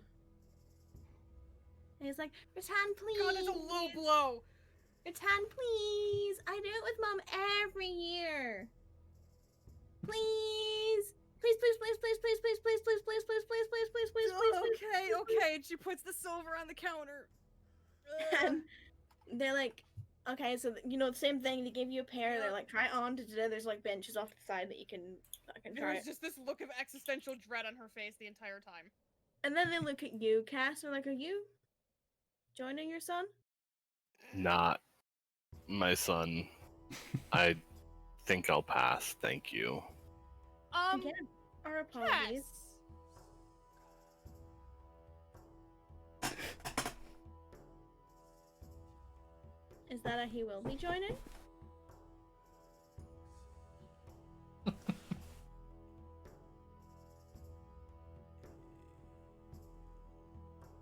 Rattan just grumbles and goes back to lacing up her skates. And they are warm, so they have been used recently. Great. Yeah. We go to the bowling alley and the shoes are still warm. And they're looking at you, Cass, seeing if you're going to take the gesture that Rattan threw at you. Nope. Well, Yep. you know, there are... Payback for the blue bear. Maybe. Cass can be a blue bear! You have to show me now! Can't do it anymore. Oh, and you didn't show me? To be fair, he didn't show me either.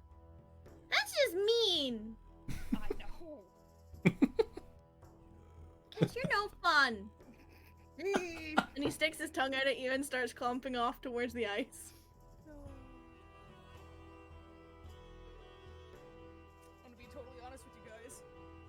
Waits until he's out of earshot. I have never been ice skating before. I'm sure it's easy. It's just like walking on ice, right? Rax has never been before, so he's no fucking clue.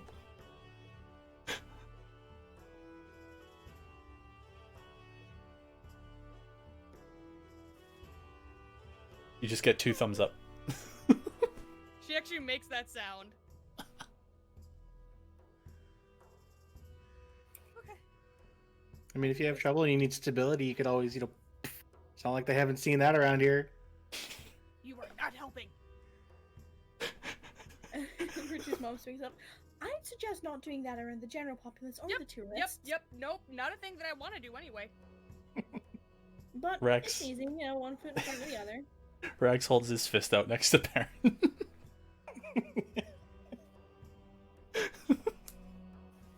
And she's gonna try to stand up and not. I mean, it's wobbly, but, you know, you're okay. Because, you know, you're also rooted in snow. Yup. And Richie's, like, waiting at the edge, like, bouncing, looking between you and the ice and you and the ice. And she kind of turns around and looks at the party. If I die today, you know what to do. She starts trudging toward the ice. And it's not that far away, and Richie, like, puts out his hand for you and goes to take it. He's like, come on, we'll be fine! I've done this so many times! I never fall anymore! If you fall, make sure you close your hands so no one skates over your fingers and cuts them off.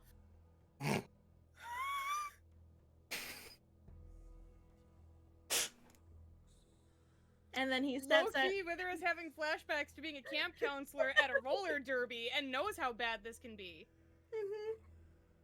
And he steps out on and seems like, yeah, stable as, Okay. you know, as if he was just standing on the ground. I will need. I know. I I'm so will- scared. I'm gonna need a dexterity to see if you keep your balance. Oh no. I need a saving throw. My dex is not good. Dex saving throw, please. Okay. Make sure you don't Save my fall on your ass. inspiration. A 20. You're fine. Oh, See? And all of you are watching this happen in front of you. that's not so bad. See, it's fun. And then you kind of just slide and you move. Yeah. And he's like, he's kind of doing that thing, you know, when you see the experienced like rink people just like skating. Yeah, he's doing all that. Like, he's not quite going backwards, but like he's definitely like circling around you and Yep. doing that haha I'm better than you adult thing. She is you totally know? fine. She just doesn't want to eat shit right now. Yeah, And as you're skating around, I will need. I'm gonna ask you for an athletics check. She'll be fine with that one. Why would you stop seeing shit before I roll? That's why I said it! God, you're an asshole. You're making me do this by myself, and then you're jinxing my rolls. I was told they don't have ones big enough, most likely. Oh no. Oh no. Oh no. So you're about maybe 10 or so minutes in, and you're feeling confident in yourself. And just as you're like, yeah, I got this, the immediate second you feel like you're on top of the world, yeah, like out from under you, flat on your ass. Like, and it hurts. You go down with it. Oh. And Richie comes over and he's like, he's giggling to begin with, and then he's like, ah, are you okay? I'm fine. I think my pride hurts more than my butt. Yeah, usually. And he skates around. He's like, do you need help getting up? I think I'm okay. I do not want the 9-year-old helping 6'4" Rattan stand up right now. In case I hurt him. Yeah, he's fine. Yeah, make a dexterity check to get up. Check? Just a check? Yeah, because you're not trying Fuck. not to fall prone anymore. You're trying to Yeah. get up again. Yeah. Okay. You know, you get up, you get steady, you get going. Where was that on the athletics? So they're going to be on the ice for best part of 45 minutes to an hour. Does the rest of the party want to talk to Richie's mom about anything while they're on the ice?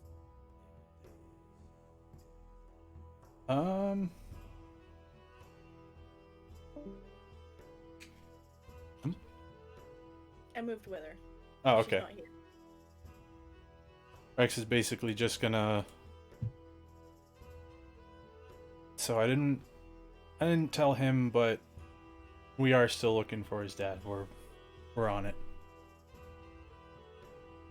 Well, to my knowledge, you know that as far as I know, he's dead.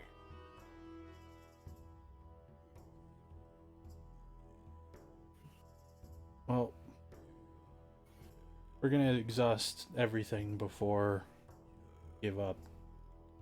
But knowing Rattan, it's gonna be a lot before we give up. She cares a lot about that kid, as do I, and we really want to do this for him.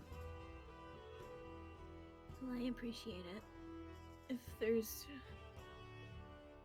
I don't have much money or anything really to give. Rex points at Richie and just that smile that he has right there. Guarantee you that's He's enough for her. laughing at Rattan on her ass. Oh yeah. That's I mean, for me, and I'm sure for Rattan, that's more than enough.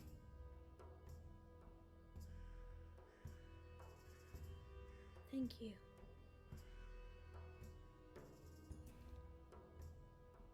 Don't thank me yet. We're still working on it, I said. But you're trying. I'm not versed in anything other than being a housewife, so I have no idea what you're trying to do. But if you've got an idea, that's more than I have.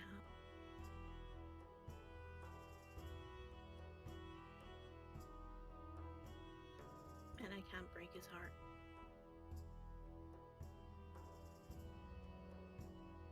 At this point, I don't think we can either, because it'll probably break ours just as much.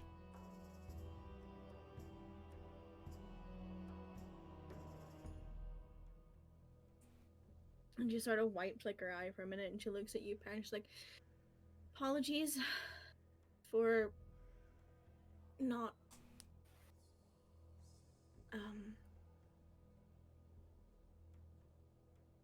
welcoming you into my home immediately. I didn't realize that they had new friends with them, but you're also welcome to come back for dinner too, should you wish to. I don't know if you'll all enjoy it, but I'm making a meat and potato stew. We can get something on the way back if we need to, if that's not good enough for all of you. So, No, go. so no apologies necessary. You know, obviously you didn't know that the group was going to show up anyways. They always do, and there's always someone else. I actually had a funny thing. It might sound funny to ask, but just to make sure, you know, while we're trying to find your husband, just to make sure we have the right guy, what's his full name? His full name? That's specific. Well, I mean, they said that his name was Daniel, but who knows how many Daniels we could find in our journeys. There's very few white-haired, half-elven Daniels out there who are dressed to the nines in armor.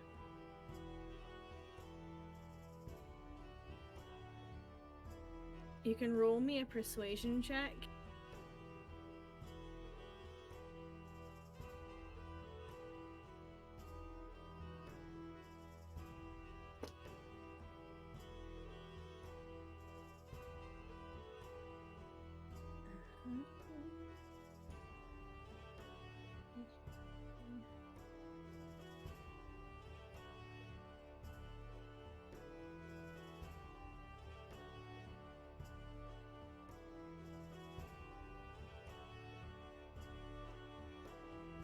I don't know you.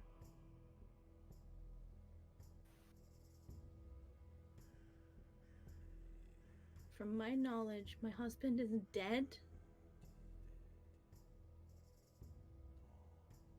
So saying that you don't know if you'll have the right guy is kind of insensitive.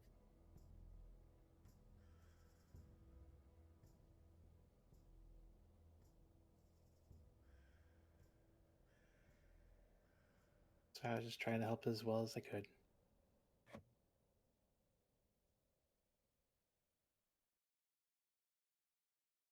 Please refrain from talking to my son about his father.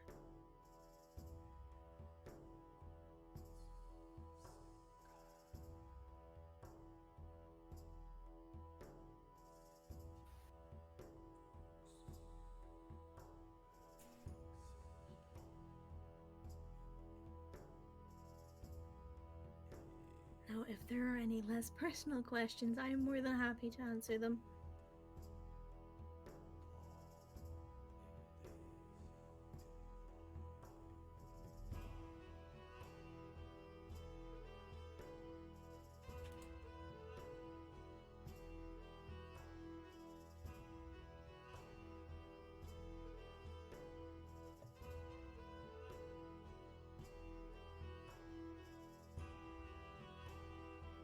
And if no one asks her anything else, she takes a moment to settle herself.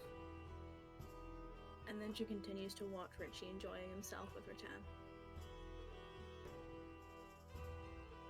And she says nothing else the entire time you're together.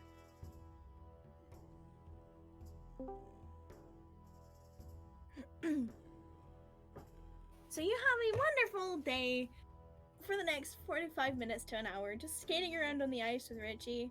You know, he's happy, he laughs every time you fall. And the more you fall, he laughs even harder. And you know, eventually, like he's like, you know, you were told you've got rental time for an hour. There's lots of people that need to do this, so that sort of stuff. So like, they put out, and you're not sure. I mean, those of you who are aware of the arcane, you would understand how they're projecting these announcements. But like every hour, they're sort of like, and these numbers get off the ice and da da da. You know, and they're keeping a rotation. There's no like megaphones or anything, but there is an announcement that's like, get the fuck off the ice, there's other people waiting. And Richie's like, oh, can we go again? Maybe you take Kess next time. So there's a next time. Probably. Pinky promise. Well, I feel like you're abusing this now. And she gives him like an amused look. I would never abuse a pinky promise. Okay, the next time we're in town for the festival, whenever that may be, I will go skating with you again. Yay! Okay. Just to specify, I don't know when that will be, but whenever it happens, I will. I'll be even better next time. Pinky promise. Alright, let's get you off the ice. Go, go, go. Okay, and he just whoosh, takes off, like leaves you behind. And you get back fine enough, you know, like you spent the last hour, you sort of got your footing. You get back, you hand over your stuff, you meet up with everyone. Pull my boots back on. Richie goes up and gives his mom like a big hug. He's like, "That was the best ice skating ever! Did you see me? I was so good." She's like, "Yes, you were really good. You're getting really, you know, you're getting much better than you were. How's Rattan?" She said something about pride. And she's coming over, like, rubbing her butt cheek. Something about pride more than her butt. She's proud of her butt? Something like that. Well, He's not wrong, but... you did really well. You know, we've gotta get you warmed up, get you home, you know. Get dinner on, make sure we've got enough for everyone. Like I said, we don't want to impose. I need you to roll an insight check.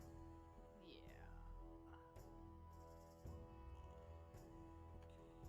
21. Yeah, there's no...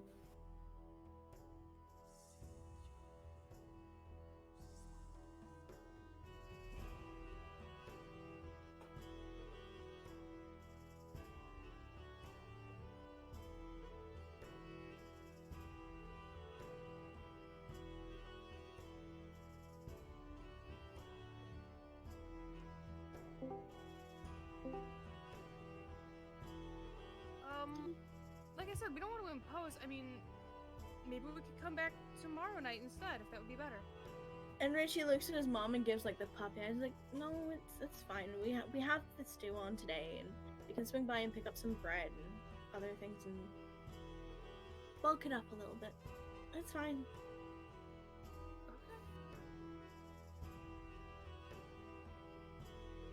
And she stands up and dusts herself off. She's like, Do you want us to go pick anything up and we can circle well, back? I'm not sure if everyone's okay with it. I told the gentleman that I'm making a meat and potato stew. I don't know if you eat meat.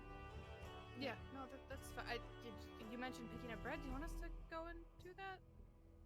You'll need to go to. There's a family that still they run a bread stall during the festival. They don't have their actual storefront open. It's just, you know, the far side of the park, across from where the general store is.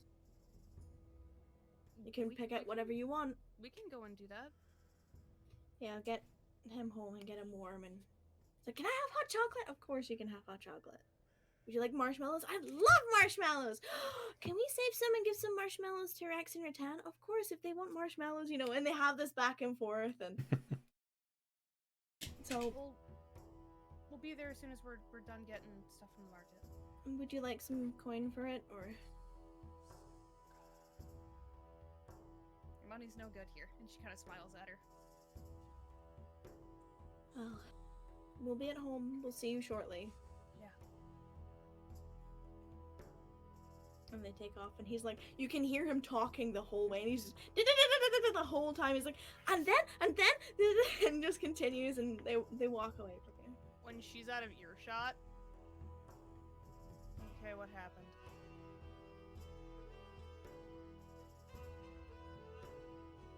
I was telling her that we were working on getting her husband back to him. Then Perrin asked what his full name was, and she didn't. She was not happy with that.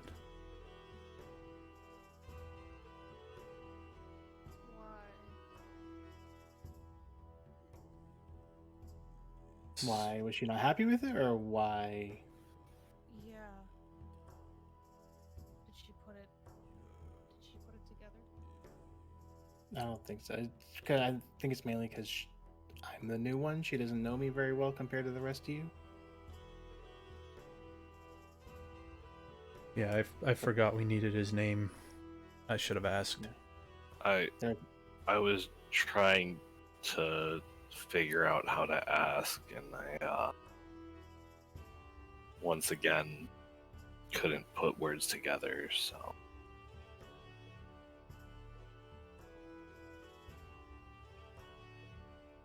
it's not your fault, Perrin.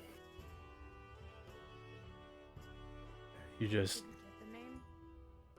No.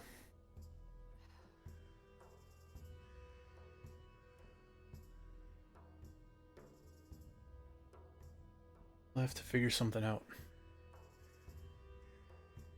Maybe Kekio knows.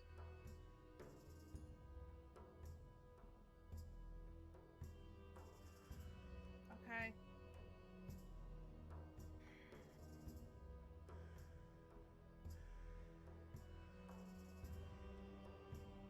Alright, let's Well, go get some bread. Whatever happened, it rattled her. So. Yeah, she did not seem happy. She's not taking it well.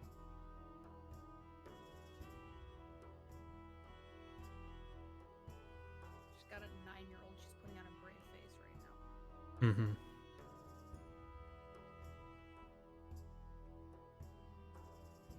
Fuck.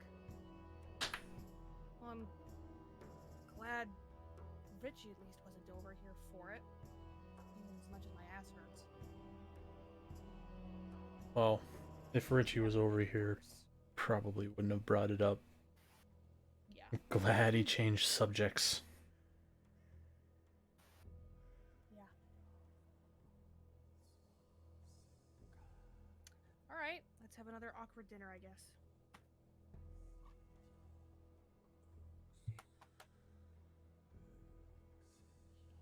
Head out, go grab bread, and head back to their house. I mean, like, it's not even, like, it's like a couple of copper. At most for bread, for, like, a good chunk of bread. Mm-hmm. And whatever else you want to pick up if you want to grab any other foodstuffs. Just grab a couple different kinds of breads, because I don't know what they like. Yeah, so you get, like, a white bread, a seeded loaf, and, like, a crusty bread. Yeah, Like, there's a couple of copper per loaf. sure. Easy enough, you know, you go there, you find your way back. It's probably between getting to their house when you did, then getting all the way to the outskirts of town, and skating for an hour, probably cresting towards, like, 5:30-ish in the evening, between all of the wandering around, and pushing past people and all that sort of stuff. Alright, So you get back there. Silver for the bread, because that's all I've got on me. Mhm. Rax will back. grab a like just a bottle of wine or something if at any of the stalls on the way, because I'm assuming there's one. There's not so much people selling bottles of wine, but if you wanted a cup of wine, you could definitely get one. Not what I was going for. I know that, but these Yeah. are festival stalls. I know. Yeah, you get back to Richie's house. Obviously we started late. Do you want to keep going, or? Probably a good point to stop. Yeah. Once we're getting on 5 hours for the stream for the game. I have to work tomorrow. Mm-hmm. As much as I don't want to. I know. I can pick up Richie's dinner.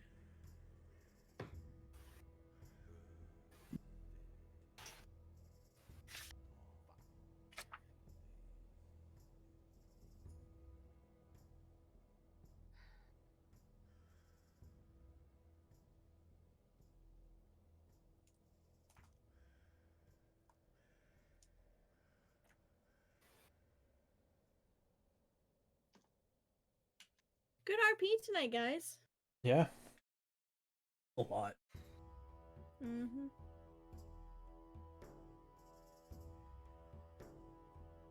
This is gonna be an awkward dinner. Sure won't be our last as a party. Probably not. We have a thing for making meals awkward. Or hilarious, and there's no in between. No, it's one extreme or the other. Mm-hmm. Why is it that breakfast is always like super funny, and dinner is the thing that's really awkward and stressful? When there's not drunk people involved.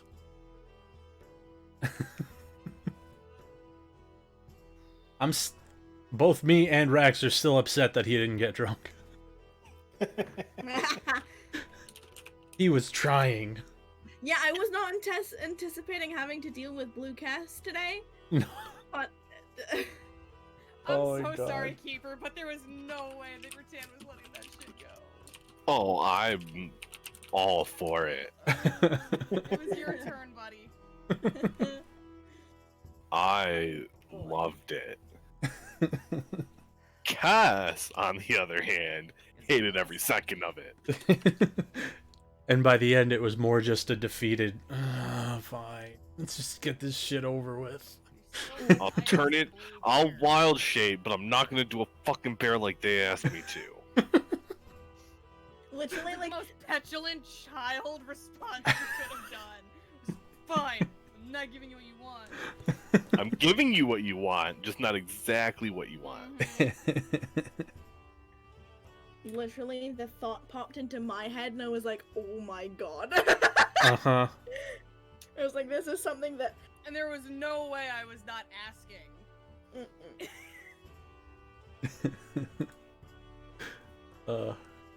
That was one of the better Keeper's messages. That was great.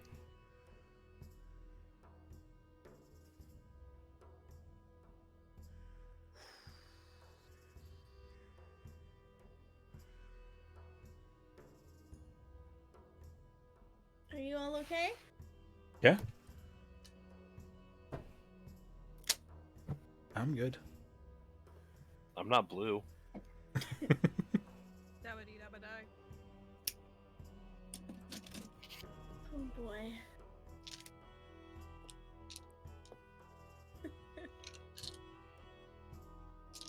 I was like, Cass is like blackout drunk and he's trying to cast magic. Opportunity. Fair. I think I said it to some when you guys were down there. I was like, now I'm terrified to know what would happen if Rattan tried to cast divine magic while shit-faced. Let's not. Oh fuck. We'll do it in the woods. No. We Rex will is do it now- only when you are never. Rex now planning a party drinking session in the woods. No. 100%. Rattan will not partake. Aim, come on. No. One of us has to be responsible. Yeah, we'll find somebody else to help us be. We'll be the responsible one.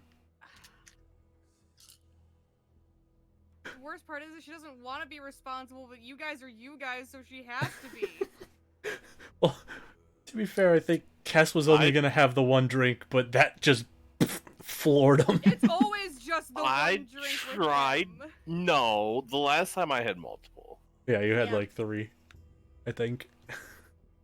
I think The Rax had first like one 4. wasn't even as strong as this one. The main reason there was too much alcohol in it is because they just haphazardly threw it together because they're busy. Just like, that looks about right for the measurement. Literally, they're rushing to get something to a table. Just eyeball it. Mm-hmm. Yeah. That's exactly how it goes. Why sometimes when you go out to dinner, your margaritas are really fucking strong. Mm-hmm. Peeper's wanting to try the fucking drink as well. I half expected her to like just start stumbling on Rex's shoulder. I can't believe she how just much passed you the peer check. pressured Rhiannon into drinking that. To be fair, it's less peer pressure than the first time they got her drunk. That Or is true. drunk. Yeah, because she was just tipsy last time. Last time it was, let's arm wrestle. Come on, chicken shit, have a drink. Oh, Lord. And then you guys abandoned me to go ice skating alone. I was told they won't have things big enough. Did I use it as an out? Of course I did. Of course you did. Rattan's ass is just completely not as blue as Cass.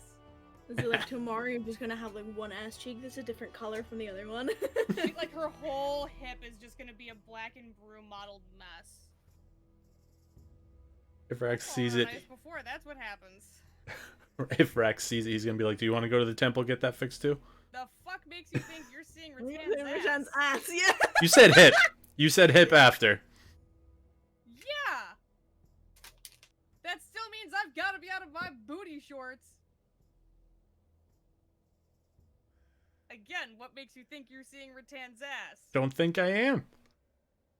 He has before. You bathed in the same room the first time you were in Frostbane. Wasn't I behind a thing? Doesn't mean you didn't see it.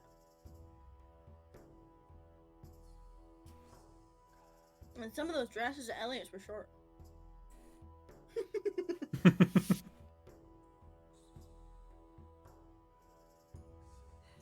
Yeah, but that's Ladier's fault. I don't blame him. Did you say don't blame him? Consent is important.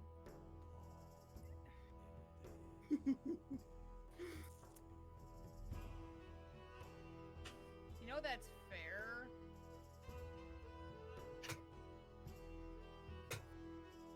Yep. I know. But at the same time, is she really gonna say no to him?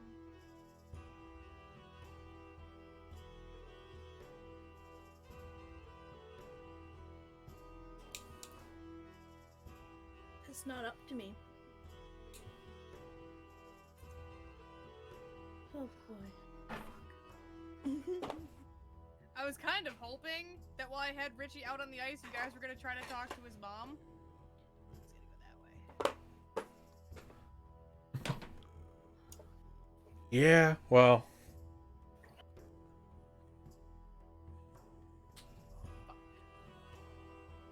Cass was trying to gauge the situation, and then Perrin jumped in, and I'm like, Everyone's like, "Hey, so what's your potentially dead husband's name?" He didn't actually didn't say like Oh that. my god! No. I'm sitting here having not been present going, tell me that is not what the fuck they said. No. That's why I didn't say it like they did, because you weren't there. no, that's exactly what he said. Give or take.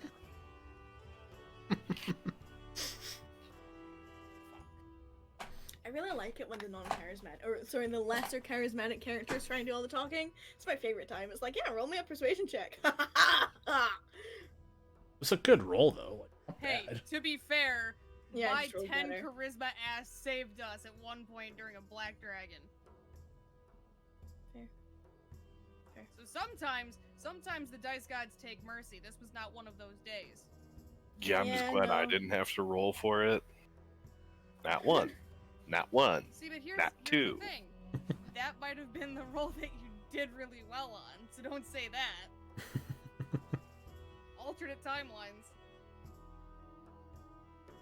Oh. I love how this time drinking made you all think about your mortality. You were like, wait, when will I die?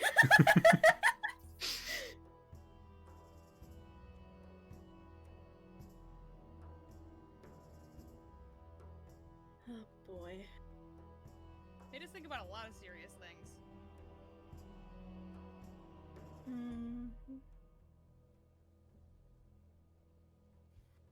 Sure did. Solid chance for procrastination. And yet. Yeah. And yet now here we are halfway through the Richie interaction. You gotta come back to it next week. Mm-hmm. I don't know if my heart can take this twice in a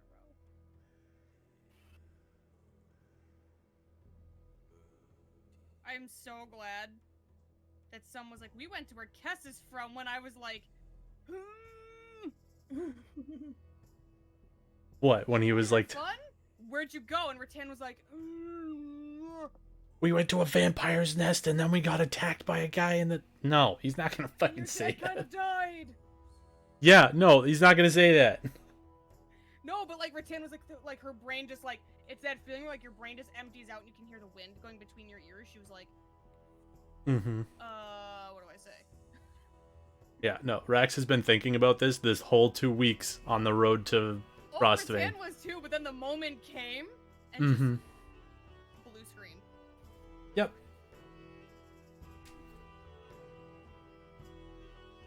God damn it, stop sending small, adorable children at Rattan. First it was Richie, now it's this elven boy at a general store who's grounded for probably doing exactly what he did to me. I'm sorry. I'm not, but I am. After it happened, with her message to you, she was like, God damn it. I was like, she has your fucking number. She's had my number since character creation. Fair. I have On all of your multiple numbers. fronts. I have all of your numbers. You do. You have all of them in order. I'm excited for next week. I haven't fucked with your brains in a long time. Great, thanks. And there are dungeons coming. Then we gotta get to them first. Sure do. Gotta go through a desert first. Yep. And then you gotta go to Moncade. Also, I'm low-key really happy that Richie forgot to ask about something. Oh, boy. I don't know if Rattan would have been able to handle that. There's still time at dinner. No, I'm hoping not.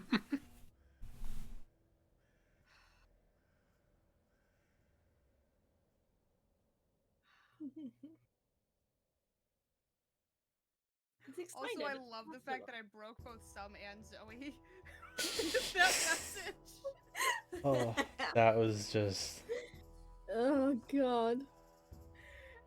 I- And that's the thought that occurred to me after the fact that I actually said out loud. I thought of it, and that's why I started laughing again, and I was like, I have to say this. I'm just disappointed I wasn't there the first time. To be Because- fair, we said two different things. Yeah. I would have found it hilarious. Cass would have hated it. But since I had to wait, I didn't find it as funny. Oh. Still Right. funny. Rex getting message is now my favorite, the best worst thing that's happened. Yeah. Message is fun. Yeah, it is. Mhm.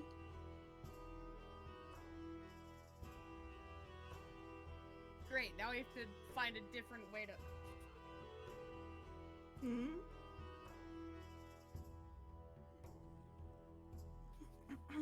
Some part of me had a very futile hope that this was just gonna be like a really easy, like, hey, like, by any chance, like, what was his name? Like, his full name? Oh, that was it? Great, thanks for that. No reason.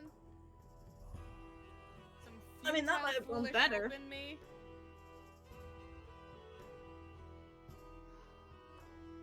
Yeah, I didn't exactly think of like how to ask it directly like that. I just was- like, I was trying to put it together because you started. I'm like, all right, let's see how this goes. All right, how can I do this? How can I? I think Rax asking over you still would have been better only Oh, for like absolutely, absolutely. not because of like charisma things, because it's Because Cass is just the quiet one. Yeah. Richie has a tier list. basically.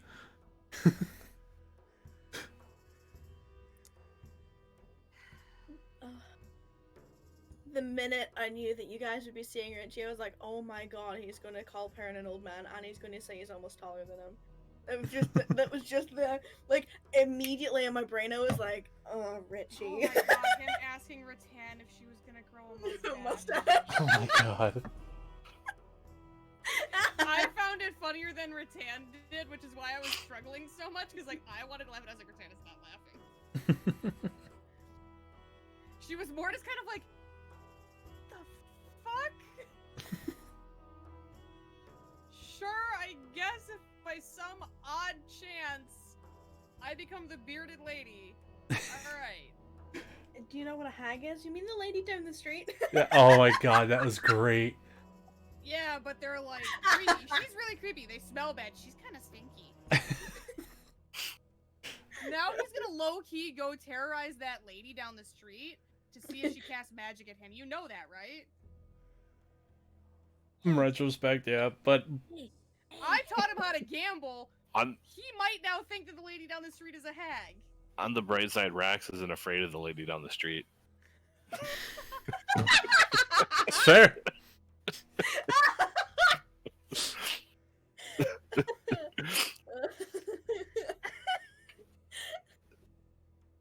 Richie wears me out. It's way too much for me to deal with this bullshit right now. Sorry, Keeper needed to get back at somebody. That's fair. Totally reasonable. That was an easy one. Oh, I yeah. thought about it when you brought up when he was like, the lady down the street, and I'm like, no, Rax isn't afraid of that one. Can you imagine if you said that in front of Richie? Oh, he would have had a field day. Oh, I my thought Lord. about it, but then I thought better of it. Is it because the wings? He's staring at her because of the wings? Yeah. Because Cass wouldn't say something like that. Keeper, on the other hand, would say shit like that all day. Oh no, it's totally fine.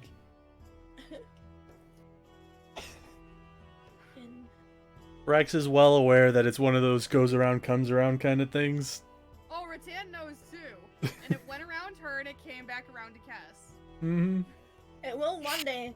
Oh land. no, and it's going to come What? back around to Rattan. She knows What it. I'm gonna say is gonna one day, everything is gonna come falling flat into Rex's lap.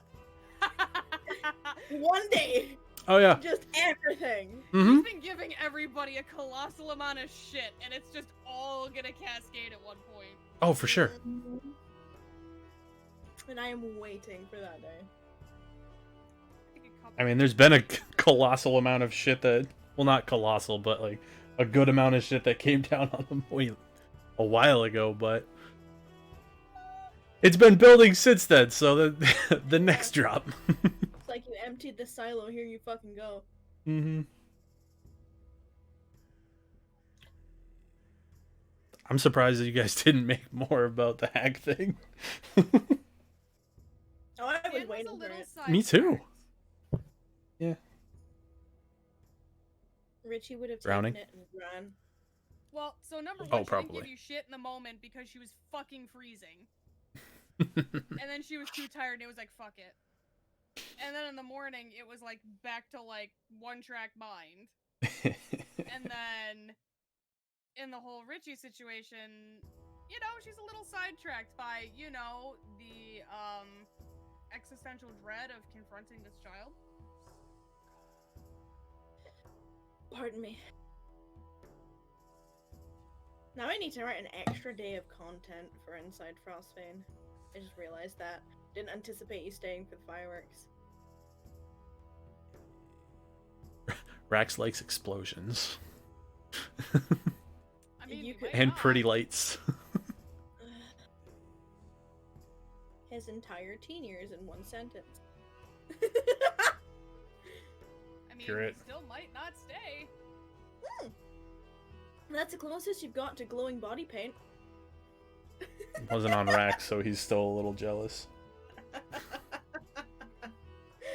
Screw you. It's true! One of these days. I'm just really happy that we got to see a blue animal. I had him roll to see whether or not it would actually transform and carry over. To be blue. Yeah. I'm Like, happy roll that me- it did. I'm like, roll me a D100, pick high or low. Rattan needed that laugh. She did. Like, that whole situation, she Mm. needed that so badly.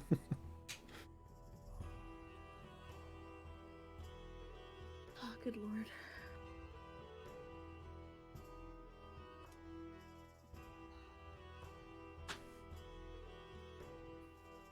Oh, boy. Also, Rattan trying to. I'm a. Palad. Every time. Pilates? I No, love that's the not fact the that you word. didn't even. Here's the thing. I love the fact that you didn't even ask what the individual at the temple did to you. Didn't ask. Nope. It's like, okay, I can do it. Okay, no, what are you gonna do? Just here's money. It was actually really hard for me to maintain Rattan's self-control at that moment because they were like, have you come to convert? Hey, make a donation. Hey, if you want us to help you, you should make a donation. This is not religious. It's all about the money, money, money. Yeah, give offerings and maybe one day they'll help you. That's all I could think of that entire time.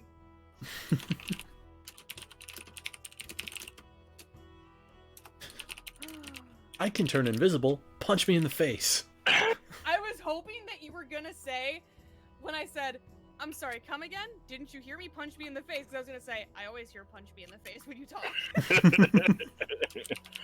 But you didn't, and I was so upset.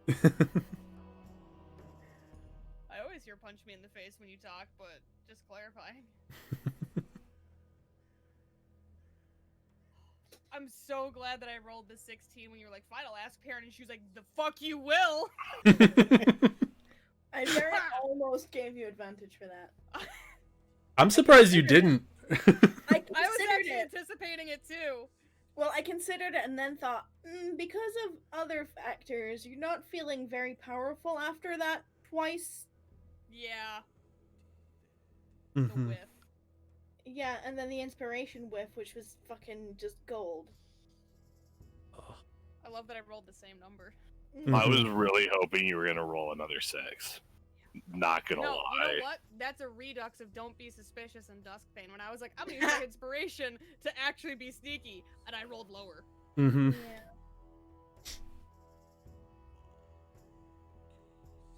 I was really hoping you either rolled a natural 1 or a crit, because that would have just... That would have hurt. Imagine if Rattan crit you. That would have hurt. Yeah. She'd be like, oh my god, I'm so sorry. I don't know how to pull my punches. It would be on brand. That's why it would be great. Punch me in the face. Hey, Okay. you guys are welcome to punch each other in the face as much as you like. Rax did it for a good cause. Was it? Yeah. What to say about people with big teeth? Big mouths. Hey. I knew where that was going. I'm just like, I don't know if you guys saw it, but Rich's mom has reference art now. She does. Yep. It popped up for me. I've Yep. seen it. Yeah. I found it like the other day, and I was like, "This is perfect. This is perfect." Fucking making assumptions. So you or your sister? Your son? You know what they say. Yeah, but they're also like, "Okay, hurry up." Mhm. Also, fuck you, Rex, for making Rattan say the idiom out loud. You're really gonna make me say it? Mm-hmm. Uh-huh. Alright, I'm gonna get out of here because my back's been really tight all day. So I need to move. So, good session, and Yeah. I'll Fun. catch you all later. Anxiety Frostbane 2.0. Next week. Yeah. Would you rather this or vampires? Anxiety Ballroom can go to hell. There you go. Agreed. There you go. All right, I'll talk to you all later. I'm heading out. Yup. We Have a good night. So that's it for tonight. We got through most of Frostbane. We're got a interesting dinner coming. We'll see what happens next week, but catch you all later.